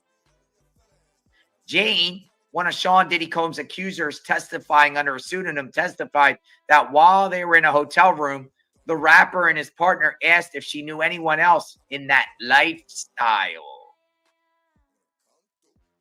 She said she reached out to the entertainer Sly because at the time I thought Sly was a safe person to recommend. Defense attorney Garagos asked Jane why the couple asked her that. Jane responded that it was possible they already suspected she and Combs had been involved in similar activities, or they could have just picked up that energy from me. I mean, it's possible by looking at her, thinking she's involved. She could be a freak. But something tells me Diddy probably shared some of his secrets with some of these other rappers or what he's into. What do you think? Yay or nay? Yay or nay? Ah.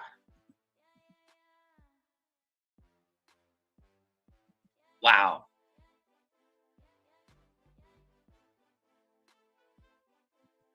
I think what the defense is doing here is basically like they're embarrassing Jane. They're getting it out there so she can walk away and have this reputation forever. They wanted her to leave today. You know what they say. You get out, what you put in. I'm 2 steps ahead, but being a step ahead. New game, same dedication. No ads, ever. I don't even need Wi-Fi. You think this is a game? It is. You run a vacation rental? With Welcome Pickups, your guests book their stay and they're immediately prompted to book their transfer to your property on a booking page designed just for you. We handle the logistics. You get a commission on every ride. Welcome Pickups. Sign up for free today.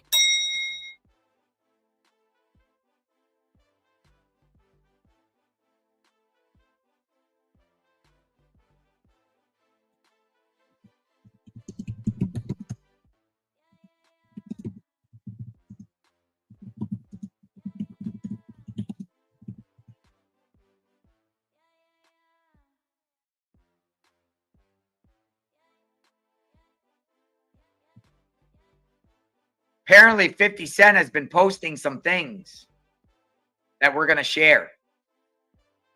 Stand by. 50 Cent.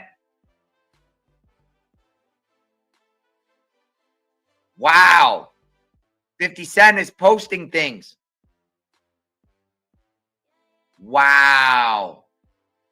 You got to be kidding me.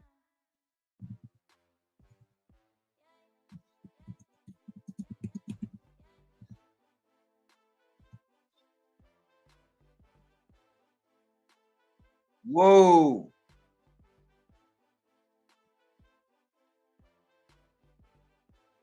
This is crazy.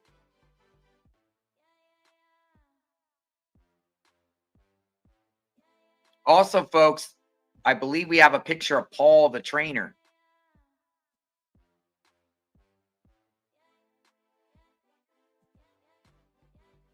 We'll get up and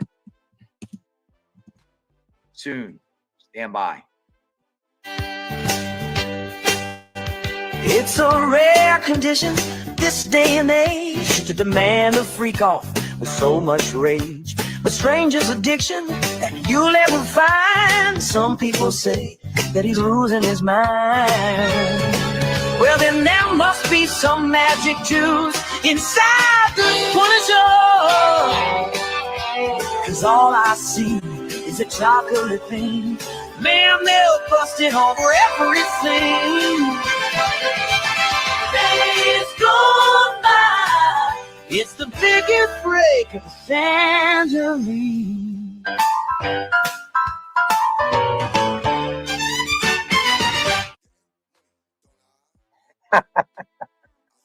Funny, but not funny. But that's crazy trolling. It's crazy trolling. Yo. Whoa. That's comedy gold.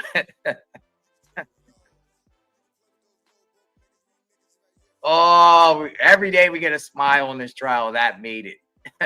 That made the cut. Unbelievable, man. Yo, that took some planning to make that. That's crazy. That's crazy. Apparently 50 Cent has been sharing that. Yeah, so 50 Cent is having fun with this. Oh, wow. Wow. And at the end, it said produced by Kanye West. Oh, my goodness. Oh, my goodness. These people are crazy.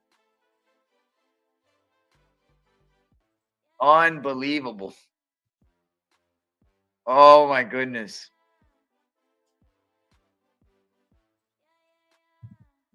Oh, my goodness, folks. Did you see that? Maybe we'll play it again. Maybe we'll play it again. It's a rare condition this day and age to demand a freak off with so much rage. A stranger's addiction that you'll ever find. Some people say that he's losing his mind. Well, then there must be some magic juice inside the Punisher. 'Cause all I see is a chocolate thing. Man, they'll bust it over everything. Days gone by, it's the biggest break of the tangerine.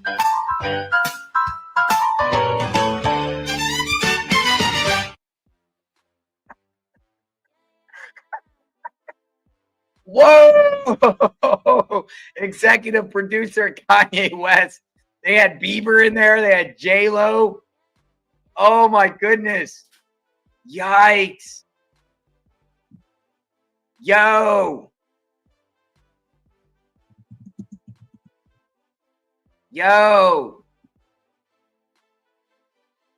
Crazy, folks.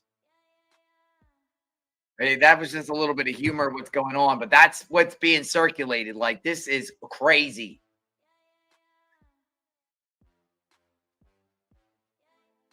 Unbelievable.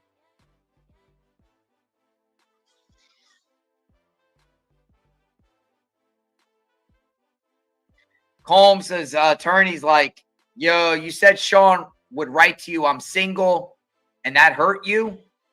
He goes on to say, yes. After the lawsuit, he went to saying, we are in a relationship. You are my girlfriend. That meant a lot to you. It did. After the lawsuit. I think that's a little gaslighting there, though. Yeah, the family members freak off video. Crazy, folks. Family matters. This has been one gigantic drama fest.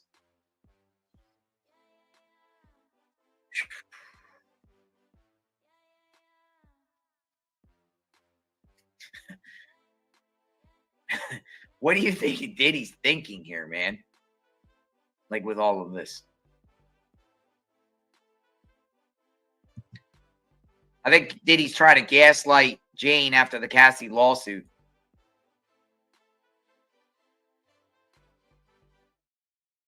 And I think we now know who the rapper. And where's Gina? Like, Gina's probably like, yo, maybe this is why Gina's not going to testify. Have we considered that? That all Gina's dirty laundry is going to get out there and all Gina, who she is too? Right? Jane testifies she witnessed positive changes in Combs after Cassie's lawsuit. There were a number of positive changes in Combs after Cassie Ventura filed her lawsuit alleging her abuse in her November 2023 lawsuit, according to Jane. Under cross-examination, Jane confirmed to Combs' defense attorney that she felt closer to Combs after the suit was filed. She affirmed the categorizations that she felt much more love from Combs after the lawsuit. Of course, because Combs is gaslighting her. Whereas before, he was often seen as cold and egotistical. Attorney Garagos asked Jane to confirm that Combs became apologetic, a better listener, and that he spent more quality time with her in that time. Jane agreed that Combs had done all those things and that she felt she could assert herself more in 2024 that she had in the relationship previously. Well, duh.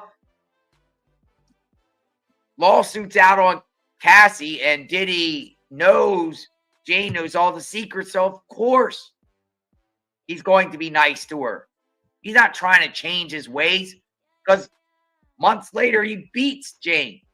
He's just trying to gaslight her because he knows that she could bounce right then and share the secrets and validate Cassie's lawsuit by saying it happened to me too. Diddy's just trying to smooth her for damage control. And now he's up there doing the nerd defense. No way I did any of this. No way.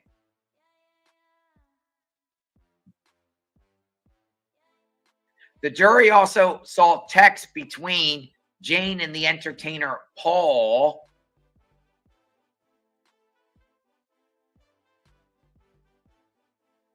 In February 10th, when she asked Paul if he had any plans on Valentine's Day. So Paul's being brought into this now. Paul, the trainer.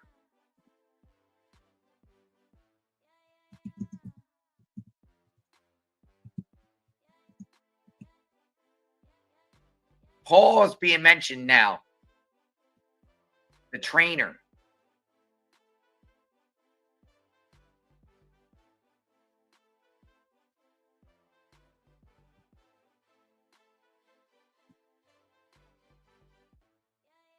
We're at a sidebar, by the way.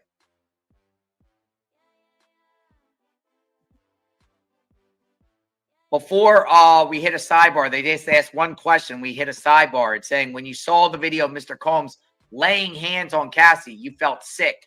I did. That was not the man that you knew, right? Right. Another sidebar. Oh, so she admitted that when she saw the video of Combs laying hands on Cassie, she got sick, and that was not the man that you thought you knew, right? Right. Sidebar. At this point, I'm like, get Jane off the stand. Get her out of here. I mean, seriously, folks.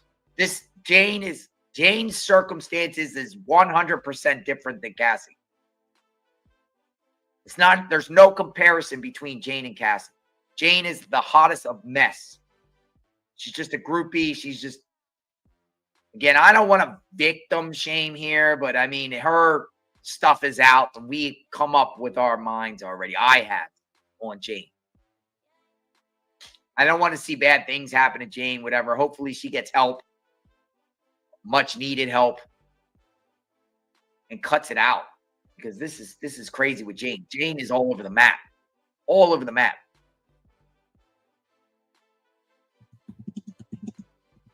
By the way, we got Paul. Picture of Paul. I'm going to show you Paul the trainer. Paul the trainer's coming up. There he is. Paul. This is the one, right?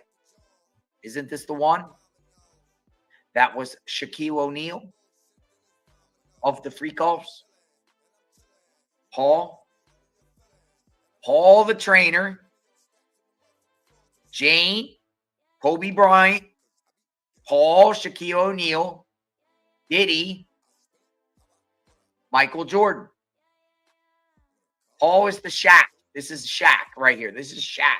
He would play like he was Shaquille O'Neal. That's Shaq, a.k.a. Paul. So I'm going to leave this photo up here. I'll be back in like 1 minute. I'm going to heat up my coffee here. This is getting good. This is like Family Matters drama and stuff like that. Take a look at Paul. Keep the conversation going. I'll be back in 1 minute.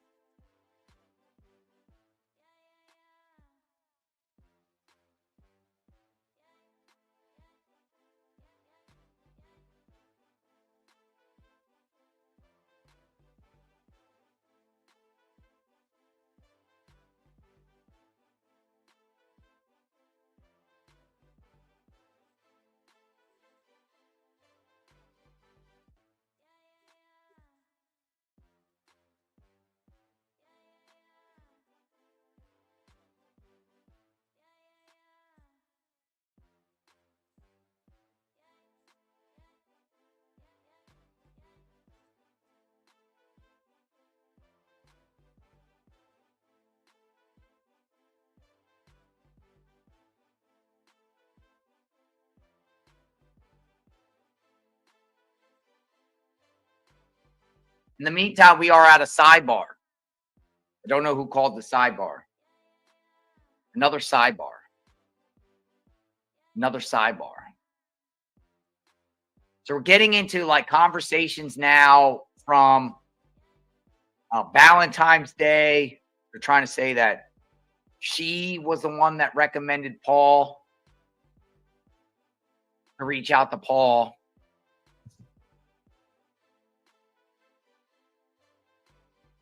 Again, Jane says after Ventura's lawsuit, Combs became more loving. They are playing an audio recording of Combs saying, I'm going to break this cycle. But it's all BS. It's nonsense. It doesn't mean Combs is going to change his ways, because look what happens into the spring of 2024. Home raid. Jane's home gets raided. Cassie video coming out by CNN. Eventually, freak-offs continue to happen between Jane, Diddy, and Paul and others. And the assault on Jane. So Diddy didn't change his ways. I don't know why his defense is trying to trick the jury or undermine their intelligence or insult the jury. We saw it. We heard it. I'm sick of Jane. I've seen enough, and I'm sure you have too. Yeah, it's like next. Now, what we're like, okay, so they could be done with her soon. We are in 2024. Remember, it goes all the way up to, I guess, August of 2024 is the last time she actually saw him. Maybe we'll get into, I think they said the course of the last communications was verbal, not text, between them. That's the Shaquille O'Neal, the lawsuit, right here. The Shaquille O'Neal of the freak-off, Paul. My goodness, this is crazy. Crazy. Paul, that's going to probably be talked about here after sidebar. And then different aspects. Okay, we're back. We are back.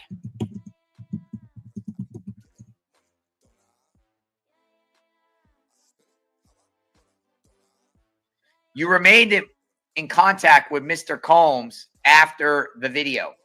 We're talking about the video that CNN, the 216 Intercontinental Hotel video. Yes. You stayed in Miami with him for a few days, then you left. Yes. He flew in LA. He flew to LA in June with his children. Yes. With his children. His children just got brought into it. His children. Diddy's children. Like Garagos just totally skipped over when she previously testified that she went to Miami, and that's when the family, including KK, all huddled up and tried to come. Vacation starts with VA. All that you love, all in one trip. Start yours at virginia.org. The Dons noticed you, Enzo. Do you wish to commit to this family?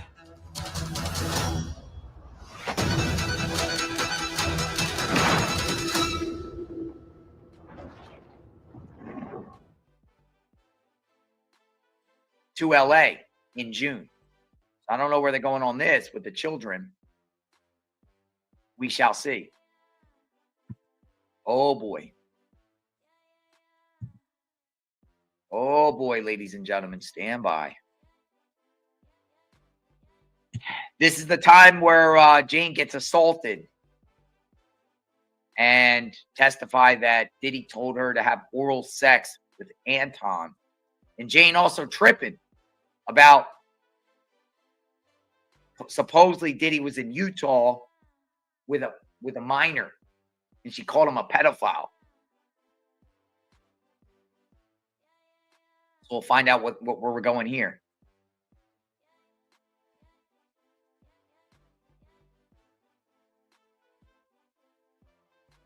Combs is Garagos. Fair to say Mr. Combs posted about his road trip with his children on social media. Yes. This is a photo of how you set up the house. Some set up by you, some by Jonathan. Yes. And there's a big bottle of, what is that called? Click caulk? Yes. They used a certain alcohol. Let me see what this is. Is this vodka?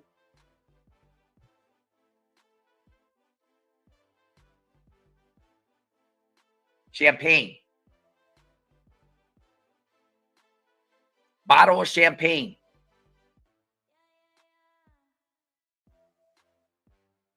It's a photo of how you set up the house. Some set up by you, some by Jonathan. Yes. And this is a big bottle of champagne. Yes.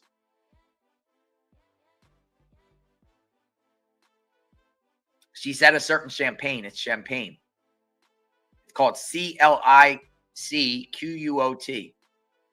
A champagne house beyond the luxury brand. Like a gold bottle of champagne. Has like a gold top. What she's trying to say is Diddy's assistant, Jonathan, and Jane set up, I guess, for Diddy to come visit her at the house, and there was a bottle of champagne, like she's waiting for Diddy to come with a bottle of champagne.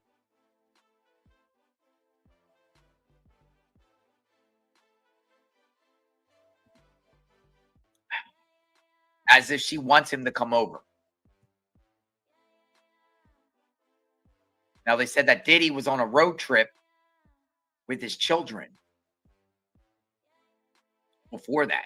That's probably where they got into the Utah stuff. Remember Utah was brought up? While Diddy was with his family in Utah? Where are you going in Utah anyway?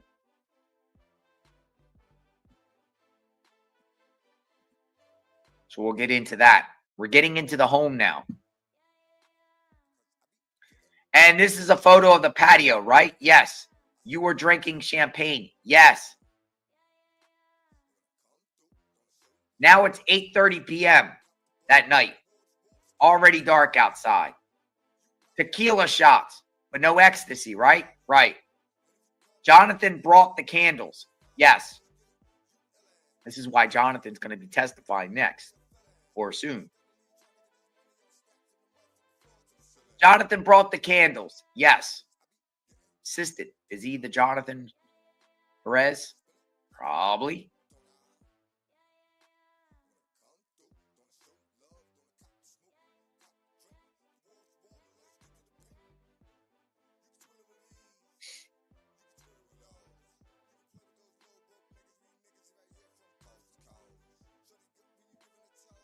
Some people are kind of getting on 50 Cent a little bit for ragging on his baby mama. Saying you're going to have to see her someday. I mean, that's your baby's mama. Why are you doing that to her? I was just reading the comments with Diddy.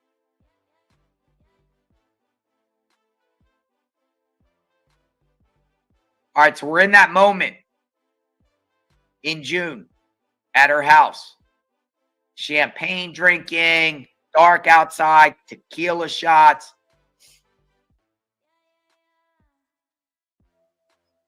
Candles. Looks like Jonathan set this all up like a birthday or like a reunion celebration or some sort of party. Not a birthday, but of like a party.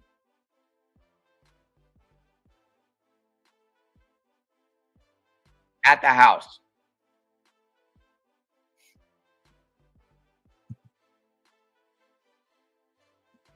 Yeah, because the defense is going to have to try to talk about this violent incident. What are they going to say happened? Are they going to say that you were drunk, you were crazy?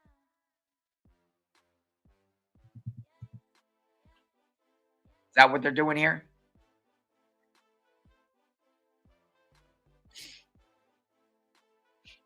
What route are they going with this? Jonathan brought the candles.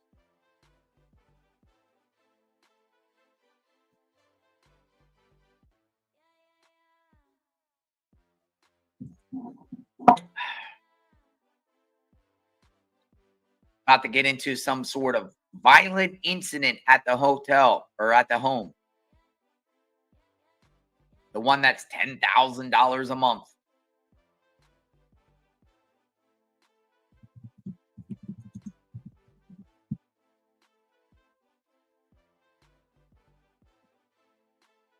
What's going to be said?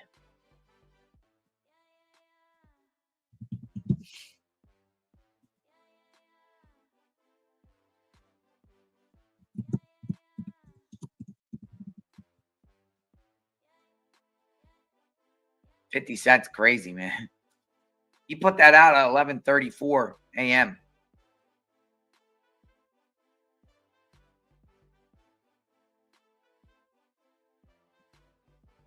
with that video that we played. Well, people have been seeing it for a while. All right, we're still on Jonathan with candles.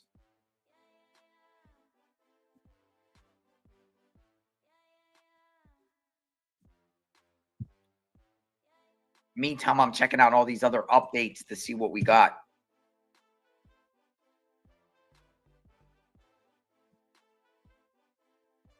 Little recap going back. Sean Combs' demeanor changed after Cassie Ventura sued him in November 2023 for physical and SA. After the lawsuit, Jane said that Combs was more affectionate and would regularly call her his girlfriend. Defense attorney Garagos is hoping to use this line of questioning to enter into evidence a phone call in which Combs lovingly expressed that he was not aware Jane was unhappy with the freak-offs. Jane testified she thinks back to this time in the relationship fondly, but that she did not realize Combs was recording that phone call. AUSA Comey earlier said Thursday morning that Combs was baiting Jane into saying that she was not clear about her boundaries and the evidence should not be omitted. There is a sidebar about whether or not the evidence came into play at that time. So there you go. You got that aspect. He's putting on an act.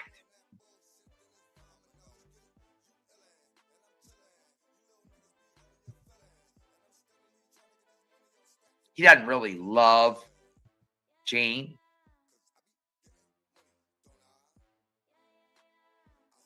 How can you love somebody you beat like that?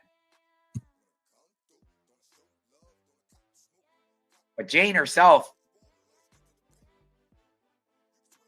I mean, they damaged her hard here and exposed her. Let me just say they exposed her. They exposed Jane. Jane's going to walk off this stand here exposed of how she really is, unfortunately. She's not going to be able to recover from this at all. Matter of fact, that's maybe why she's going overseas. Has anyone considered why Jane is going internationally when she's done? She's probably getting out of the country because she knows she's in some trouble in the court of public opinion. A lot different with Jane than it is with Cassie and the others. So we're still on this moment here. I'm wondering if they're going to take a lunch break soon, but we shall see.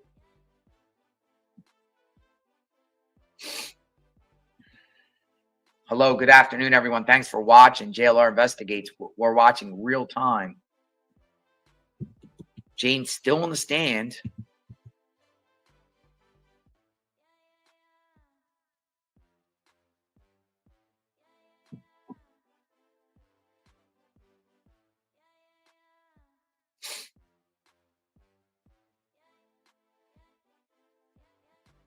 Still on the stand, folks.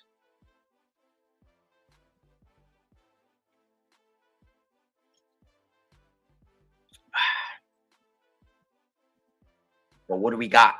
Dun, dun, dun. All right. Combs' accuser says she was shocked to see the 2016 video assault on Cassie. Defense attorney, before we're getting into June, returned to the May 2024 incident where CNN released the 2016 video. Jane confirmed she was shocked to see the video and she had never seen Combs act like that before. Garagos asked Combs if he tried to get into a program to address his actions in the video, and Jane said she recalled that. Oh. Prosecutors objected when James suggested that the program didn't accept him. The attorneys then went into a sidebar with the judge. After the sidebar, Garagos moved on from the questions about the program. Jane confirmed that the months after the Intercontinental Assault video first came out was a difficult time for Combs. Yeah, it was like major damage mode.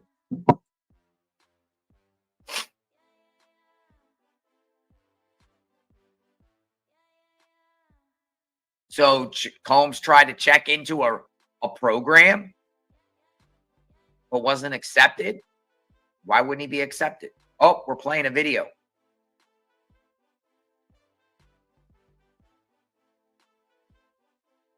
We're playing a video. Oh, look at this. So we're in 2024. Music and video voice of Combs, championship Boston Celtics. Half an hour later, you were fighting, right? Yes.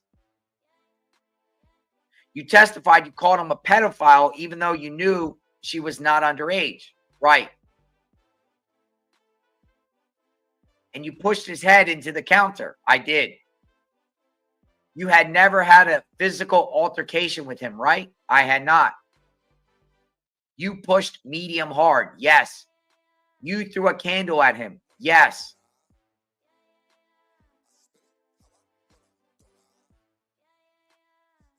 So what they're trying to say is, apparently before this so-called fight, where she started, putting his head into the marble. They're trying to say before that, for a while, everything was cool. They were watching a video. Combs talking about celebrating, I guess, the Boston Celtics championship. June of 2024. The Celtics win the championship in 2024. Half hour later, they began fighting after she accused him of being a pedophile. But what they're trying to say is she was drunk. She was drunk and she picked a fight with him. And this is the first time any of them ever been physical. So they're trying to put it on as if she's the one that instigated the fight.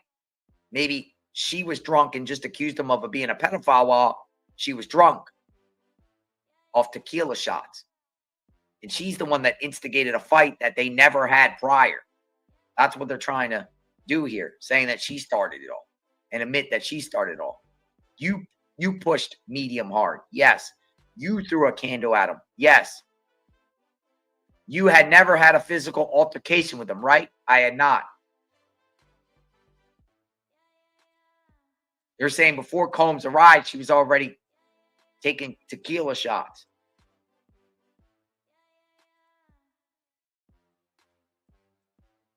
Like, you're all messed up. Okay, who cares? Really, who cares? It's already been established that she's bad herself. She got immunity. She got immunity. She's not an angel. We all know that. She's not technically not necessarily a victim. She's part of this toxic mess. And I do think it's now starting to get into witness badgering a little bit, but they have their right to cross her. They have their right to cross her on everything that the prosecution had her describe on direct. They're crossing her and they're going back to this incident. They want the jury to think that she's the one that started the problems. Diddy took the bait. Diddy took the bait. Again, if she was drunk, she's starting fights with him. Why didn't Diddy just leave? Why didn't Diddy pick up 911? Why did Diddy hunt her down after she busted his head in the marble?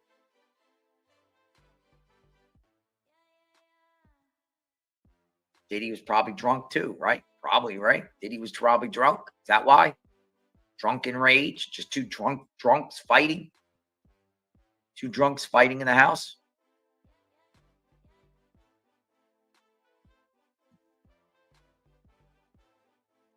What appears to be.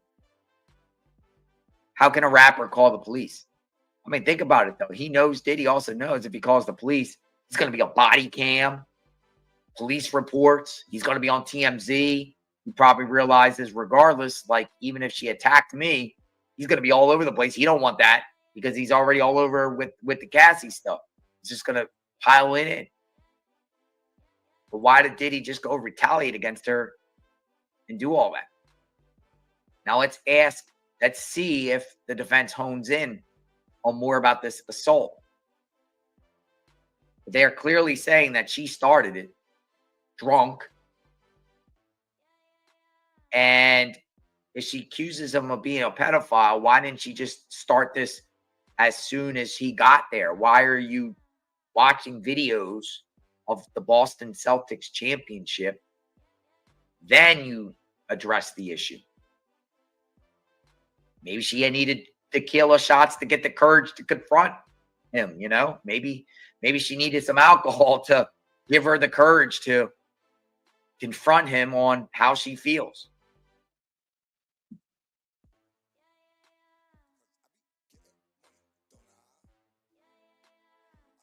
Right? No?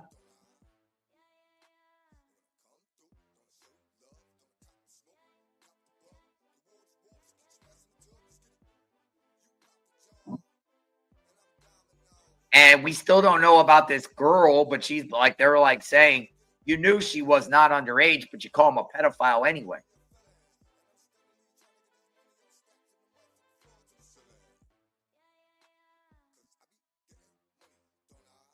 What do you think the jury's thinking right here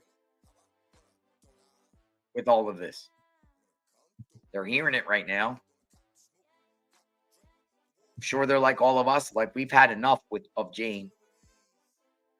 Let's just move on and see what the others have to say. I can't say the jurors are saying, well, because this Combs is innocent.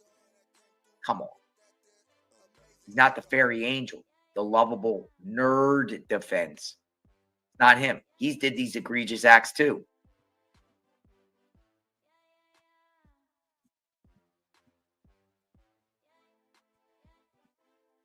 I can't wait to hear what Jonathan Perez has to say, though, because Jonathan Perez was there, apparently, at one point. Garagos, when you say you locked the door, was it a button? Yes. Lock the door. I guess they were jumping into her retreating, going to lock the door. So he did not force a physical lock, but a button lock. Right. What was he saying? That I'm crazy. A lot of yelling. You go into the closet. Yes.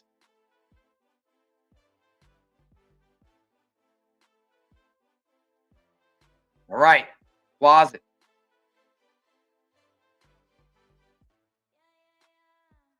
I think it's fair to say that it has been revealed that Diddy has come out of the closet when it comes to these freak-offs, right? Coming out of the closet.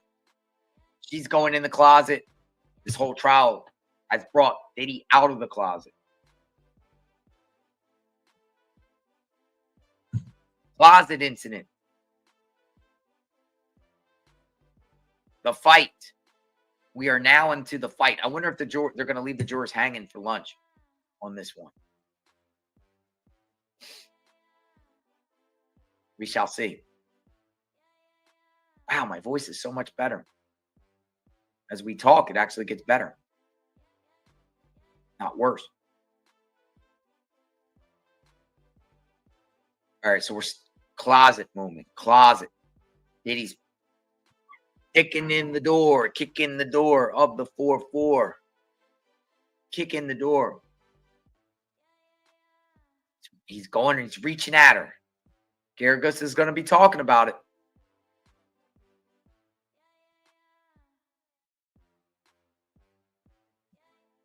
We shall see. We shall see.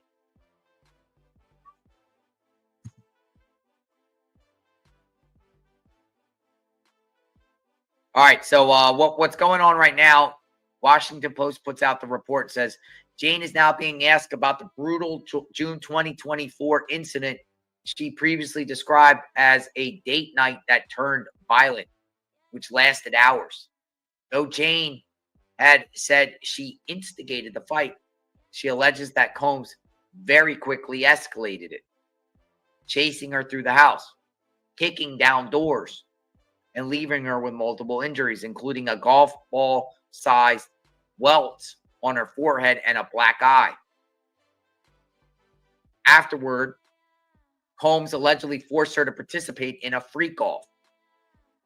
Defense attorney Garagos began the questioning by highlighting the maximum size of the champagne bottle they drank that day. Ooh, I see what they're saying. She was drunk. Maximum size champagne bottle. Very expensive. Clicquot. I can't even say that word. CLICQUOT. Champagne bottle that they drank, which Garagos said was twice the size of a normal champagne bottle. They're saying she was drunk. She started a fight with Diddy because she was drunk. Jane and Combs both drank champagne and tequila. Tequila. That day. They drinking some tequila shots. Shots. Shot. Shot.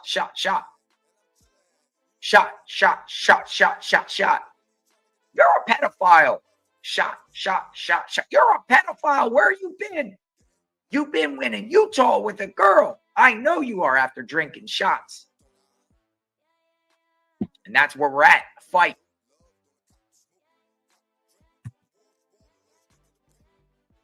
It's a celebration.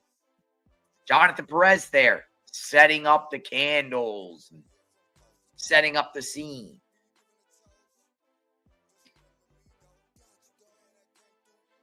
So we're still in the closet incident, and in the meantime, CNN puts out a report 1 minute ago. Jane says she and Combs argued about another woman in June of 2024. Jane testified about the argument of the night of June 18, 2024. She estimated that by the time the argument began, they had already consumed 2 shots of tequila and at least 2 glasses of champagne. Jane confirmed that the woman they were arguing about lived in Miami and was able to spend more time with Combs because of her proximity. She also confirmed that she and Combs had argued about this woman before. So who is this argument? Why are we getting into Miami? Jane confirmed that the woman they were arguing about lived in Miami. Young Miami. Right?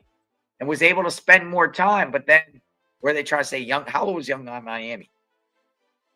How old is she? How old is young Miami?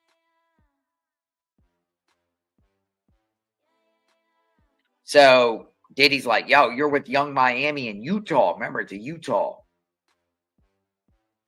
Utah. That was what was testified before. She's 31. So how can she be underage of 21? What's going on with Jane? Or what's going on here? Because remember, she testified on direct. It was over a girl that she was like, well, she was over 18, but she wasn't old enough to drink. But young Miami.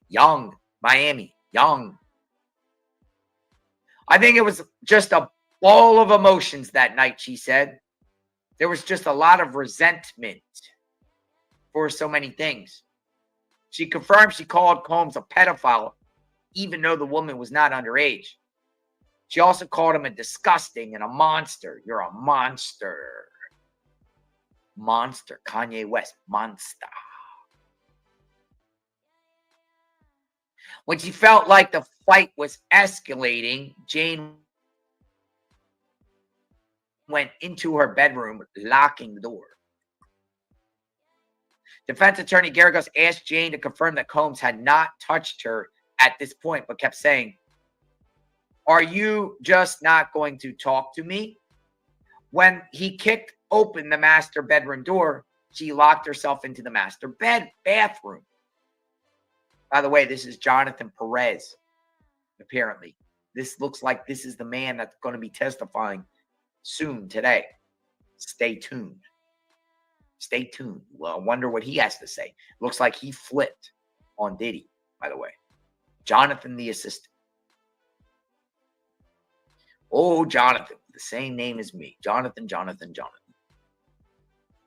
She yelled at this point that she hated him and wanted him to leave and leave her alone. Jane recalled Combs saying that I was crazy, just a lot of yelling.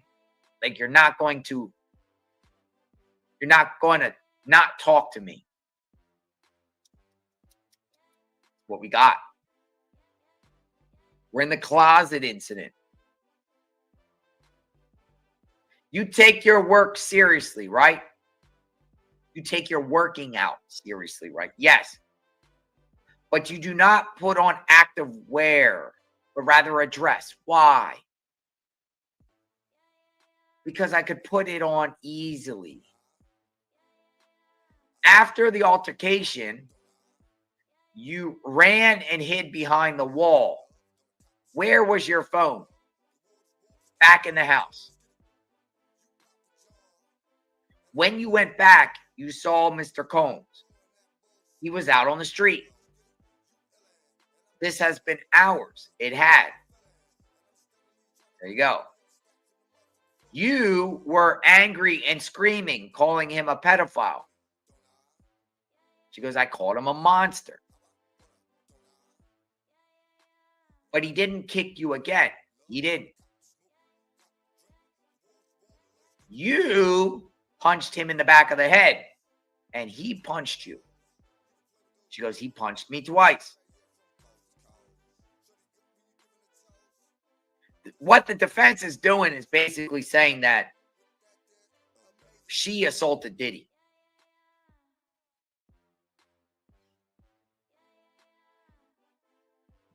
That's what the defense is doing.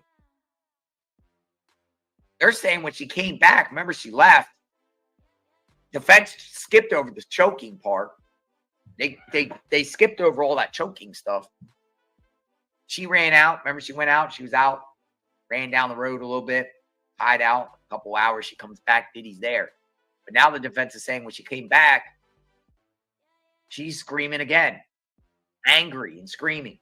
And actually the defense is saying, got her just admit that she actually punched him when she returned.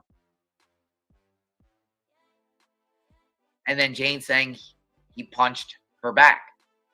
Punch me and I'll punch you back. And we're at a break. Lunch break. Get your sandwiches, popcorn, Cracker Jack. Get all your good, tasty treats.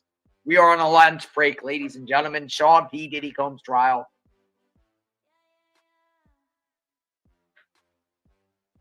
We're winding down with Jane. We're now in June 2024. We only got a couple months left before the arrest of Diddy for all this crime. So I don't think Jane's going to be on much longer after lunch. She's going to get redirect. Might not be a lot, might be some.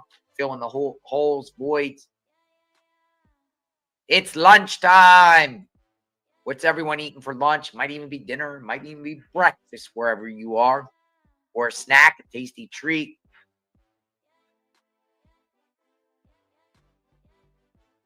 Come on in. Okay, so the defense is trying to say pretty much that she started it all about this violent incident. We'll see what Jonathan has to say. The suspense continues, folks. The case of Sean P. Diddy Combs, United States of America. We're on a lunch break. Let's see how long the lunch break is. Probably to 1:15. So we've got about 45 minutes. Same thing like we always been doing, right? We know the deal. A lot of you break off, come back, stick around. We're just having a conversation, kicking it a little bit. All right, comment time. What's up? Tell me what you got. Show me what you got. What's everyone saying? You're peeling a cantaloupe. Everyone getting, it's breakfast time. See what I'm saying? It's breakfast. You know, West Coast, Hawaii, Alaska, California. We have 3, 4, 5 hours behind. Some people are just getting breakfast. Bologna sandwich. I cracked open 3 eggs today. 3 eggs. Crack it open, bowl. Whip it up, right? 3 eggs in a bowl. Put it in the microwave. 230. Eggs cooked. Get a couple pieces of bread. Put them in the toaster. Pops up. Get a little butter. Put the eggs on the thing. That's it. That's what I had this morning. What we're doing. How we do. Stay proteined up. Stay hydrated. Stay hungry. Usually that holds me over till the end of the day. See, it's in Ireland, it's like 5, like UK. It's a 5:30, 6 o'clock p.m. Crazy how some places it's longer than the others, and some it's already almost towards the end of the day. Sometimes, you know, that's what's crazy in this world. The world keeps revolving, a gigantic globe, and we're all watching from around the world. Many, many different places. We're not all in the same area. That's the power of the internet. It's the power of this case. So many people watching from around the world because Diddy is an iconic figure. He's a worldwide, global figure. All right, so the judge says a little bit here. I like lead counsel and counsel to Jane to come to the robing room. Ooh. Judge wants parties back into the robing room. Dun, dun, dun. Looks like some people ain't getting a lunch break.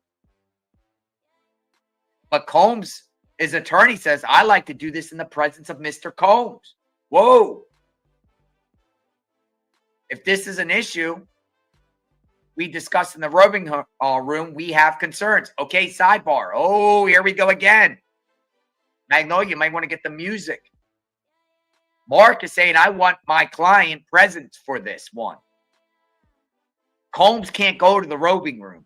They're not sending Combs in the robing room. So now we have something that might be addressed in open court. We have a sidebar. It's not over. Dun, dun, dun. More drama, more theatrics. Might have to get the unsolved mystery music. Sidebar. Sidebar. All right, folks, come on in. Here it comes. Welcome. We have a potential other issue about something.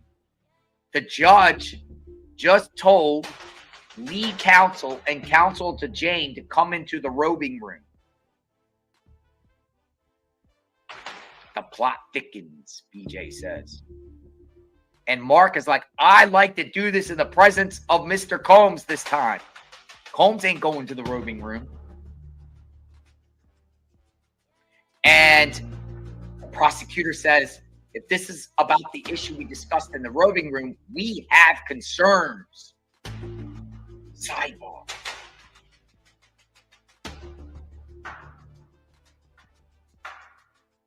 We got something going on, folks. Not over. And it looks like a lot of these people ain't going to have a lunch. Now, will they address this after lunch? Maybe in open court? The plot thickens, folks. So we're going to find out what's happening here.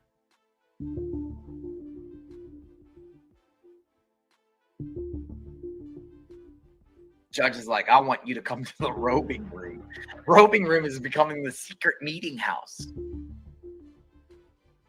The secret chamber.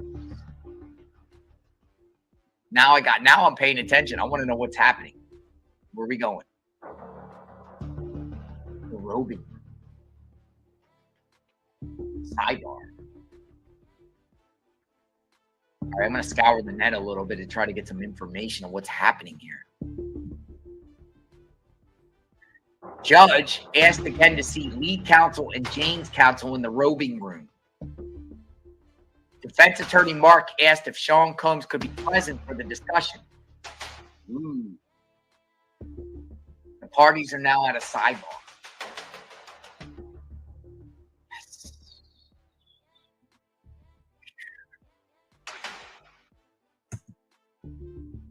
Suspense. I always love a good mystery. Everyone loves mystery. That's why one of my favorite shows is Dateline.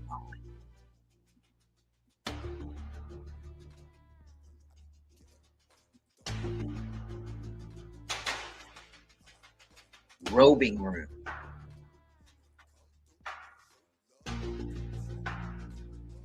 It's the judge's chambers, more or less, right? The robing room. Let me just go back to a definition of a robing room.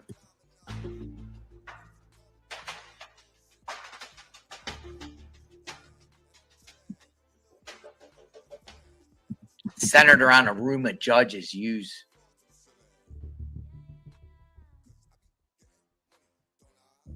Small room attached to the courtroom.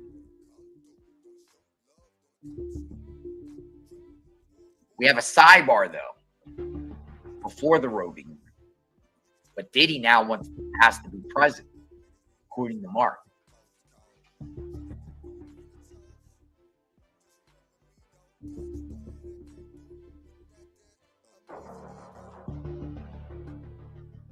But the AUSA is having a problem. Yeah, we'll look into the Gina Thank you for that. The Gina, when she talked on the podcast, we're aware of that. I saw clips of that. Yeah, she does spill a lot. Well, why not here now?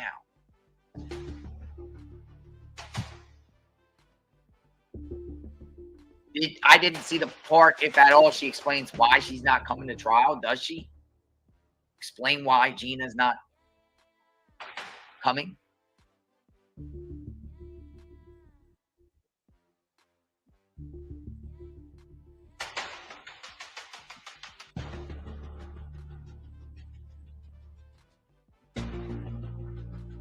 It's like a 3D movie, folks. We have potential drama again, and the DA, the AUSA, DA, District Attorney, AUSA, same thing. Have concerns here.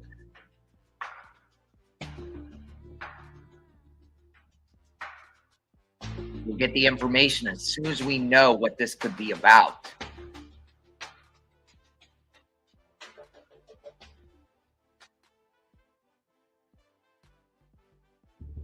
Here we go again. The robing room. Sidebar. This stuff might be what will happen is if they want the presence of Combs with this issue, then the jury will be excused and they'll address this in open court with Combs there. Mark is at this point, he wants Combs present. They're laying the foundation for grounds of appeal. That's what they're doing. Anything that they can get that could be used. Their strategy. NBC News says court takes lunch break, but less so for the lawyers. Judge has dismissed the jurors for lunch, asking them to return at 1:15. As jurors filed out, the judge asked prosecutors, Combs' legal team, and a lawyer for Jane Doe to meet behind the closed doors. But Mark speaks out. He wants Diddy presence for this time. So now we have a sidebar. So how is this going to be addressed? The robing.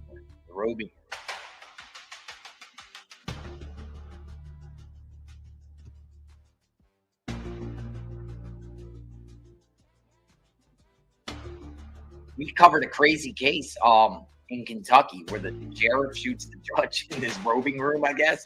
That's kind of like, you ever see the sheriff of the case of Mickey Steins, Kentucky sheriff, that shot Judge Mullins? That's kind of like the robing room, I think, kind of deal, right? And the sheriff pulls out a gun and shoots the judge. Whitesburg, Kentucky, really, really rural area of eastern Kentucky, rolling hills. We have robing room talk. Join me to the robing, the boom boom room. Anonymity was something said that ticked the judge off.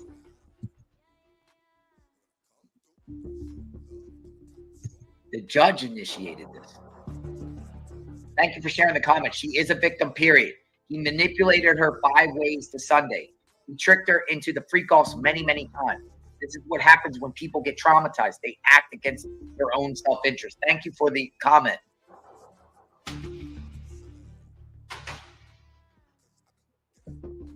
Keep your comments coming, everyone. Share your opinions. All are welcome here with all opinions. I want to know what's happening. Now, this has nothing to do with plea. I truly doubt this has anything to do with a plea. This is the judge and also Jane's attorneys there. It's about things that the judge is concerned about and also the prosecutor's concerned. I have a strong feeling that there's going to be drama too.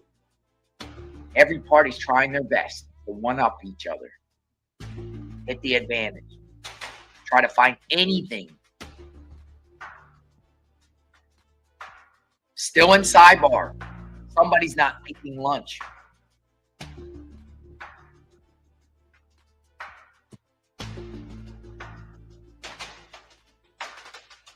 Sidebar? Will this address? I mean, we might be a delay. I think we might be a little behind schedule too.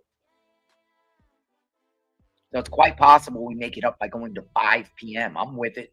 You with it? I'm with it. I'm with it.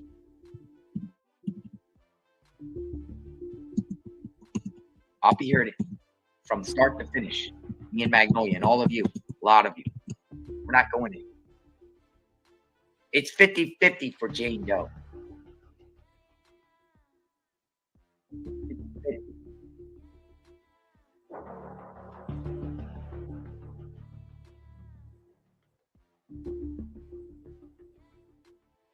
What's going on here?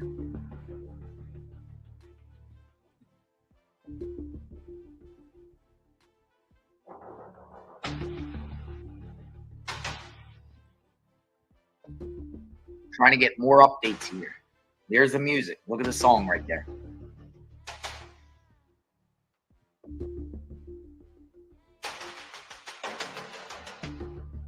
Should you trust what's going on? They are back. All right, so we're back from sidebar, 12:48. They are back from sidebar. Judge, I'm really just going to break for lunch. This is nothing to put on the record. Ooh. Now break. The judge come out and said, I'm really just going to break for lunch. There is nothing to put on the record. Some sort of secret stuff going on. What does that mean?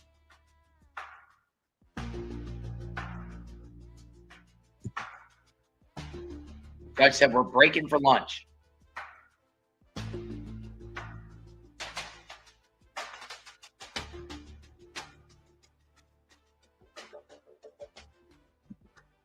What's happening here, folks?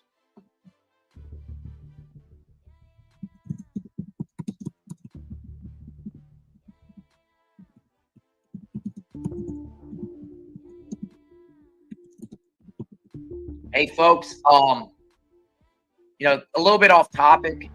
I just want to say to all of you, be safe out there this weekend. Please, please, please be safe out there this weekend, please. I'm really concerned of where things are going. Just be safe, be with your family, just stay vigilant.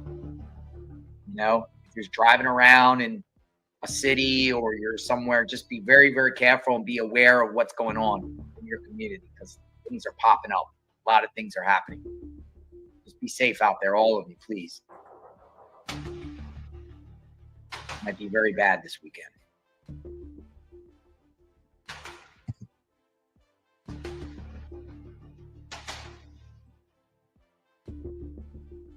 I like the music. It's pretty cool while we're on break. Kind of cool, entertaining, right? I like this. Maybe we should do the music like this every time. Like,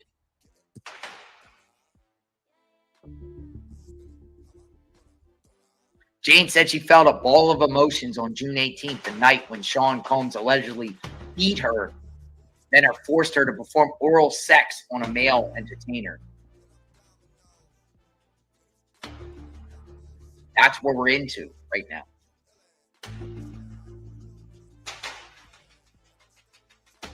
Jane flipped sides because the defense thought her being a victim would help Diddy. All an act. All an act. Thank you for that comment. Yeah.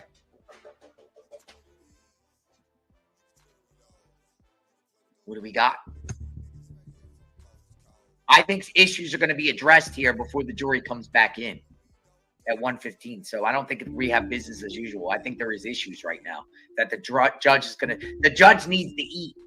The judge is pretty much telling the parties, I'm hungry.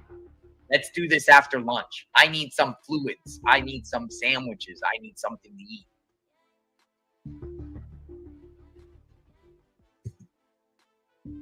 Courthouse food is pretty good.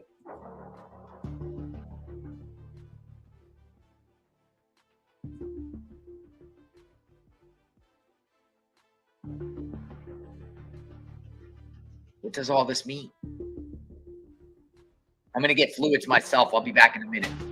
Stand by. Inner City Press 1248. They are back from sidebar. Judge, I'm really just going to break for lunch. There's nothing to put on the record.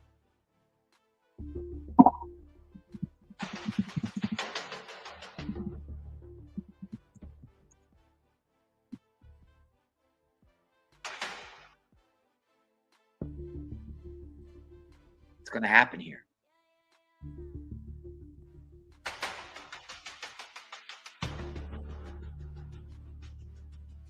We're at a pivotal moment, possibly in the trial. I'll be back in 1 minute.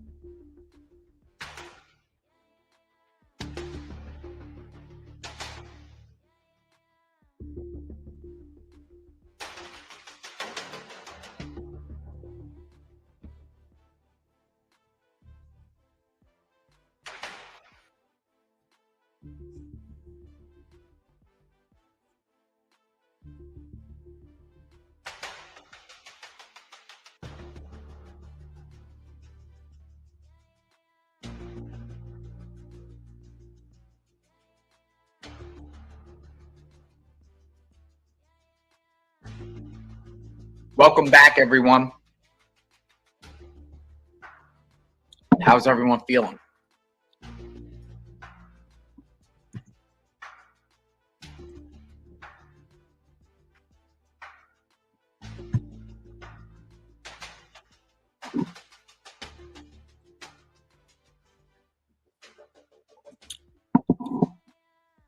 Try to get some new information to see here what we got going on.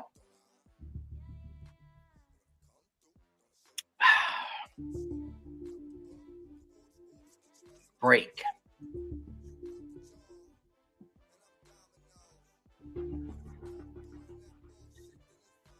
Jane on 2024 fight with Combs. Jane continued to testify about her June 2024 argument with Sean Combs at her rented LA apartment. When Combs kicked open the bathroom door, she locked herself in the closet. She said Jane slipped out of a tight dress she was wearing and put on a loose dress that she could put on quickly, she said. She was not able to change her strapped high heels before Combs kicked that door open, too, she testified.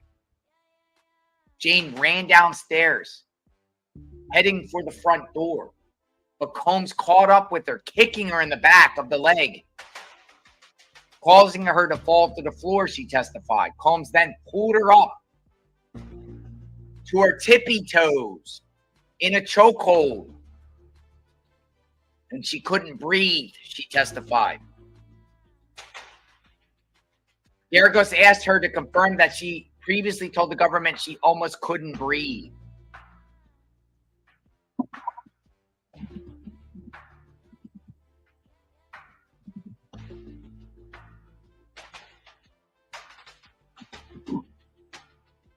Referencing to Jane's previous direct testimony, Garagos asked her to confirm that the video she took in the days after the altercation showed injuries around her face, but no marks on her neck. Jane agreed. Jane left the house and hid outside for a couple hours before returning to her home. She testified, echoing her previous testimony. Jane confirmed when she got back to the house, she was still very upset. She confirmed she brought up the woman they've been arguing about again, was that young Miami. And again called Combs a pedophile, even though the woman was not underage. Jane testified she and Combs went to the patio area and she punched Combs in the head. He then punched her twice. In the eye and on her forehead, he said. Editor's note, if you are someone you know is struggling with an intimate partner violence, there are resources available. The young girl Jane was referencing is Jade Ramey, Brenda said. Lil Rod lawsuit mentioned her. She's young. Jade.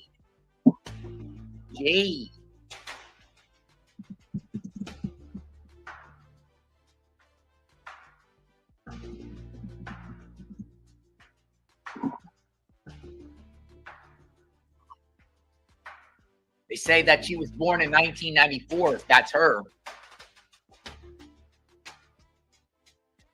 But that would make her 30 years old. The way she was saying it is as if this girl was like a little over 18, but under 21.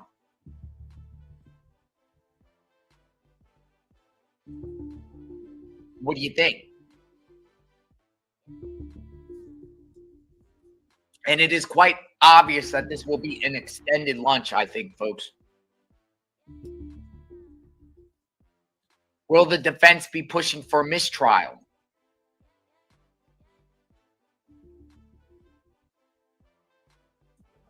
So far, we've heard about this Vegas trip that Jane took with a rapper and his girlfriend, who had a January birthday party that this rapper and girlfriend tried to get Jane to have a threesome with, maybe a foursome, because Jane was talking about Sly.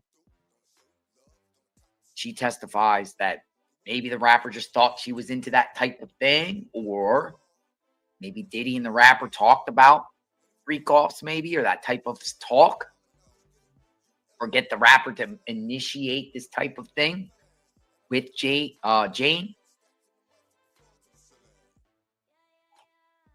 Jane has talked about the ball of emotions.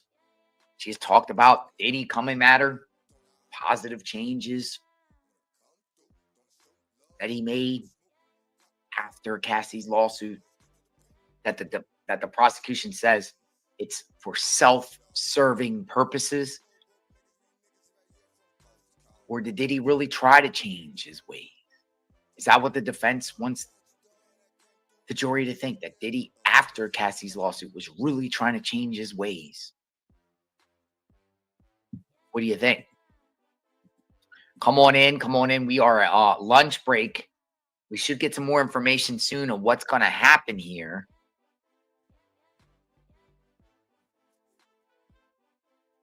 With this case.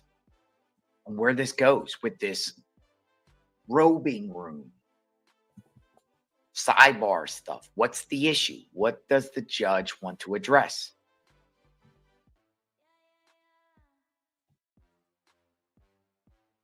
The court has paused for lunch until 1:15 with no further clarification about what was discussed in that sidebar. That is coming out by the Washington Post. What was the sidebar talk? And will, whatever the issue is, will it be addressed without the jury's presence, but in the presence of Combs? jurors are on a lunch break, and just as it seemed the rest of the court would follow them, the judge held another sidebar with the lawyers, the prosecution, defense, and witness Jane's attorney. They seemed to be continuing the morning discussion about naming a rapper. Ooh. Washington Post said it might be over naming the rapper.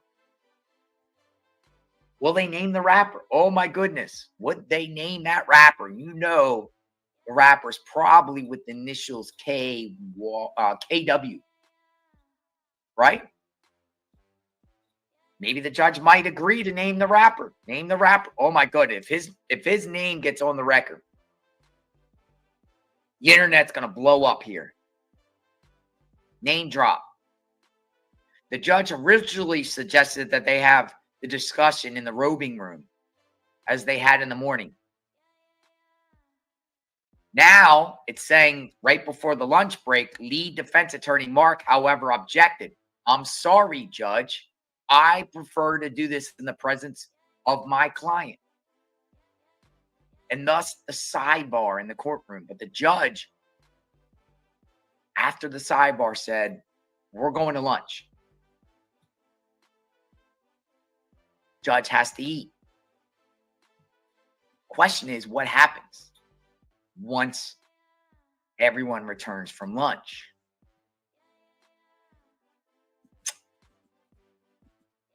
I think they're going to be discussing more housekeeping matters or potentially huge impacts here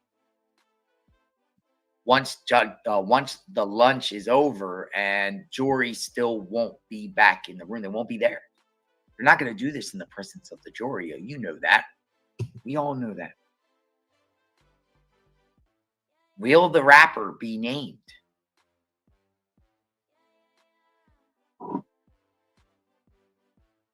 So we already have numerous fireworks today, and we could have more. Remains to be seen. We shall see shortly, shall we? I'm going to keep scouring the net.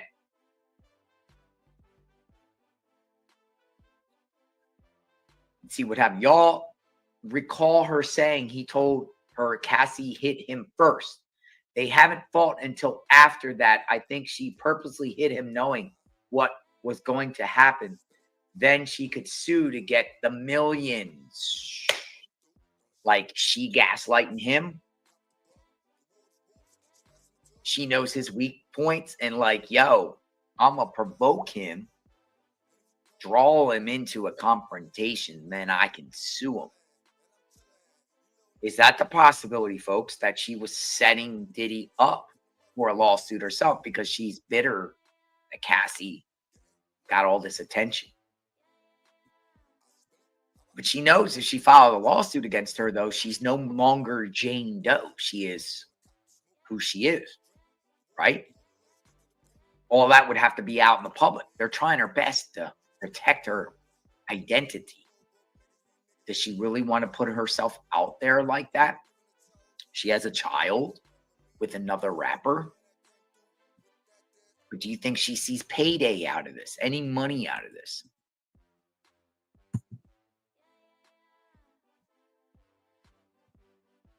Some people might say this is just sidetracking us from the entire RICO situation.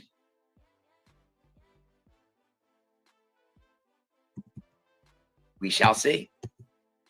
We shall see if we get more where the defense might try to go that route, though, and try to say you were just trying to get a payday here, or other things that we might not be aware about. Possibly.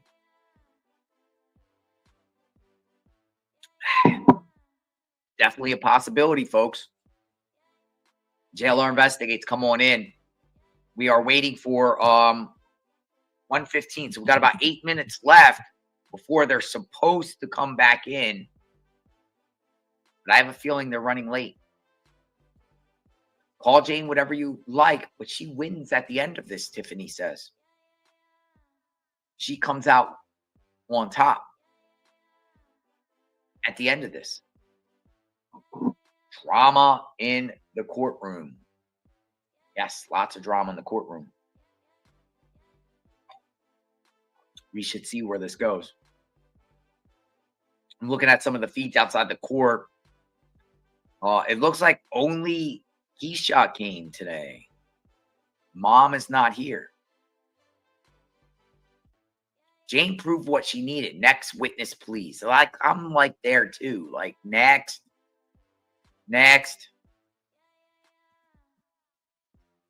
Like, what else can Jane offer? I mean, but again, the defense has the right to cross every single detail that the prosecutor laid in their, direct on her. The defense has a right to chip away each and every event that she described, and that's what they're doing. We're into that assault, June of 2024, and probably a couple more incidents going up into August, and then I think they're done. But will the rapper's name be revealed?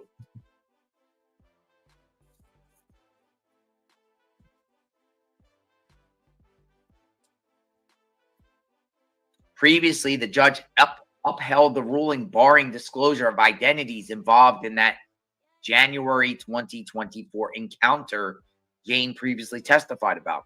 Jane said that during a trip to Las Vegas with Combs, she and a group, including an unnamed rapper, watched a woman have sex with an entertainer she and Combs had previously been with. Who's that rapper? We all know. We know who that rapper is. We figured it out. The sleuths. Y'all are the best. You know that rapper, who that rapper was with at the time. And you know that female that he was with when her birthday is.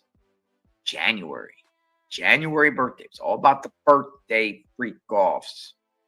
Birthday cake, birthday cake. Right? Yeah. Absolutely. So this might be addressed again. So whoever that rapper is might be on the edge of a seat. Whoever that rapper is could be in this chat.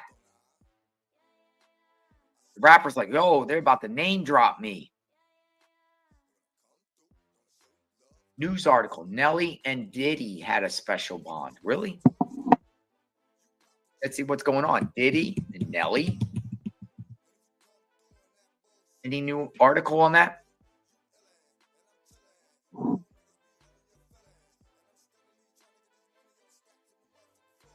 I mean, last year, News Nation had a big report and said rappers, stars, and more are worried over the Diddy files.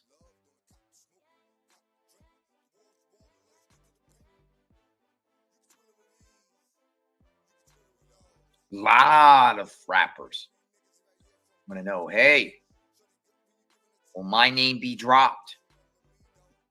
Let's hope not. That's why all eyes are on this case too. Will Diddy take the stand and drop it? Drop it all and share about things. Will Diddy name drop? Kind of like, you remember the movie New Jack City and Nino Brown's on trial? And he's sitting there saying, I'm going to take this person. I'm going to take this person. I'm going to drop this person, this person, this person, this person. Is that what Diddy's about to do?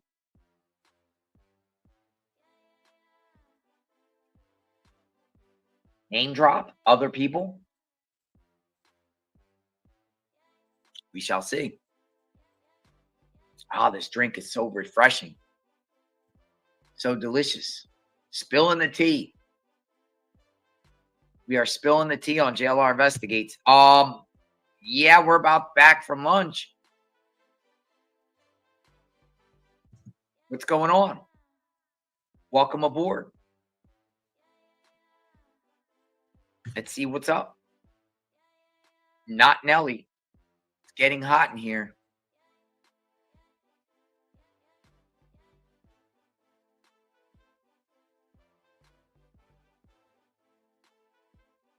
Kanye West changed the name of his album on April 21st to cuck. That's a word that has been used. Some people think it's a very derogatory name, and we said it because it's been said. Even Jane's going around, Googling around what that means because she knows that Diddy sat in the corner, naked, watching all this go down, watching this whole situation, only to participate in later on with the love making. When Jane and all the other ones were done, the entertainers sometimes lasting for 48 hours, 20 to 40 hours, so much.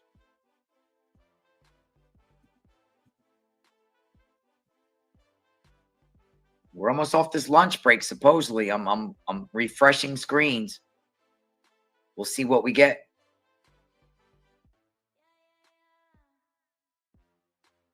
We'll see what we get here.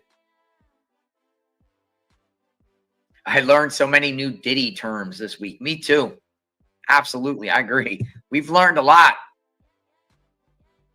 A lot has been revealed. Stuff I was not even familiar with. The lifestyle.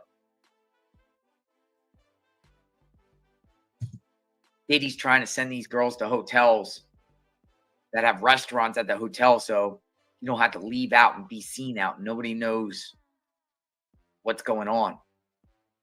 Yeah, today has been probably the most crazy edge of the seat morning. There has been lots of twists and turns in this case. For sure. 1:15. We're back. Well, let's see if they're back. We're back. 1:15. Welcome back for everyone coming in the chat. Welcome back, chat. Welcome back. Welcome back. Welcome back. What do we got? I am constantly refreshing the screens to have any indication of where this is going. Do we have another robing room? And if the robing room or sidebar continues, I think we'll put the music back on to keep the suspense going. So stand by on that one. Really, the suspense might be, will the rapper be named? Mark is adamant now that Diddy be in this room during discussions. Maybe the judge just said, never mind about the discussions in the robing room. We're not going to have it. That could be a possibility too, because maybe the judge, maybe Mark actually outmaneuvered the judge. If the judge was going to bring in Jane's attorney and the prosecutor and the defense, and Mark's like, well, I want Combs involved. Maybe the judge is just like, never mind. That's a possibility too. The judge is initiating this. The judge. Maybe the judge is like, nah.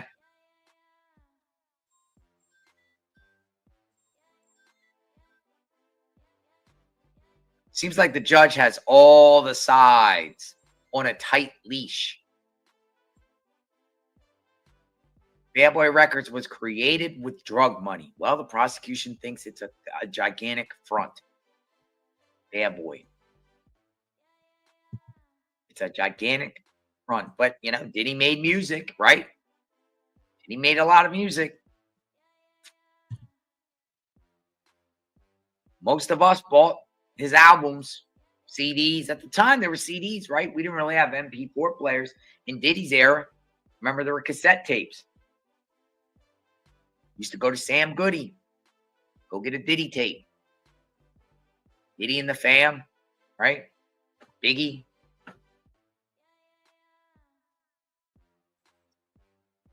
Diddy produced music from all the other people. Back then, it was CD. I think it was cassette tape to CD.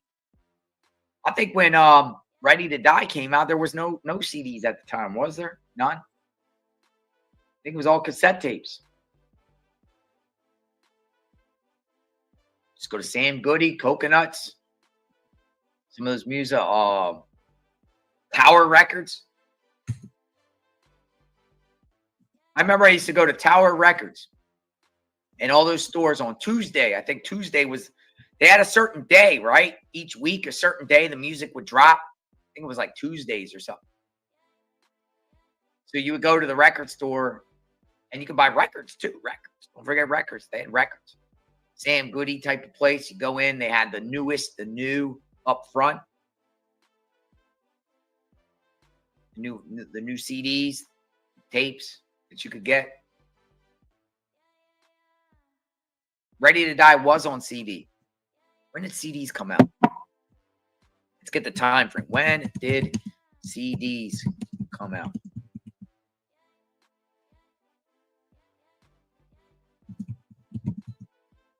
Great question. Let's see. Yeah, 1982, they say. So, there you go.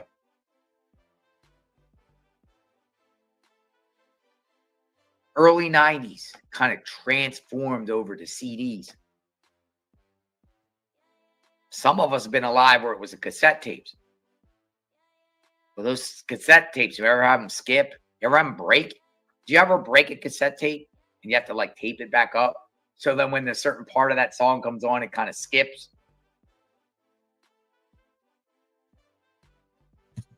Crazy times. It's how it used to be. Now all those stores are out of business. They're not even like.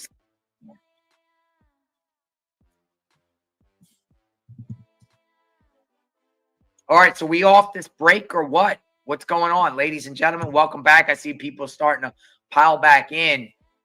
I think we're going to have some theatrics and drama here before we get started. I think maybe the judge nipped it all in the butt and that's it. That's it. Nothing. But we shall see. We shall see where this goes. Welcome back. 8-track. Yeah, 8-track. Even if Diddy took a deal, he would most likely never see the light of day because of his age, plus the alleged STDs. That stuff's in his system, you would think, in his bloodstream, right? I mean, come on, man. That's like he's literally having promiscuous, unprotected sex. Bianca will be the downfall of Kanye. Count on it.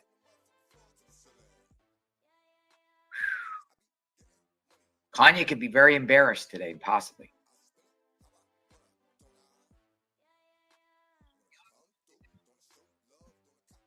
Possibly, possibly not.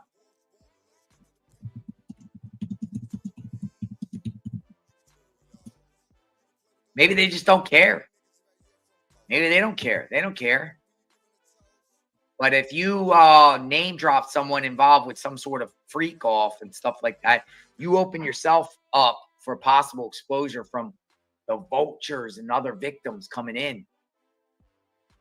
You might be dealing with a wave of lawsuits yourself.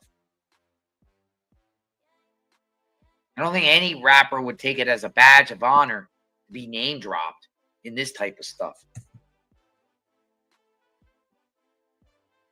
I don't think you want to be, sometimes people say, give me the plug. Say my name. I don't care. Good publicity, bad publicity, all is publicity. I don't think anybody would want this type of publicity and heat on them and a target on their back.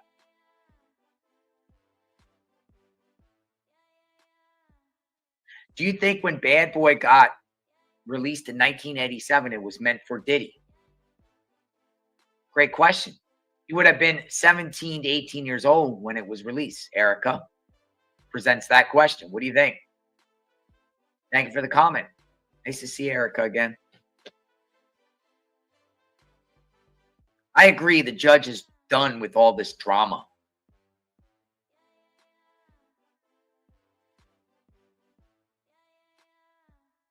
We shall see. Notice that it is past 1:15 and we still don't have anything right now. The question is, do we go back to business as usual in the remaining testimony of Jane, the cross, or do we have a sidebar?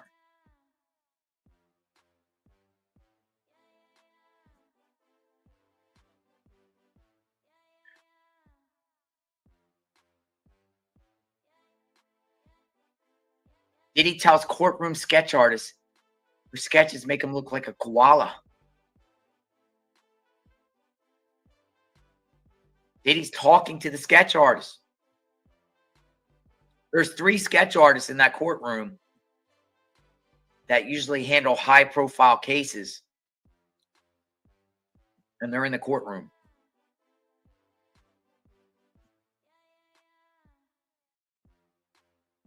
Still on break, it appears. Probably an extended lunch, maybe, maybe not.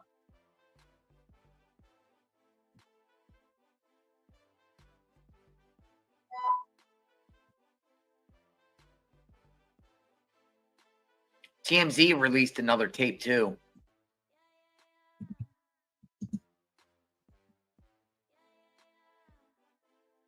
Get all this in the pipeline. Diddy turned over to the artist as the jury was dismissed. The artist said he told her to soften him up in pictures. So Diddy's looking at these sketch. Diddy's seeing what the sketch artist is. So he's reading newspapers, or maybe his attorney's giving him publications. Soften up a little bit. Go easy on me, please. I didn't think Diddy could have interactions with people. Usually defendants aren't really allowed to say anything to anyone. Sketch artist Jane Rosenberg, who was sitting in the first row of the New York courtroom, said Combs turned over to her as the jury was dismissed for lunch to make the request, reported by Reuters.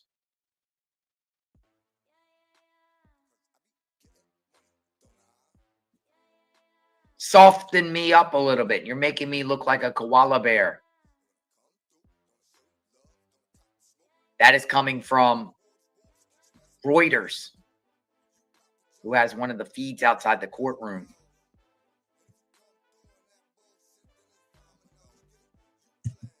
Just like Janice Combs was like striking a pose. Man, what's going on here? We should be back, but we're not back. When will we be back? If we get into a sidebar or robing room, we're going to put the music back on until we understand what in the heck is going on inside this courtroom. I keep refreshing screens to see what we got.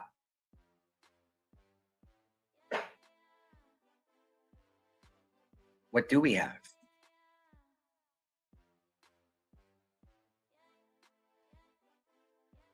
What's going on here, people?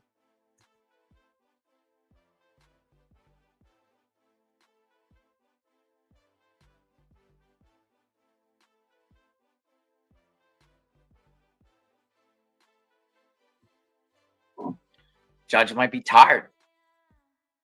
I think the judge keeps everyone in check here.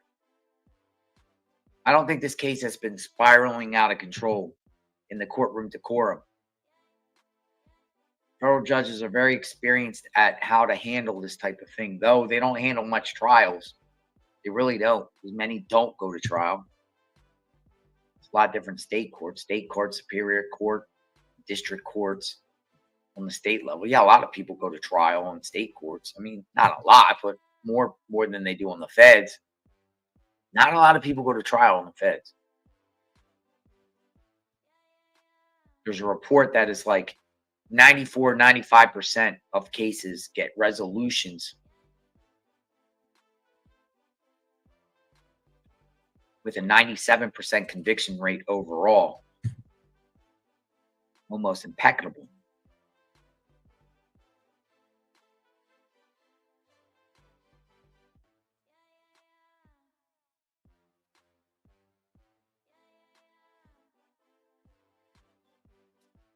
All right, we got something coming up in the pipeline in a minute while we're waiting.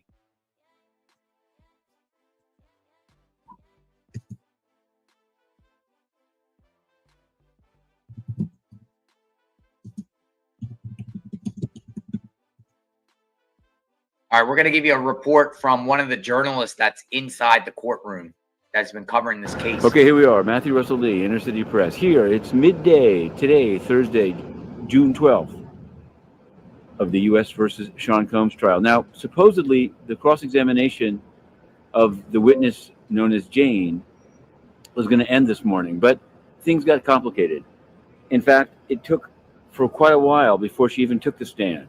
Now, there was a lot of speculation. We were live tweeting every twist and turn as Combs was talking with his lawyers, first with Agnifilo, then with Xavier Donaldson, then with Nicole Westmoreland. And at one point he was smiling, and another point he had his head in his hands. We usually don't do that, but there was nothing else to do because the whole discussion took place in the robing room. It's really unfortunate. It's a small room off the side of the big courtroom, and nobody knew what was taking place in there. Whether the transcripts will show, you'll have to see. We tried to do it live, and basically what emerged is that this one described event in a hotel room, apparently in Las Vegas, has become important. And apparently, is there another witness that wanted to testify?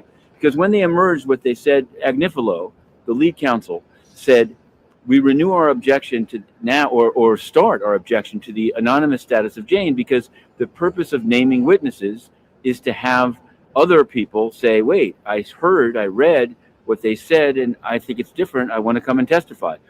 As an aside, this actually happened in a trial here. I was covering the trial of K-Flock, also known as Kevin Perez, a drill rapper.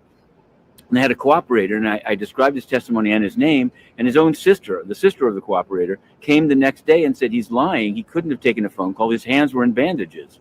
And his mouth, he couldn't talk. He was intubated with a tube. So I was then told, I'd somehow put the cooperator in danger by reporting what happened in open court. This is a constant struggle here. What happens in court is public, even if some, often the prosecutors, sometimes the defense, don't like it. In this instance, it appears that the judge has continued to decide that anonymity continues, and whatever this other witness or new information that could have come in will not be coming in. So now it's the lunch break, and the cross isn't continuing.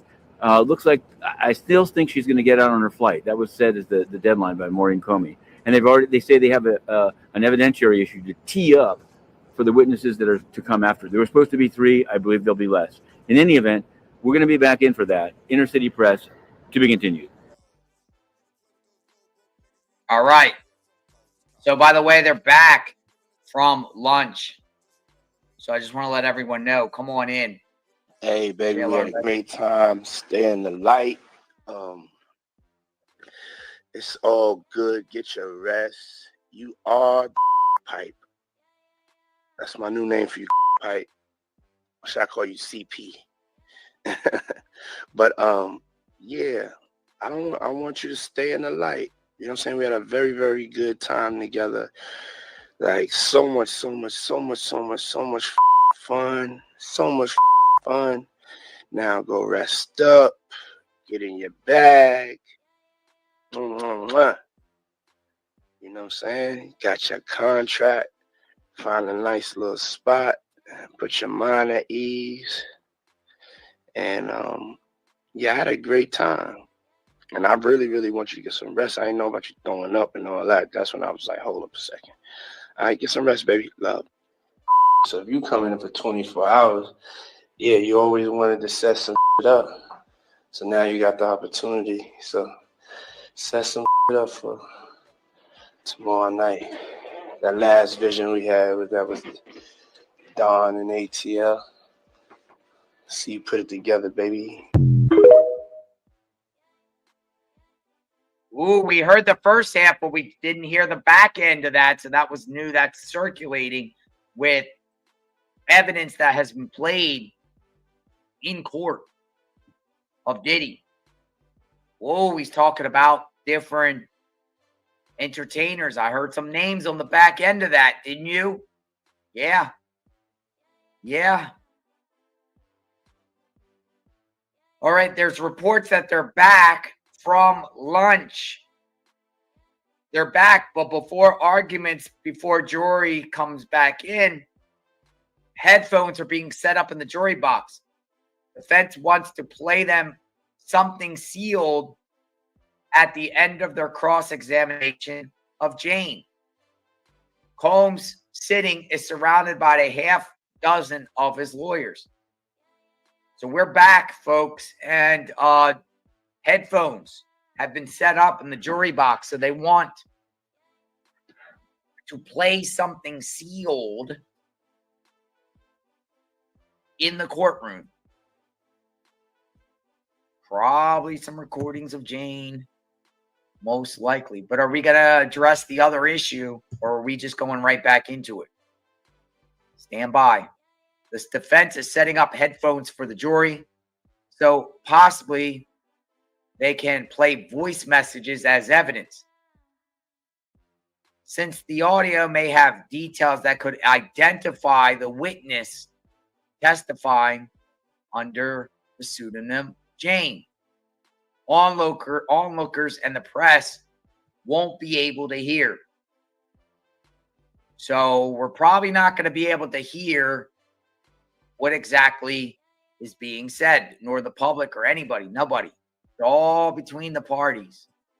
More secrecy. So let's get this party started very, very shortly. Secrets. How many sealed documents and exhibits have been in this trial? A lot. Whatever happened to a public trial so we all can hear what's being said? Why is stuff only being played for the jury? But this is probably because it reveals her identity. And this could be something what the judge was going to address, where Mark said, I want my client in the room. Maybe it's one of this type of stuff. We shall see. We shall see.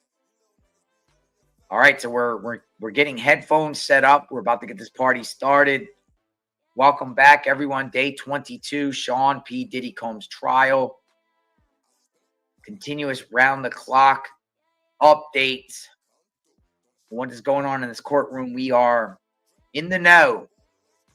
And if you know something, share in the chat. I want to know what's up. What do we got going on here, folks? Or as I would say, what's going on here, people? What's going on? He's surrounded by his dream team of lawyers. Dream team. He's huddled with his lawyers right now. Did anyone know if Garagos arrived again today? Mark Garagos? His daughter's doing the cross. He was at the courthouse yesterday. A lot of people were following Mark out and following him, but he didn't have nothing to say. Mark is like, this is the first time I've ever heard Mark Garagos not say something. I think he can't. Or he knows he's going to get scolded by the judge. He's treading lightly. Treading lightly. What's going on with all the secrets in the case? All right, so we're waiting to see what's up. Come on in, JLR investigates continuous coverage. Diddy Combs. Diddy, can't you see? Federal prison is where you'll be. Right? Yeah. Federal prison where you'll be, Diddy. I assume so. All right, so come on, let's do this. Come on, what do we got? Impatient. Everyone's like, yo, what's going on? Impatient. We shall see. Federal prison is where you'll be. Diddy. Can't you see? All right, so we're still stuck on that.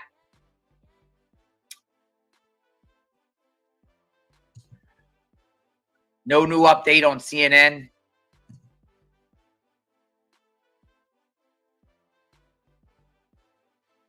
No update by Washington Post. And no new update by NBC.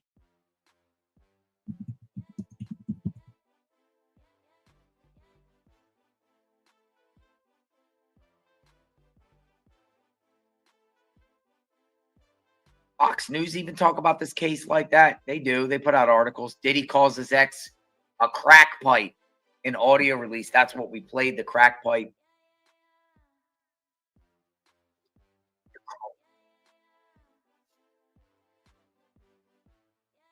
I just put on Fox News. Nothing on there.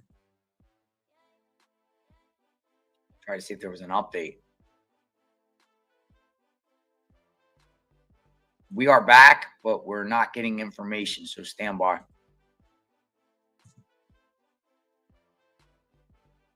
Maybe we should put some music on as entertainment, soften the mood, to keep the mood in suspense.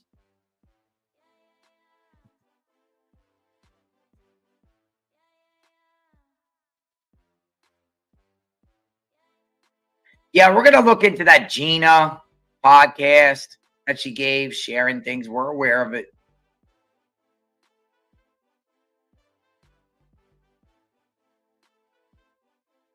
Thank you for sharing about Gina. Dun, dun, dun. Yes, that's right. Dun, dun, dun. Could be in a sidebar. Could be something going on. Question is, do we proceed? Or are they listening to what's being said right now?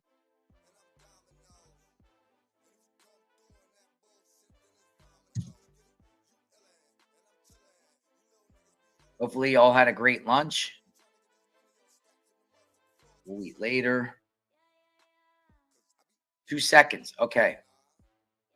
Judge says, I understand the government says we can break early tomorrow so we don't have to deal with evidentiary issues now. Let's just finish Jane's testimony, bring the witness back in. All rise. All rise. It doesn't look like we're having any robing room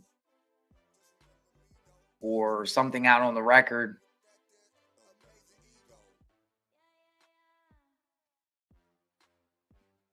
All right. So we might be here to 5, by the way. Just so everyone knows. All rise. Bring the jury back in.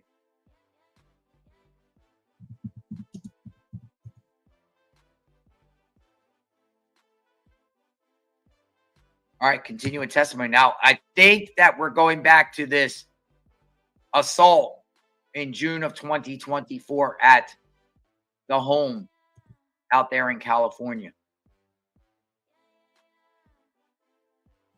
That's where we left off at, about the assault. The fight between both these two, between Jane and Diddy. Both fighting each other. Jane really laid her hands on Diddy first.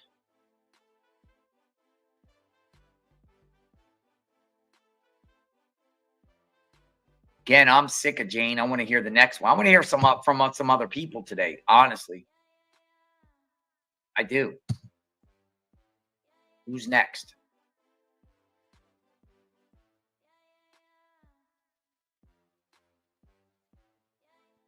Who is next?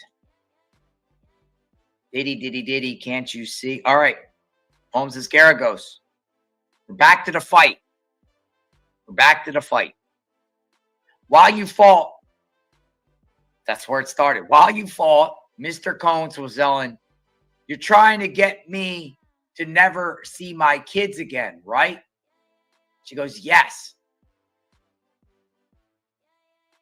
Diddy's like yelling, you're trying to get me to never see my kids again, right? She goes, yes. You said he was dragging you by the hair, right? Yes. I was telling him to stop. You got his phone? Yes.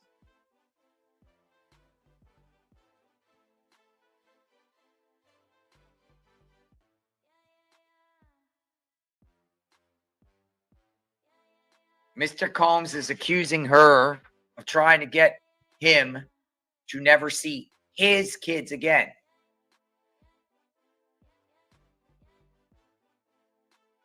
And you said he was dragging you by the hair, right? Yes. I was telling him to stop. You got his phone? Yes. So what are they trying to say? Because you... You are you now have his phone. You now have his phone.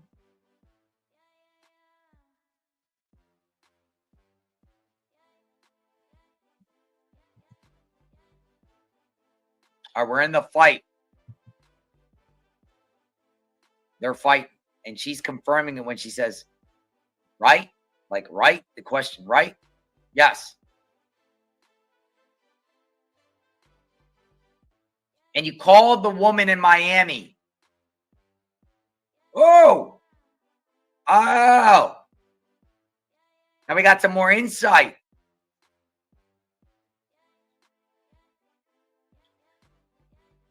While Diddy is dragging her by her hair, she snatches his phone and she picks his phone and calls the girl in Miami on his phone.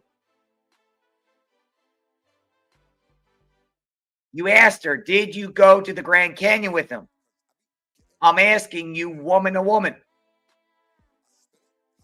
She's confirming this. And she said, you're worrying about the wrong things. Woman to woman? Yes.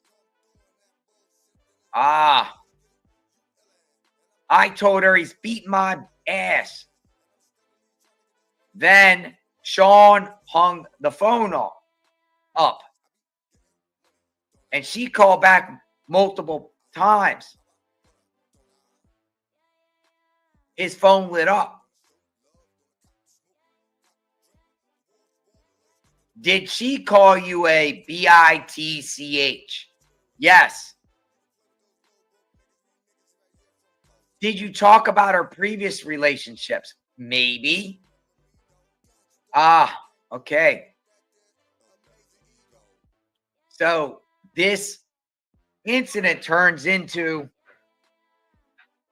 Jane using Diddy's phone to call this girl up in Miami and starts asking her, did you go to the Grand Canyon with him? And she said, I'm asking you, woman to woman.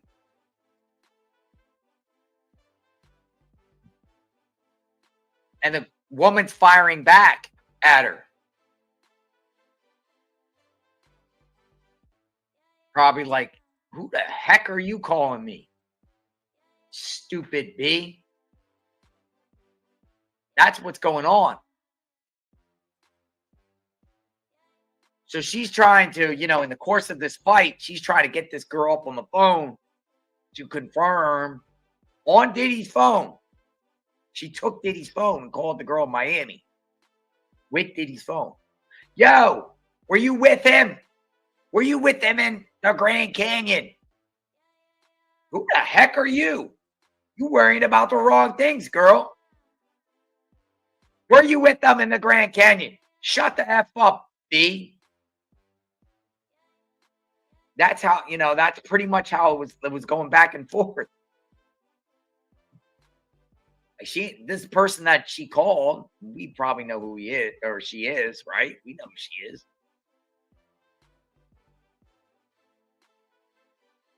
Cat fights over the phone while a real fight is happening in real life.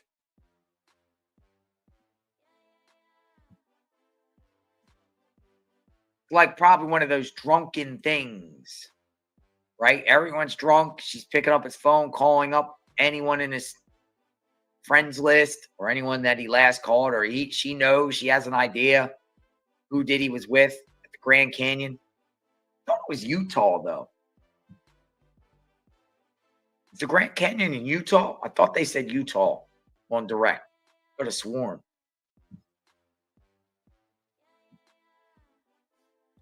Then after you called Jonathan, you were in the shower naked, but Mr. Combs was in pants. She goes, shorts. And you called him a son of a. And she says, just a bitch. Okay. Just a bitch. Then he slapped you. Yes. Hard. All right. So She goes in the shower naked. Combs is there. Apparently, the attorney got her to say that she started calling Diddy a B-I-T-C-H. She actually called him a B-I-T-C-H, and that's when he hit her, slapped her. She says, hard. Yes, hard. A slap. In the shower. This is crazy fight, man. These people are drunk. Diddy's acting the fool too. She's acting. They're both acting the fool. They're both drunk. Tequila shots. Accusations. Jealousy. Other woman. One of those type of things, right? Get away from me. You don't call me that. I'll be honest in this particular case, but you know, you got to put everything in each other's shoes. Diddy has her thinking she's the girlfriend. She still thinks Diddy's seeing other girls, but Diddy has let her on to be the girlfriend after the Cassidy lawsuit. She's thinking Diddy's cheating on her. They're both drunk. She actually initiates the fight. He responds. He shouldn't have put his hands on her. He did. It escalates. And it doesn't even calm down when she comes back after leaving the house. Now she's grabbing his phone. And she's calling people. That girl from Miami on his phone. Girl from Miami screaming back at her. And it's still fighting. It goes into the shower. She's cussing at him. She called Diddy a B-I-T-C-H. He slaps her. Boom. Crazy stuff.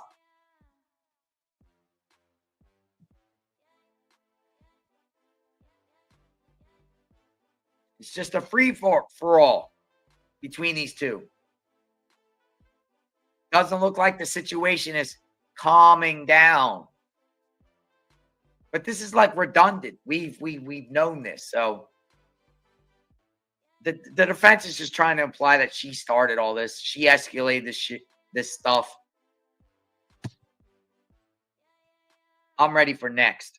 I really am.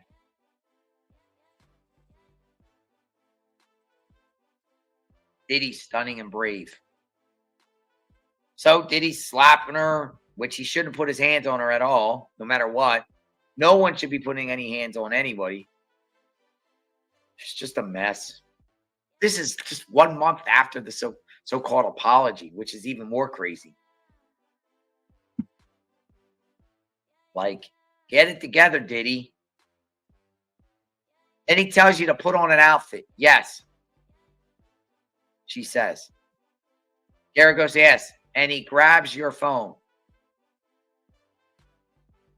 So now he's grabbing her phone. He went into the messages and said hi to Anton in the text thread.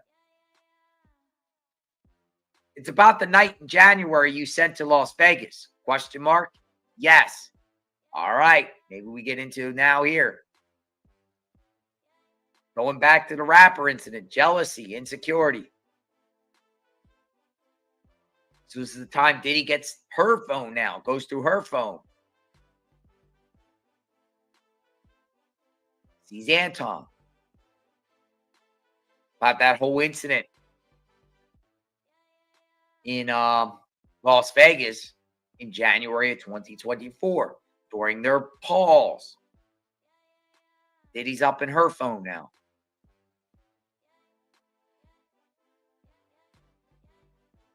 Are we going to get into the rapper's name? Is this why the judge called everyone to the robing room? Because this stuff is going to be discussed again about the Vegas thing. See, I think Diddy's learning here for the first time possibly that she went to Vegas with his rapper best friend, another rapper icon. He's finding out now. He's finding out, right? About to find out. He's drunk.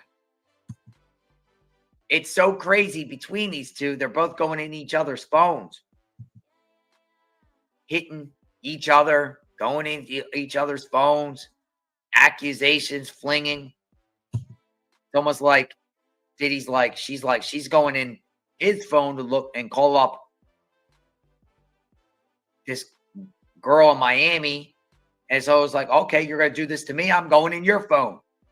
Starts going up in her phone. Oh, look at this. What's going on here? What's up with this?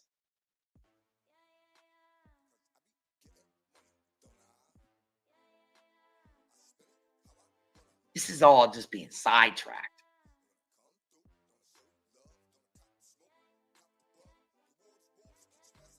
How far is it from your home in the gated community to the gate? That was asked.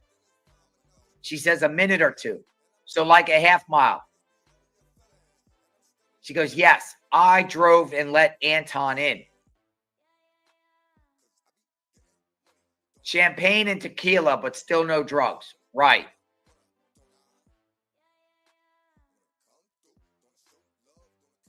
All right. So now Anton's coming.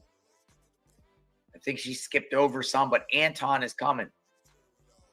She had to go down. They're also implying that she drove a minute or two, a half mile to let him in. You understand what I'm saying? They're trying to say that you went out to your front gate, which was a significant distance, to let Anton in.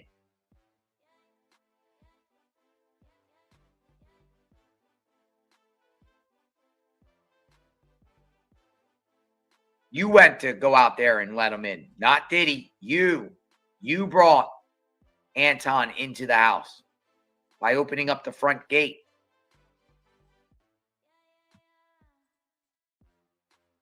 You and Sean go into the bedroom.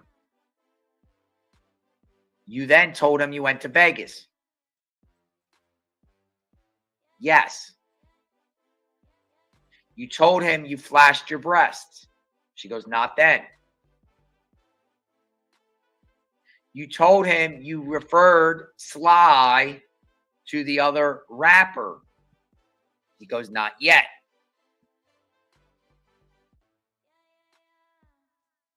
Oh, okay. So she's finally at one point going to eventually start confessing to him what all that January stuff is about.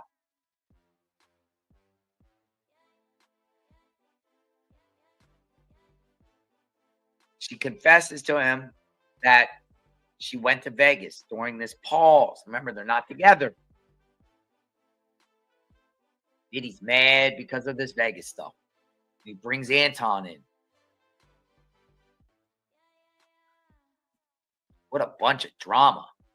Crazy stuff, man. But at this point, she's saying nothing about flashing her breasts for the other rapper and his girlfriend that has a birthday in January. You know who that is. And you told him you referred Sly to the other rapper. Not yet. When do you eventually do that? No drugs, by the way, yet. Just a bunch of champagne on ice. Ice probably melted by then. Jane is back on the stand answering questions about the June 2024 incident where she alleged Sean Combs beat her after she punched him. After the fight, Jane has previously alleged Combs gave her ecstasy and ordered her to do a freak off with an adult film star, Anton. Now, under cross-examination by Garagos, Jane confirmed that Combs asked why she attacked him. We never fought like this before, and now the Cassie Ventura lawsuit comes out, and now this happens. Jane recalled him asking, now you want him to attack me? There it goes. Did Mr. Combs tell at your how could you go to another man's freak off? Yes, he yelled at.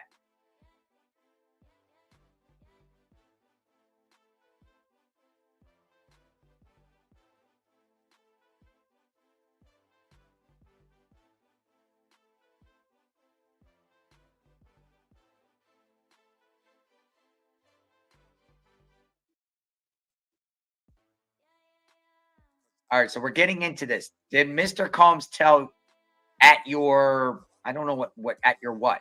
How could you go to another man's freak off? Okay, how could you go to another man's freak off? Yes, he yelled that. Then you say, go out and F him, and you said no. She goes on to say, I said no. Then he pushed a pill in my face.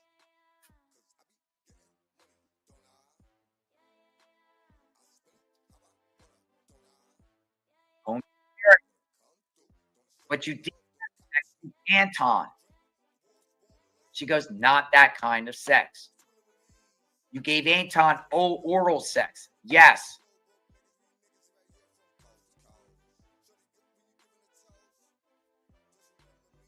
Then Sean dismissed him.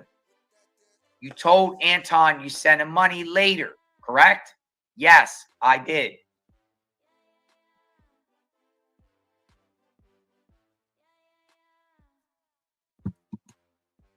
So let's recap that.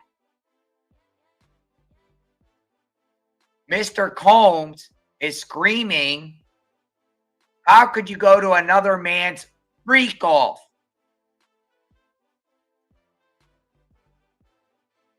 That's what was just said, folks. How could you go to another man's freak off? He yelled it.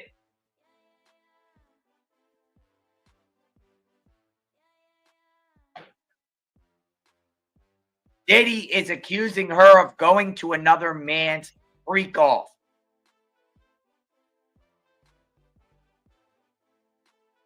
Who was that? You know who that was. You know who that was. And it is almost like she's a pro at these freak offs. So Diddy's like, now, man, he wants revenge. Well, go do this with Anton.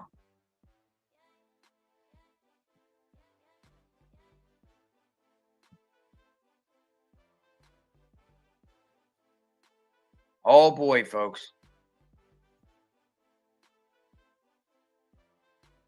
Let's see where this goes. And eventually she gave the dude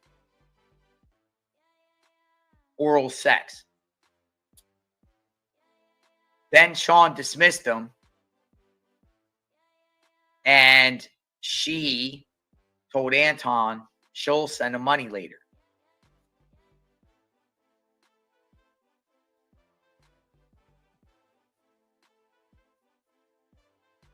Goes on to say, Garagos asked, this was the first time you didn't have an intimate moment with your partner after the entertainer left. Yes, she says. And he said again, I can't believe you went to another man's freak off. Yes. And it's talking about the rapper. Yes. Oh. Boy, oh boy, oh boy, oh boy, folks. Oh, man. Diddy's like, you went and had another freak off.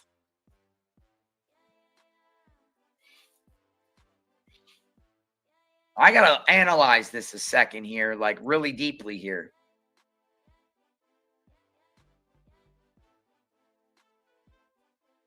Because is she saying she actually had the freak off with the other rapper?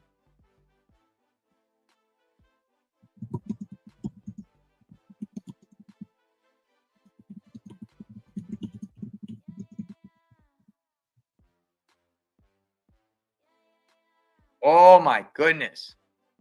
I present that question the way The way I'm reading it, I have to really analyze this to make sure we get this right. But it seems like she did have to freak off.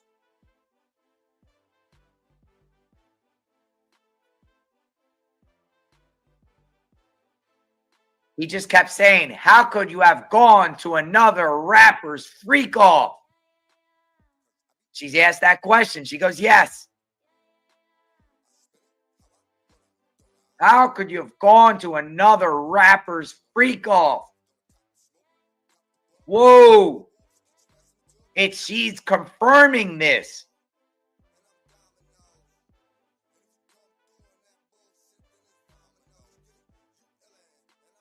Oh, my goodness. She did have a freak off in Vegas with a rapper and his girlfriend, or the girlfriend's January 2024 birthday. She's saying she had the freak off. She's confirming.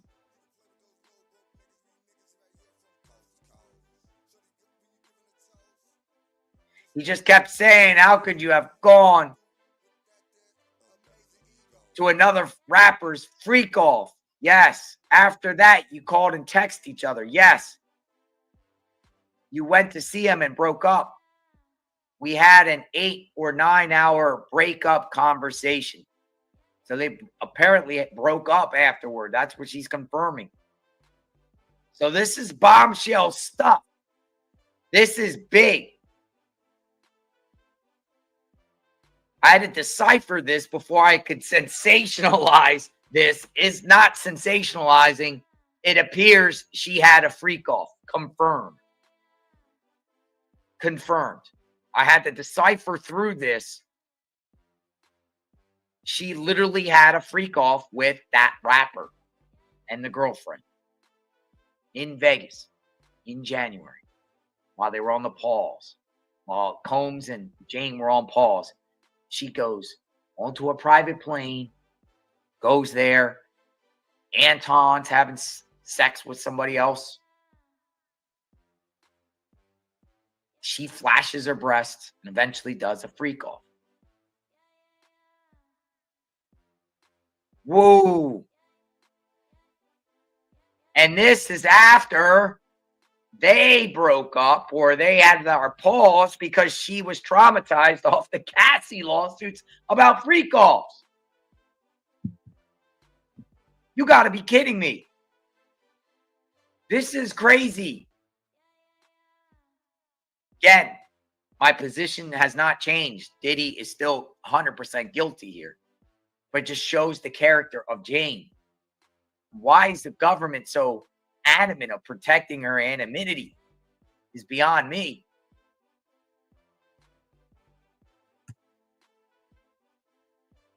Wow. Wow. And now they're talking about a breakup afterward. Now we're getting some information. Apparently they had a breakup conversation that lasted 8 or 9 hours. I don't know if they actually broke up at that point. I didn't hear it on direct. But now Garagos is asking, you saw him traveling with another woman in Wyoming and it upset you. She's saying, I was home with a black eye. You hadn't had forced intercourse with Anton because I was forced to have oral sex.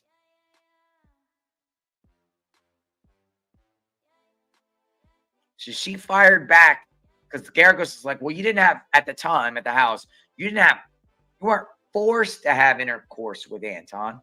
She's like, I was forced to have oral sex. That's her words.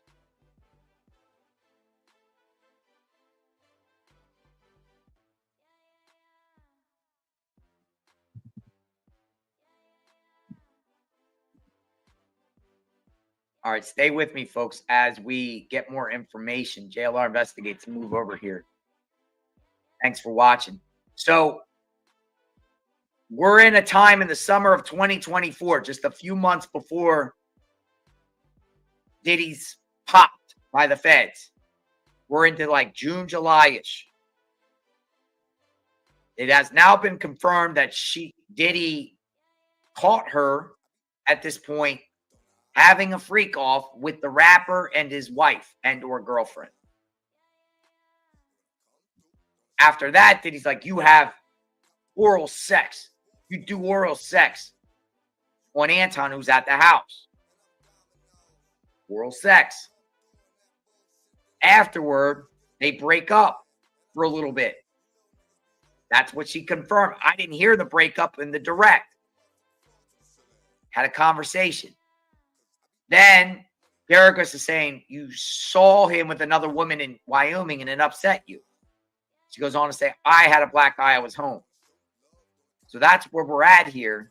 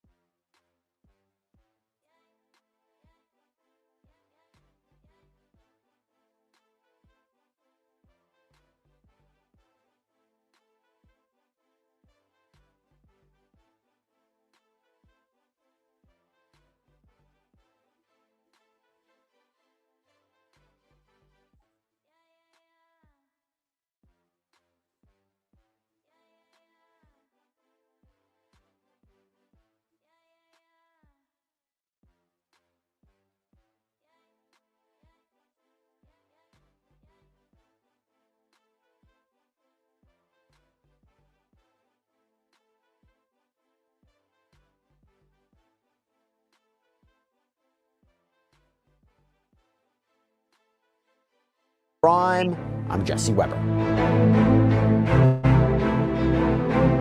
Dwayne Keefe D. Davis is said to be behind one of the most infamous killings in history. Tupac Shakur, the 90s rap superstar, was gunned down while riding in a car with Suge Knight after the Mike Tyson fight at the MGM Grand. And over the years, there have been multiple investigations into Tupac Shakur's murder, but there has been one man who has seemed to implicate himself in the assassination again and again and again. Dwayne Davis, also known as Keefe D. By the way, spelled sometimes with two F's, sometimes with two E's, even sometimes with a Y. Gets a little bit confusing, but Keefe D. Now, Davis was reportedly the leader of a sect of the Crips street gang in Compton, California that dealt in drug sales and trafficking. Davis eventually did time in prison on drug charges in the late 90s, but since getting out, he has been more open about his apparent involvement in Shakur's death. Davis released his own tell-all book. It's called Compton Street Legend, Notorious Keefe D's street-level accounts of Tupac and Biggie murders, death row origins, Suge Knight, Puffy Combs, and crooked cops. And he started granting interviews with YouTubers who wanted the inside scoop on what happened on that night back in 1996 out in Las Vegas. So Davis and several members of his entourage apparently attended the Mike Tyson boxing fight. But afterward, in the casino, Shakur had attacked Davis's nephew, Orlando Anderson. The fight had apparently been sparked by a previous beef over an alleged stolen neck chain. So the men eventually separated, the two groups went on their way, but Anderson, Davis, and others that were with them were reportedly still pretty heated over what had just happened. And later that night, allegedly, their plan was to target Shakur and Knight. And Knight, of course, is the head of, or was the head of, Death Row Records, as they were all stopped at a traffic light. This is what happened. Now, in an interview with the Art of Dialogue channel, Davis said he was in the front passenger seat that night with DeAndre Big Dre Smith and Anderson in the back seat of the rented Cadillac. And what happens next? Who fired the shots? Take a listen. Dre, he was the one that was supposed to shoot, Tupac and Suge, but he got scared, right? No, he didn't really get scared. He wasn't ready for that. They was youngsters, man. Kids. But once again, y'all Crips, right? So he should be used to that, right, Dre? So why was he wasn't ready for that? Everybody got a role, man. Everybody ain't killers. Everybody, you know what I'm saying?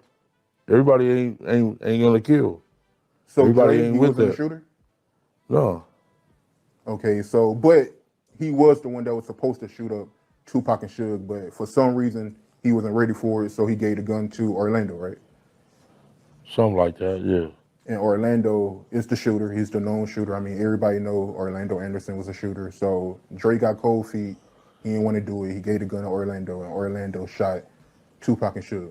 Yeah, he did his thing, yeah. Now, let's be clear about something. Anderson has always denied that he was the killer. In fact, he died just a few years after Shakur in another shooting.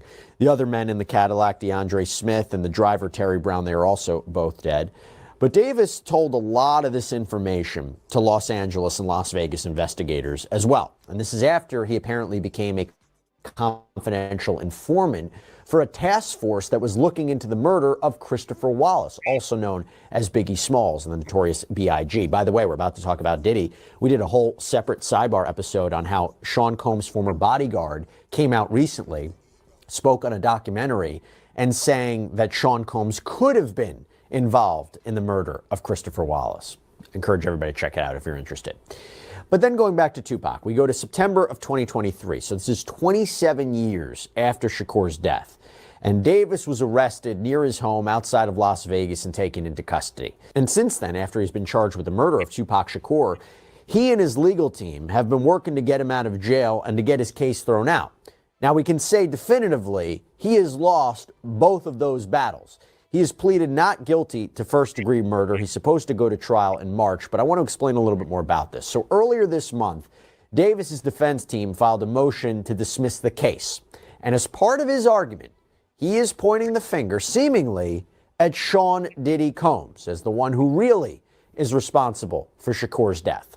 Yeah, this is one of those stories that we've been constantly trying to keep an eye out for, bring you updates as they develop. And for that, I got to call out our amazing sponsor, Morgan & Morgan, because their support helps us to keep on doing this. But here's the deal. If you're injured, Morgan & Morgan, the exclusive personal injury law firm of Law and Crime, America's largest injury law firm, that may be who you want in your corner. You know why they have over 1,000 attorneys? Because they win a lot. In the past few months, Morgan & Morgan secured a $29 million verdict for a bicyclist in Philadelphia, a $2.7 million verdict for a car accident victim in Florida, and not to mention $5.6 million for a car crash victim in Georgia after insurance offered that client $0. And even if you think your case isn't worth millions of dollars, why not start a claim and fight for what you deserve? Morgan & Morgan, they make it so simple because you can start a claim from your phone in just 8 clicks. So if you're injured, you can easily start a claim at forthepeople.com/LC sidebar. Now, at the time of Shakur's death, Combs was beginning his meteoric rise to the top of the rap world. He had started Bad Boy Records, now called Bad Boy Entertainment. And of course, there was this ongoing feud, West Coast versus East Coast, with this feud that he had with Tupac Shakur and Suge Knight, again, the leader of Death Row. So I want to take a look at the legal arguments that Davis's team had in their filing. And it reads, Defendant Dwayne Keith Davis hereby files this motion to dismiss on the basis that the state of Nevada has failed to timely pursue these charges against Mr. Davis, failed to provide corroborating evidence to support Mr. Davis's coerced confession, and failed to honor the federal proffer agreement between Mr. Davis and the United States government, thus substantially impairing Mr. Davis's constitutional rights. So 2 big arguments here. One is that the government waited too long to file the murder case, 27 years. They claim that this was done maliciously. By the way, though, typically speaking, there are no statute of limitations for murder. But even if they had filed the charges sooner, this is Davis's other argument, Davis says he's immune from prosecution thanks to an agreement he had with investigators when he was hauled in to talk about Tupac Shakur's shooting. And listen, remember, Bill Cosby, we all remember what happened to him. His conviction for drugging and raping a woman was vacated because his due process rights were violated, since a former DA had in fact made an oral promise to Cosby that he wouldn't be prosecuted. And remember, Cosby relied on that promise to admit some incriminating things about that encounter. So a high court actually determined his conviction should be thrown out. But going back to this, the first big interview that was referenced in the filing is from a couple of years after Tupac Shakur died. On July 16th, 1998, Mr. Davis was interviewed by Assistant United States Attorney Michael Terrell. Mr. Davis's attorney, Mr. Eddie Fayol, was present.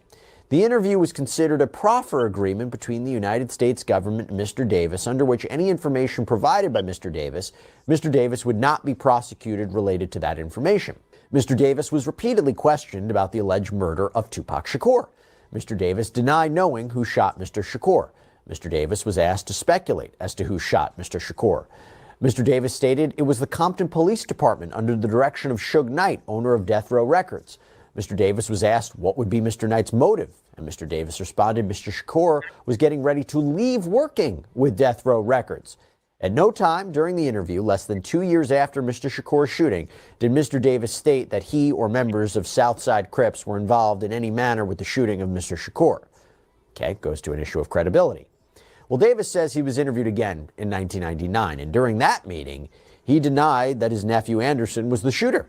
Mr. Davis stated that Mr. Anderson was not involved in the shooting of Mr. Shakur. Mr. Davis did discuss that Mr. Anderson was attacked by Mr. Shakur in Las Vegas the night of Mr. Shakur's shooting.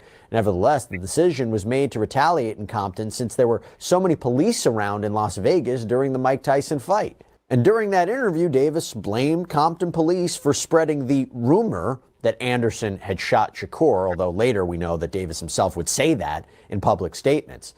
But the motion to dismiss also says that Davis was offered immunity during the Biggie Smalls investigation in the early 2000s. The filing reads, the 3 LAPD and FBI agents were part of a task force to solve the shooting of rapper Notorious B.I.G., also known as Biggie Smalls, legal name Christopher Wallace.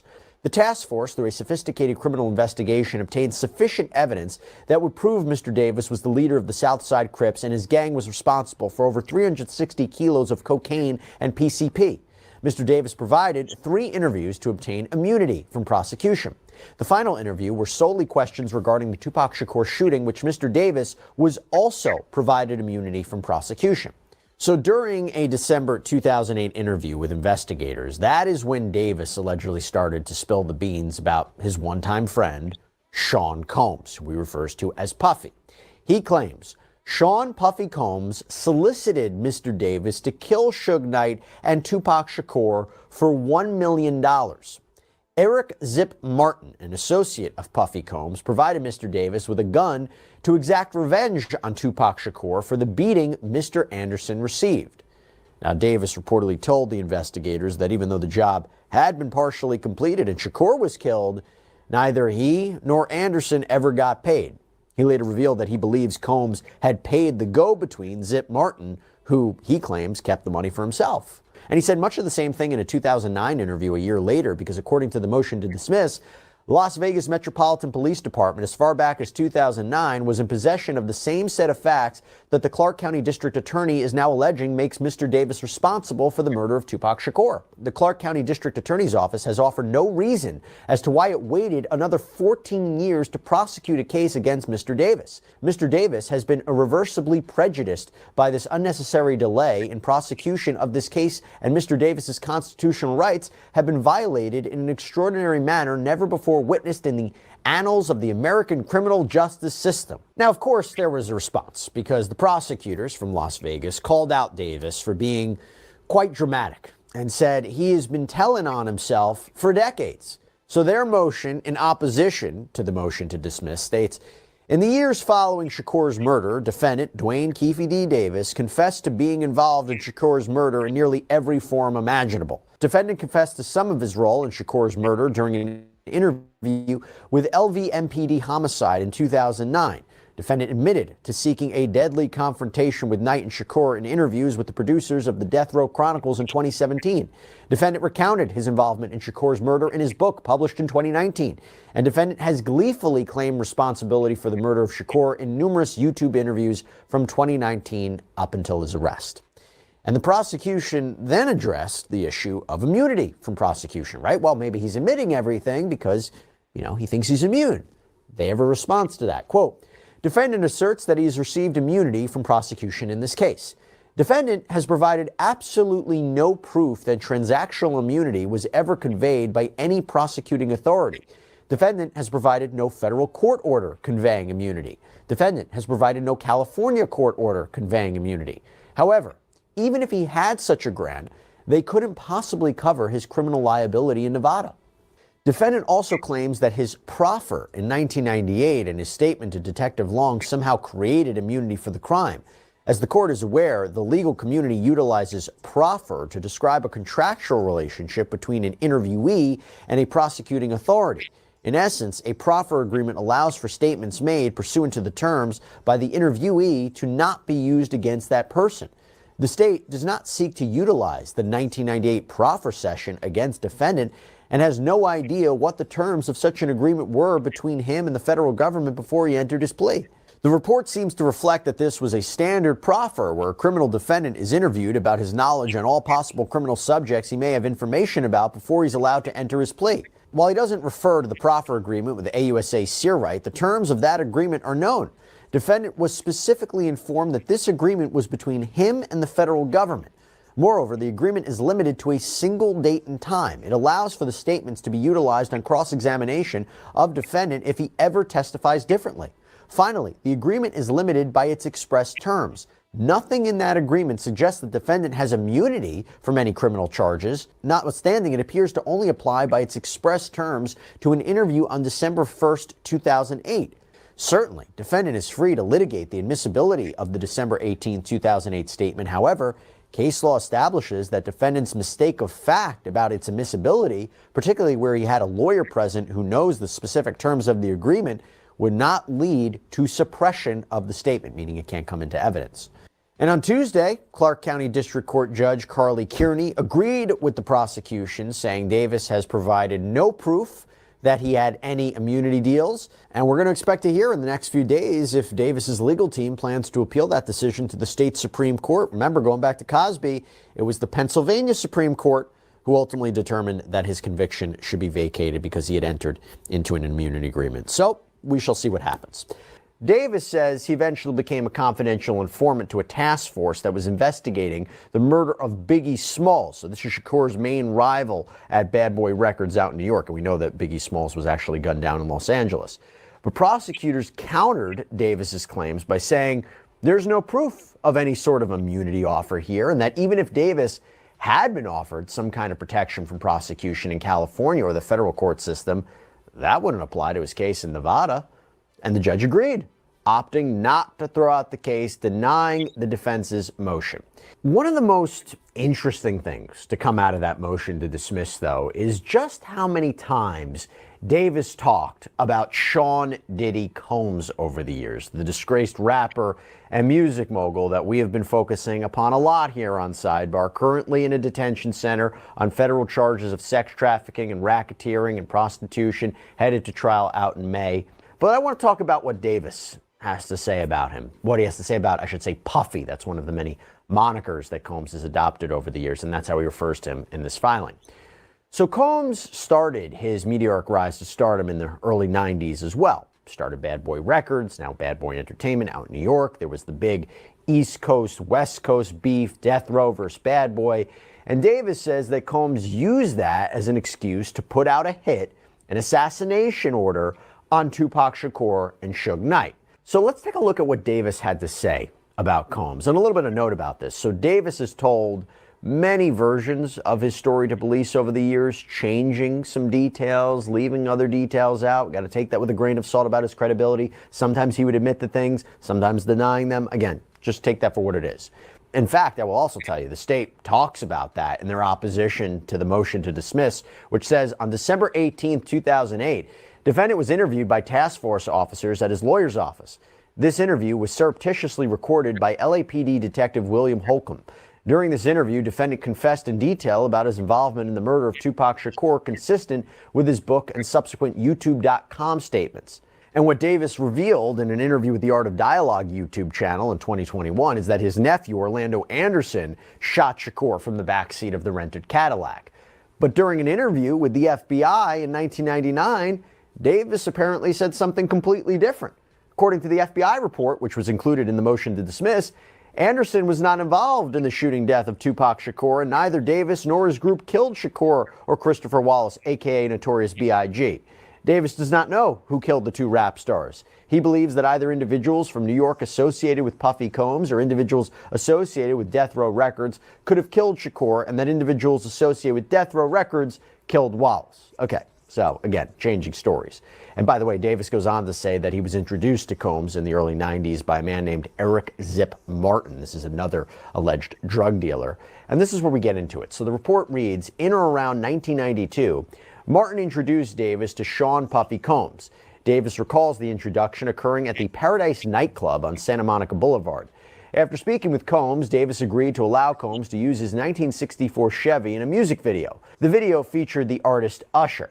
After the vehicle was damaged in the production of the video, Combs paid $2,500 to have it repaired. And by the way, according to Davis, Combs was scared of Suge Knight. And this was a man who had a reputation for being, sometimes violent and extreme. And that moves us now to this DEA report. So there was a DEA report from a 2008 task force meeting with Davis that was also included as an exhibit in the motion. And in it, Davis talks about the murder of a man named Jai Robles. This is Knight's bodyguard. He was killed in Atlanta in 1995. And according to Davis, he'd heard a rumor that an associate of Combs had killed Robles.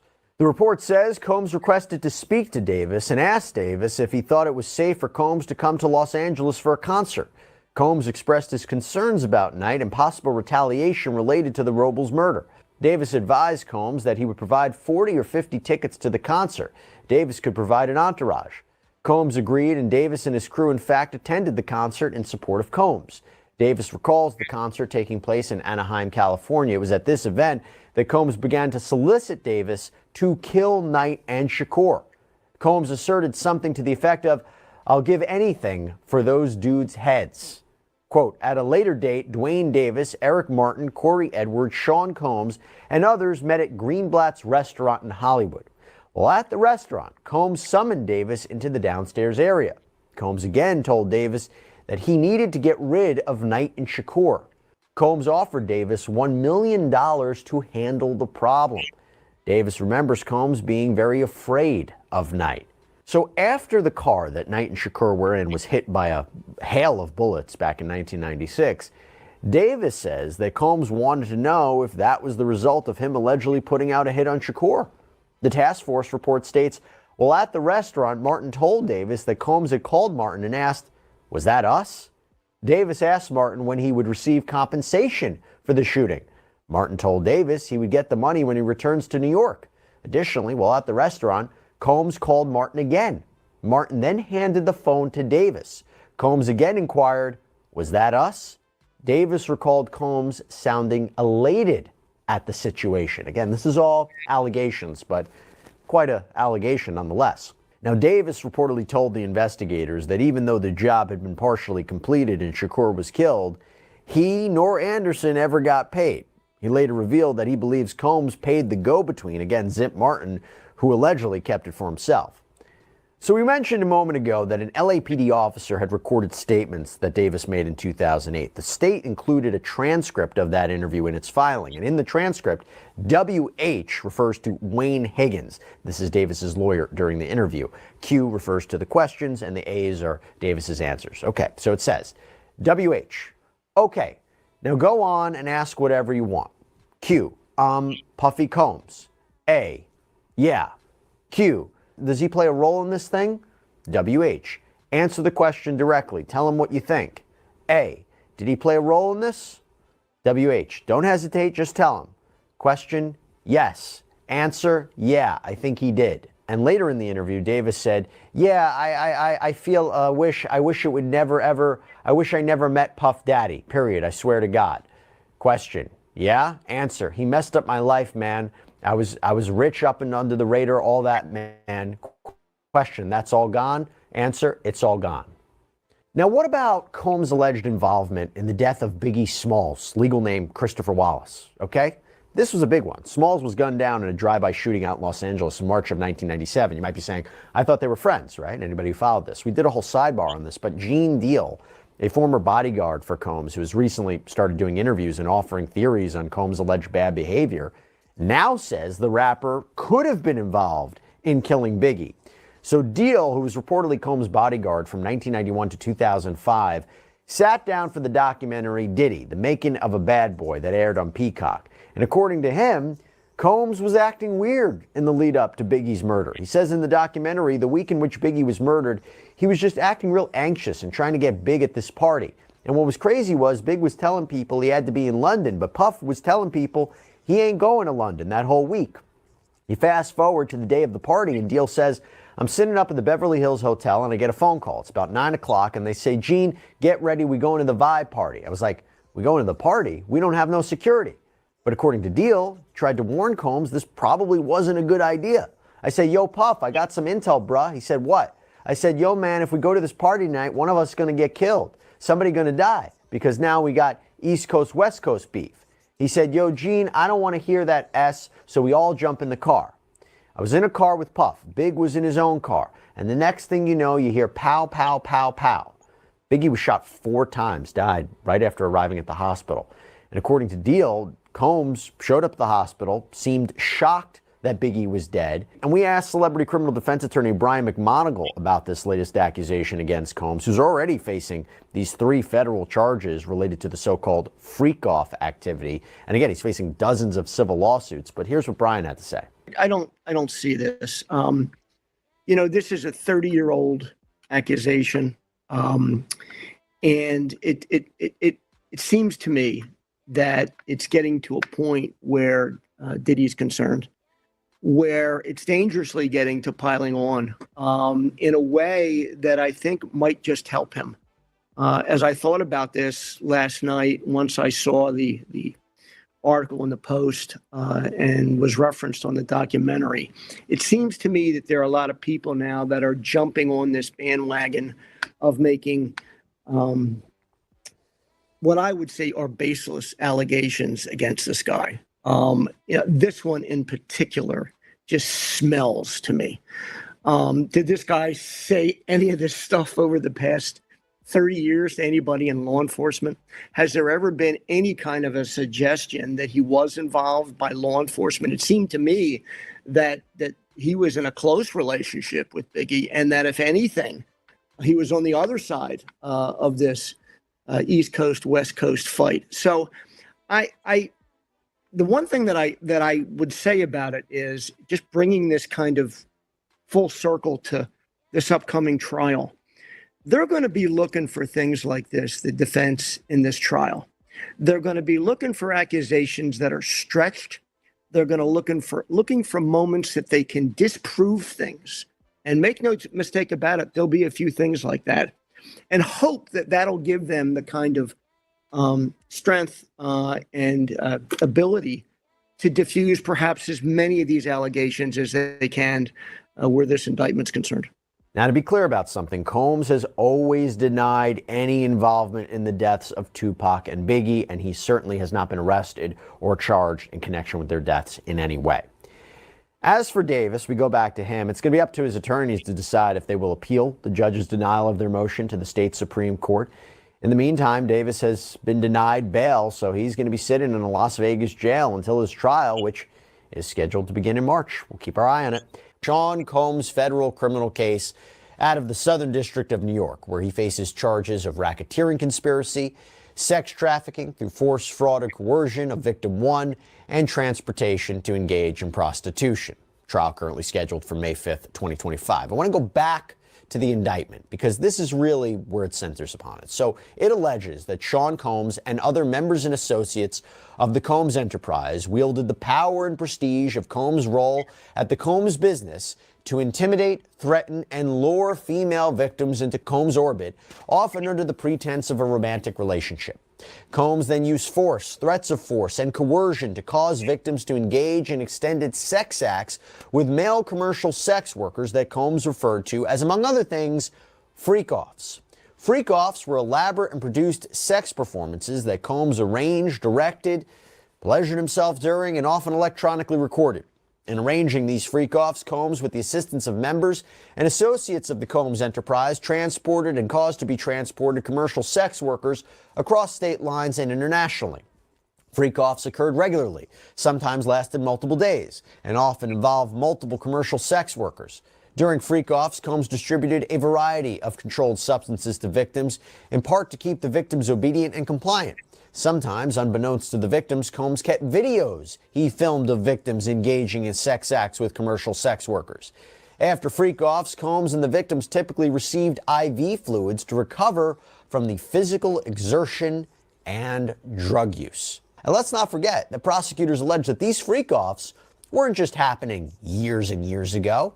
In one of their letters to the court, they wrote, indeed, since at least in or about January 2024, when the defendant was unquestionably aware of the criminal investigation, the evidence shows that he is engaged in multiple freak-offs, some involving the interstate transportation of individuals to participate, has continued to use narcotics, and has contacted multiple witnesses. Now, I think there's a fair argument to say that Sean Combs' defense counsel isn't going to shy away from the term freak-off. They might accept, yeah, Sean Combs called these sexual encounters freak-offs. Yeah, they weren't with commercial sex workers, but maybe it was group sex, or maybe it was things that were filmed with him and a partner of his, but doesn't make it illegal.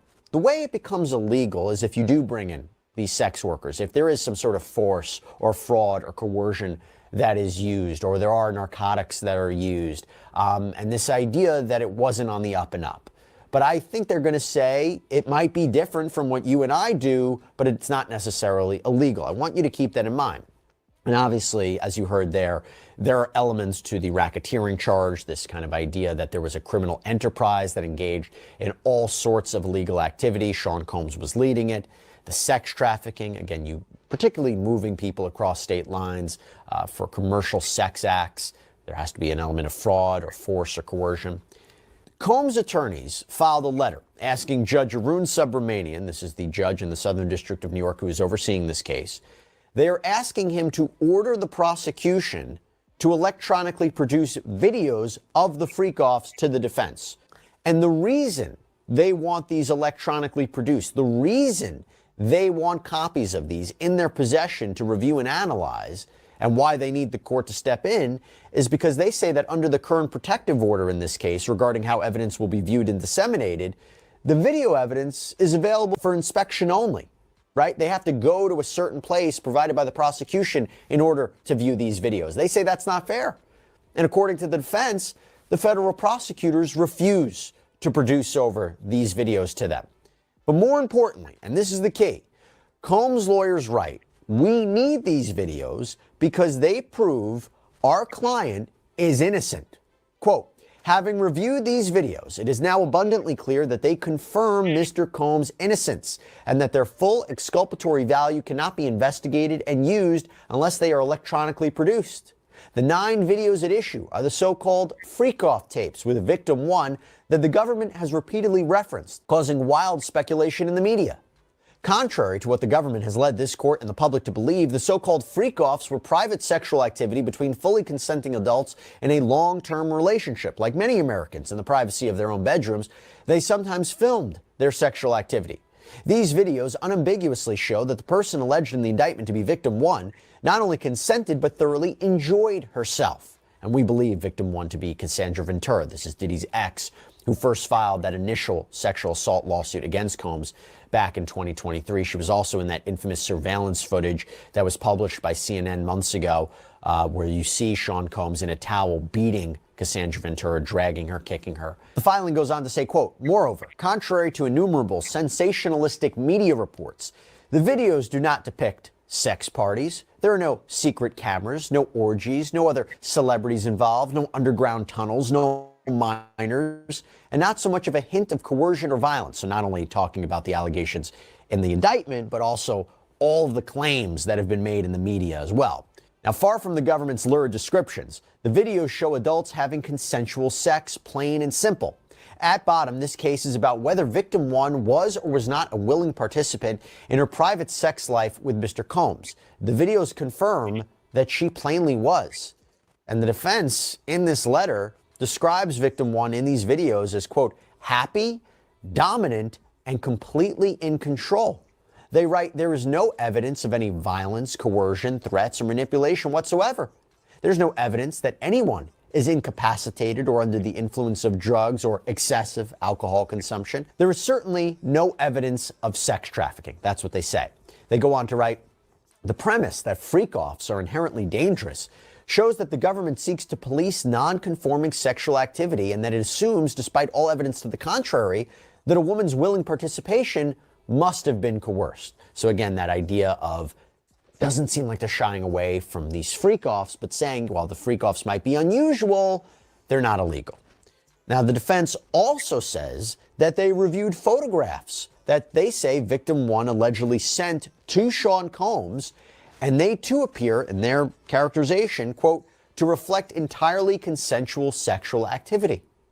And the defense also claims in this letter that these recordings corroborate what witnesses have told the government. And they don't really explain more about that, but that seems to suggest that these witnesses are going to be helpful to Sean Combs' defense. Maybe these are sex workers who were there and say, look, our opinion, Cassie consented to everything that was going on, or victim 1 consented to everything that was going on. Now, we actually spoke with criminal defense attorney Bradford Cohen about this, and he's represented celebrities like Drake, Lil Wayne, Kodak Black. And the question is, based on the defense's characterization, is this the end of the prosecution's case, right? Do these videos prove that Sean Combs is innocent? Is there anything more? Take a look.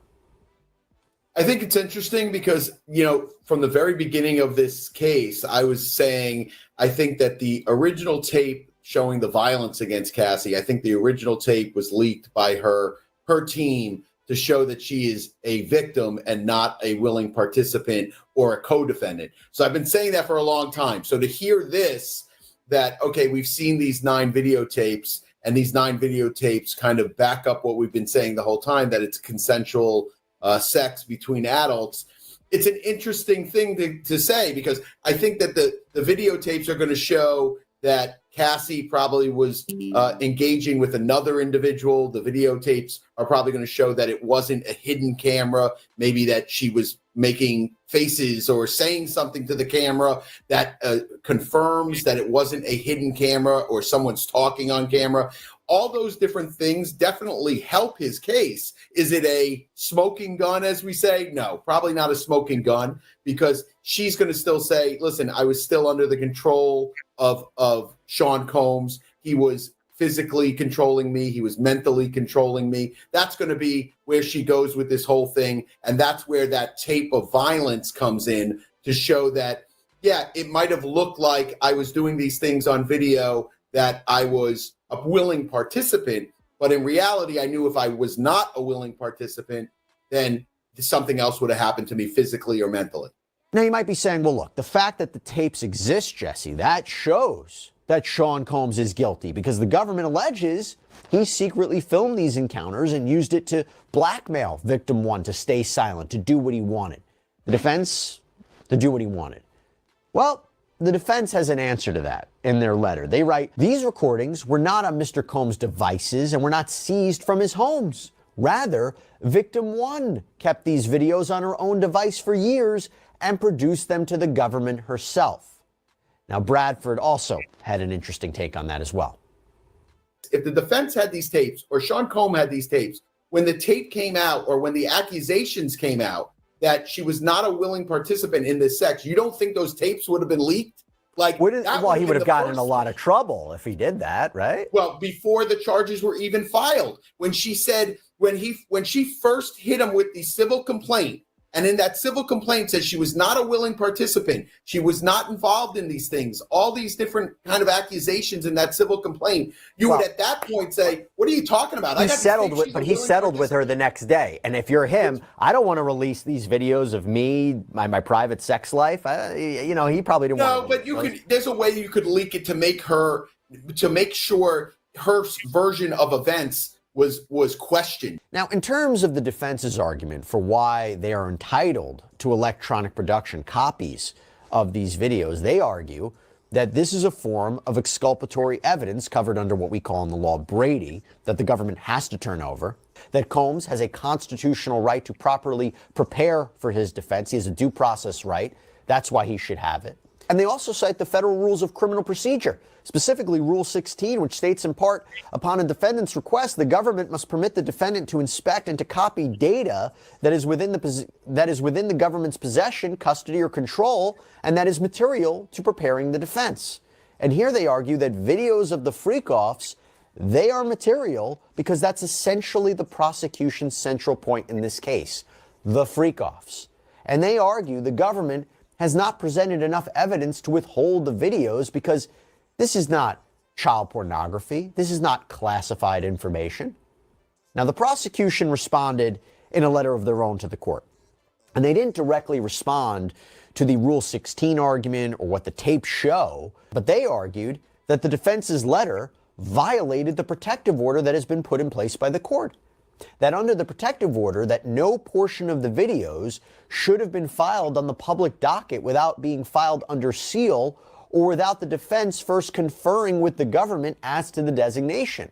And they said neither occurred. Quote, instead of conferring in advance or redacting all content related to the videos, the motion blatantly violated the protective order when it left unredacted descriptions and characterizations of material designated AEO, attorney's eyes only. And they argue this threatens the privacy of victims. And they are asking the court to remove it from the public filing and have it be refiled with redactions. Well, the defense responded to that in a follow-up letter. And they said, look, we will make the requested redactions, but they want the court to step in. And they want to be able to refile this with narrower redactions. Why? Because they argue that the government's request was way too overbroad, that the government, they already told everybody what all of this is about, that they have been quite explicit and specific about freak-offs. And they also argue that there is a presumption of public access here. This is about the government's key piece of evidence in this case, the freak-offs, and that Mr. Combs' trial rights are being compromised by not having proper access to this material. They write, indeed, the public can only have confidence in the conscientiousness, reasonableness, or honesty of judicial proceedings if the documents on which judges rely are publicly available. And they say the government provides no satisfactory or adequate reason for why this information needs to be sealed. And I want to read you this part in its entirety because I think this is really key to the defense's argument. So in their letter, they write, quote, while victim one may have privacy interests that justify keeping the videos themselves under seal at this stage, including details of the content of the videos, the fact that victim one was filmed while participating in the so-called freak-offs is public information.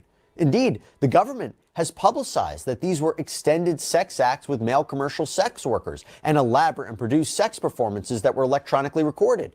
The government has publicized gratuitous details, including the use of baby oil, lubricant, extra linens and lighting, room damage, and delivery of IV fluids.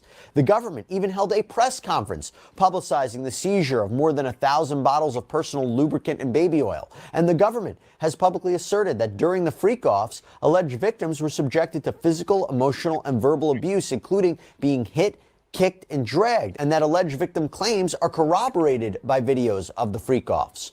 Faulting the defense for characterizing that same evidence as exculpatory and consensual is an unfair double standard and demonstrates the government's intent to mislead the public and the court. To accept the government's broad reading of the protective order would turn it into a tool to shield the public from any interpretation of the evidence that could be favorable to Mr. Combs, after the government has been able to tout its own inculpatory interpretation. The result will be an unfairly polluted jury pool, manufactured by the government's misleading narrative and widely disseminated by the press. So the question becomes, how much will be revealed about these tapes, either before trial or even during trial? And you wonder how much a jury will be sitting there being shown these tapes, looking to see if there's illegal or consensual activity going on. And also, by the way, what's the reporting going to look like from inside that courtroom, right? No cameras are going to be allowed, but the reporters will presumably be front and center watching these videos because there'll be exhibits during this trial, videos of the alleged freak-offs. But I think it is fair to say that the government is not and cannot, in order to prove their case, rely solely on the tapes of the freak-offs, right? They have to have more corroborating information, whether it's witness testimony, whether it's the victim's testimony. There needs to be more to show that this isn't just group sex, but that it was forced, that it was coerced, that there was an element of violence or fear, that these sex acts were done through illegal means for Sean Combs' pleasure. We'll see what happens. That's all we have for you right now here on Sidebar. Everybody, thank you so much for joining us. And as always, please subscribe on Apple Podcasts, Spotify, YouTube, wherever you get your podcasts. I'm Jesse Weber. Speak to you next time.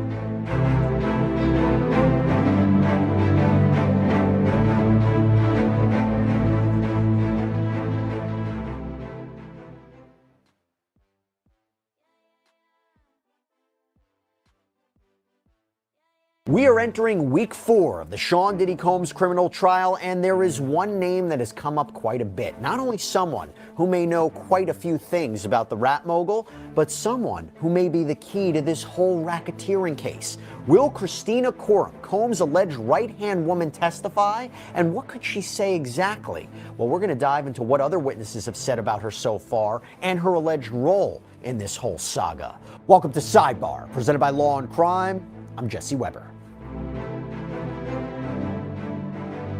Hey everybody, listen up. This is another Law and Crime legal alert. If you received Depo-Provera birth control shots or were later diagnosed with a brain or spinal tumor called meningioma, you may be eligible for a lawsuit. Morgan & Morgan is investigating claims that patients weren't properly warned about this risk. It's free to check, takes just a few minutes, and you don't pay unless they win. So scan the QR code on screen, click the link below, or head over to forthepeople.com/LCDepo to see if you qualify. Christina Coram, Sean Diddy Combs' reported former chief of staff. Now, she might not have testified in his criminal trial as of yet, but she's got to, right? I mean, in a prostitution, sex trafficking, especially a racketeering case like this, where prosecutors allege that Combs operated this criminal enterprise that engaged in a pattern of illegal activities for his benefit, and that he used his company resources and his staff to carry out crimes and cover them up, Coram has to be a central witness who's going to testify for the government, right? Don't you need to explain the inner workings of this operation? Particularly if you charge Combs with racketeering conspiracy, right? This criminal agreement that he criminally agreed to further racketeering activity. He can't do it by himself. The natural question becomes, based on what has been said in court so far about Christina Coram, is she a co-conspirator who's now going to testify against him? Has she been granted protection to do so? And to think about that, his former chief of staff, someone who has been described as his right-hand person, testifying against him, isn't that going to be devastating? That is what we're going to discuss, and how she's already been brought up so many times in this trial so far. It is fascinating because the name Christina Coram has already come up quite a bit since the Combs legal saga began. She has been mentioned in several lawsuits against the rap mogul and even named as a defendant in some of them too. For instance, a woman named Ashley Parham filed a suit claiming she was violently gang raped by comedian Drewski, NFL star Odell Beckham, and violently assaulted with a remote by Sean Combs. And in that lawsuit, as far as Coram, it says, quote, defendant KK told defendant Diddy that she did not think giving plaintiff a Glasgow smile would be advantageous to their potential clients who they could sell plaintiff for sex to. Defendant KK then made a threat to plaintiff that they could ship her off anywhere in the world and that she would never see her family or anyone she knew ever again. There was also an accusation that Combs had forced Christina Coram to use a syringe to insert an IUD into Parham. And apparently, she and Combs argued over it, not over actually doing it, but that it wasn't going to work. Really weird allegation, but a serious allegation nonetheless. And that's not the only lawsuit that she's been named in as a defendant. She was named in another suit that was filed by a series of plaintiffs, and they claim that she, quote, aided Combs in his abuse of men and women and covered up sexual assaults. She was also reportedly mentioned in other lawsuits, like one that was filed by a former employee who claims that Coram would order him to clean up hotel rooms after Combs' wild sex parties. And maybe most famously, and the first time I personally heard of her name, was when she was named as a defendant in the lawsuit brought by Combs' former producer, Rodney Lil Rod Jones, who claims sexual harassment, violation of the racketeering statute. He claims Christina Coram manages the day-to-day of Combs' alleged criminal and sex trafficking enterprise, and basically made the allegation that she was like the Ghislaine Maxwell of this operation. Obviously a reference to the associate of deceased financier Jeffrey Epstein.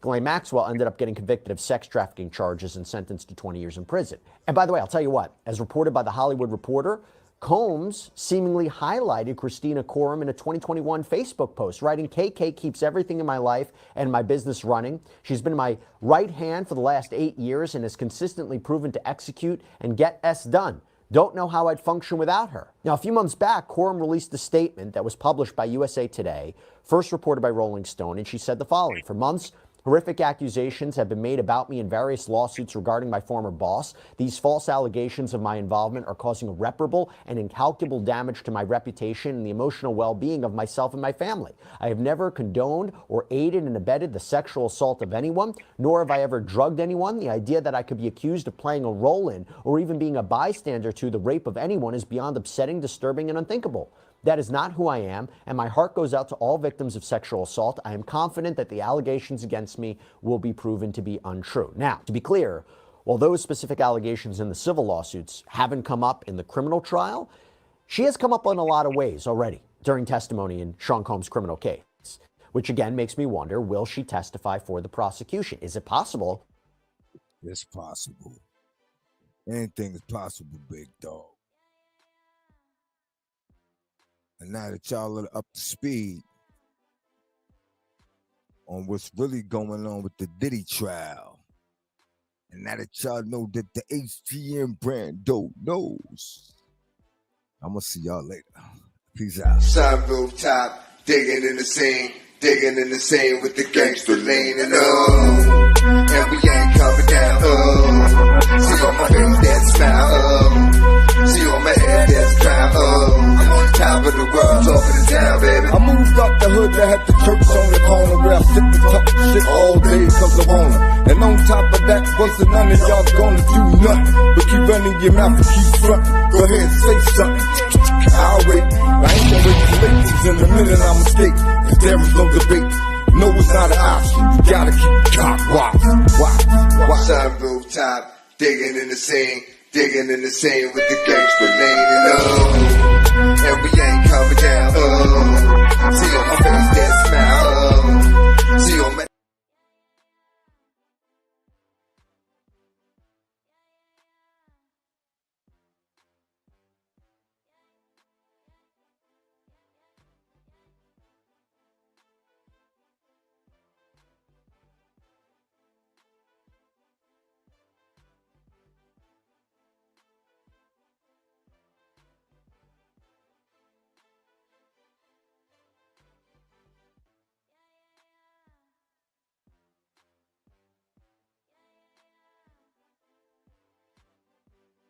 Why has she not been charged like Ghislaine Maxwell? Well, I would think it's because she's already cut a deal with prosecutors. Otherwise, I think it'd be game on, and she would be in the prosecutor's crosshairs. So I do expect that she is cooperating, at least in some way, with the prosecution, and I do think she will appear at trial. How do you think specifically she would prove racketeering or help prove racketeering or criminal enterprise? How would she prove the sex trafficking of Cassandra Ventura? How would she help prove transportation to engage in prostitution, transporting alleged victims and sex workers with the intent that they engage in prostitution and sex work? What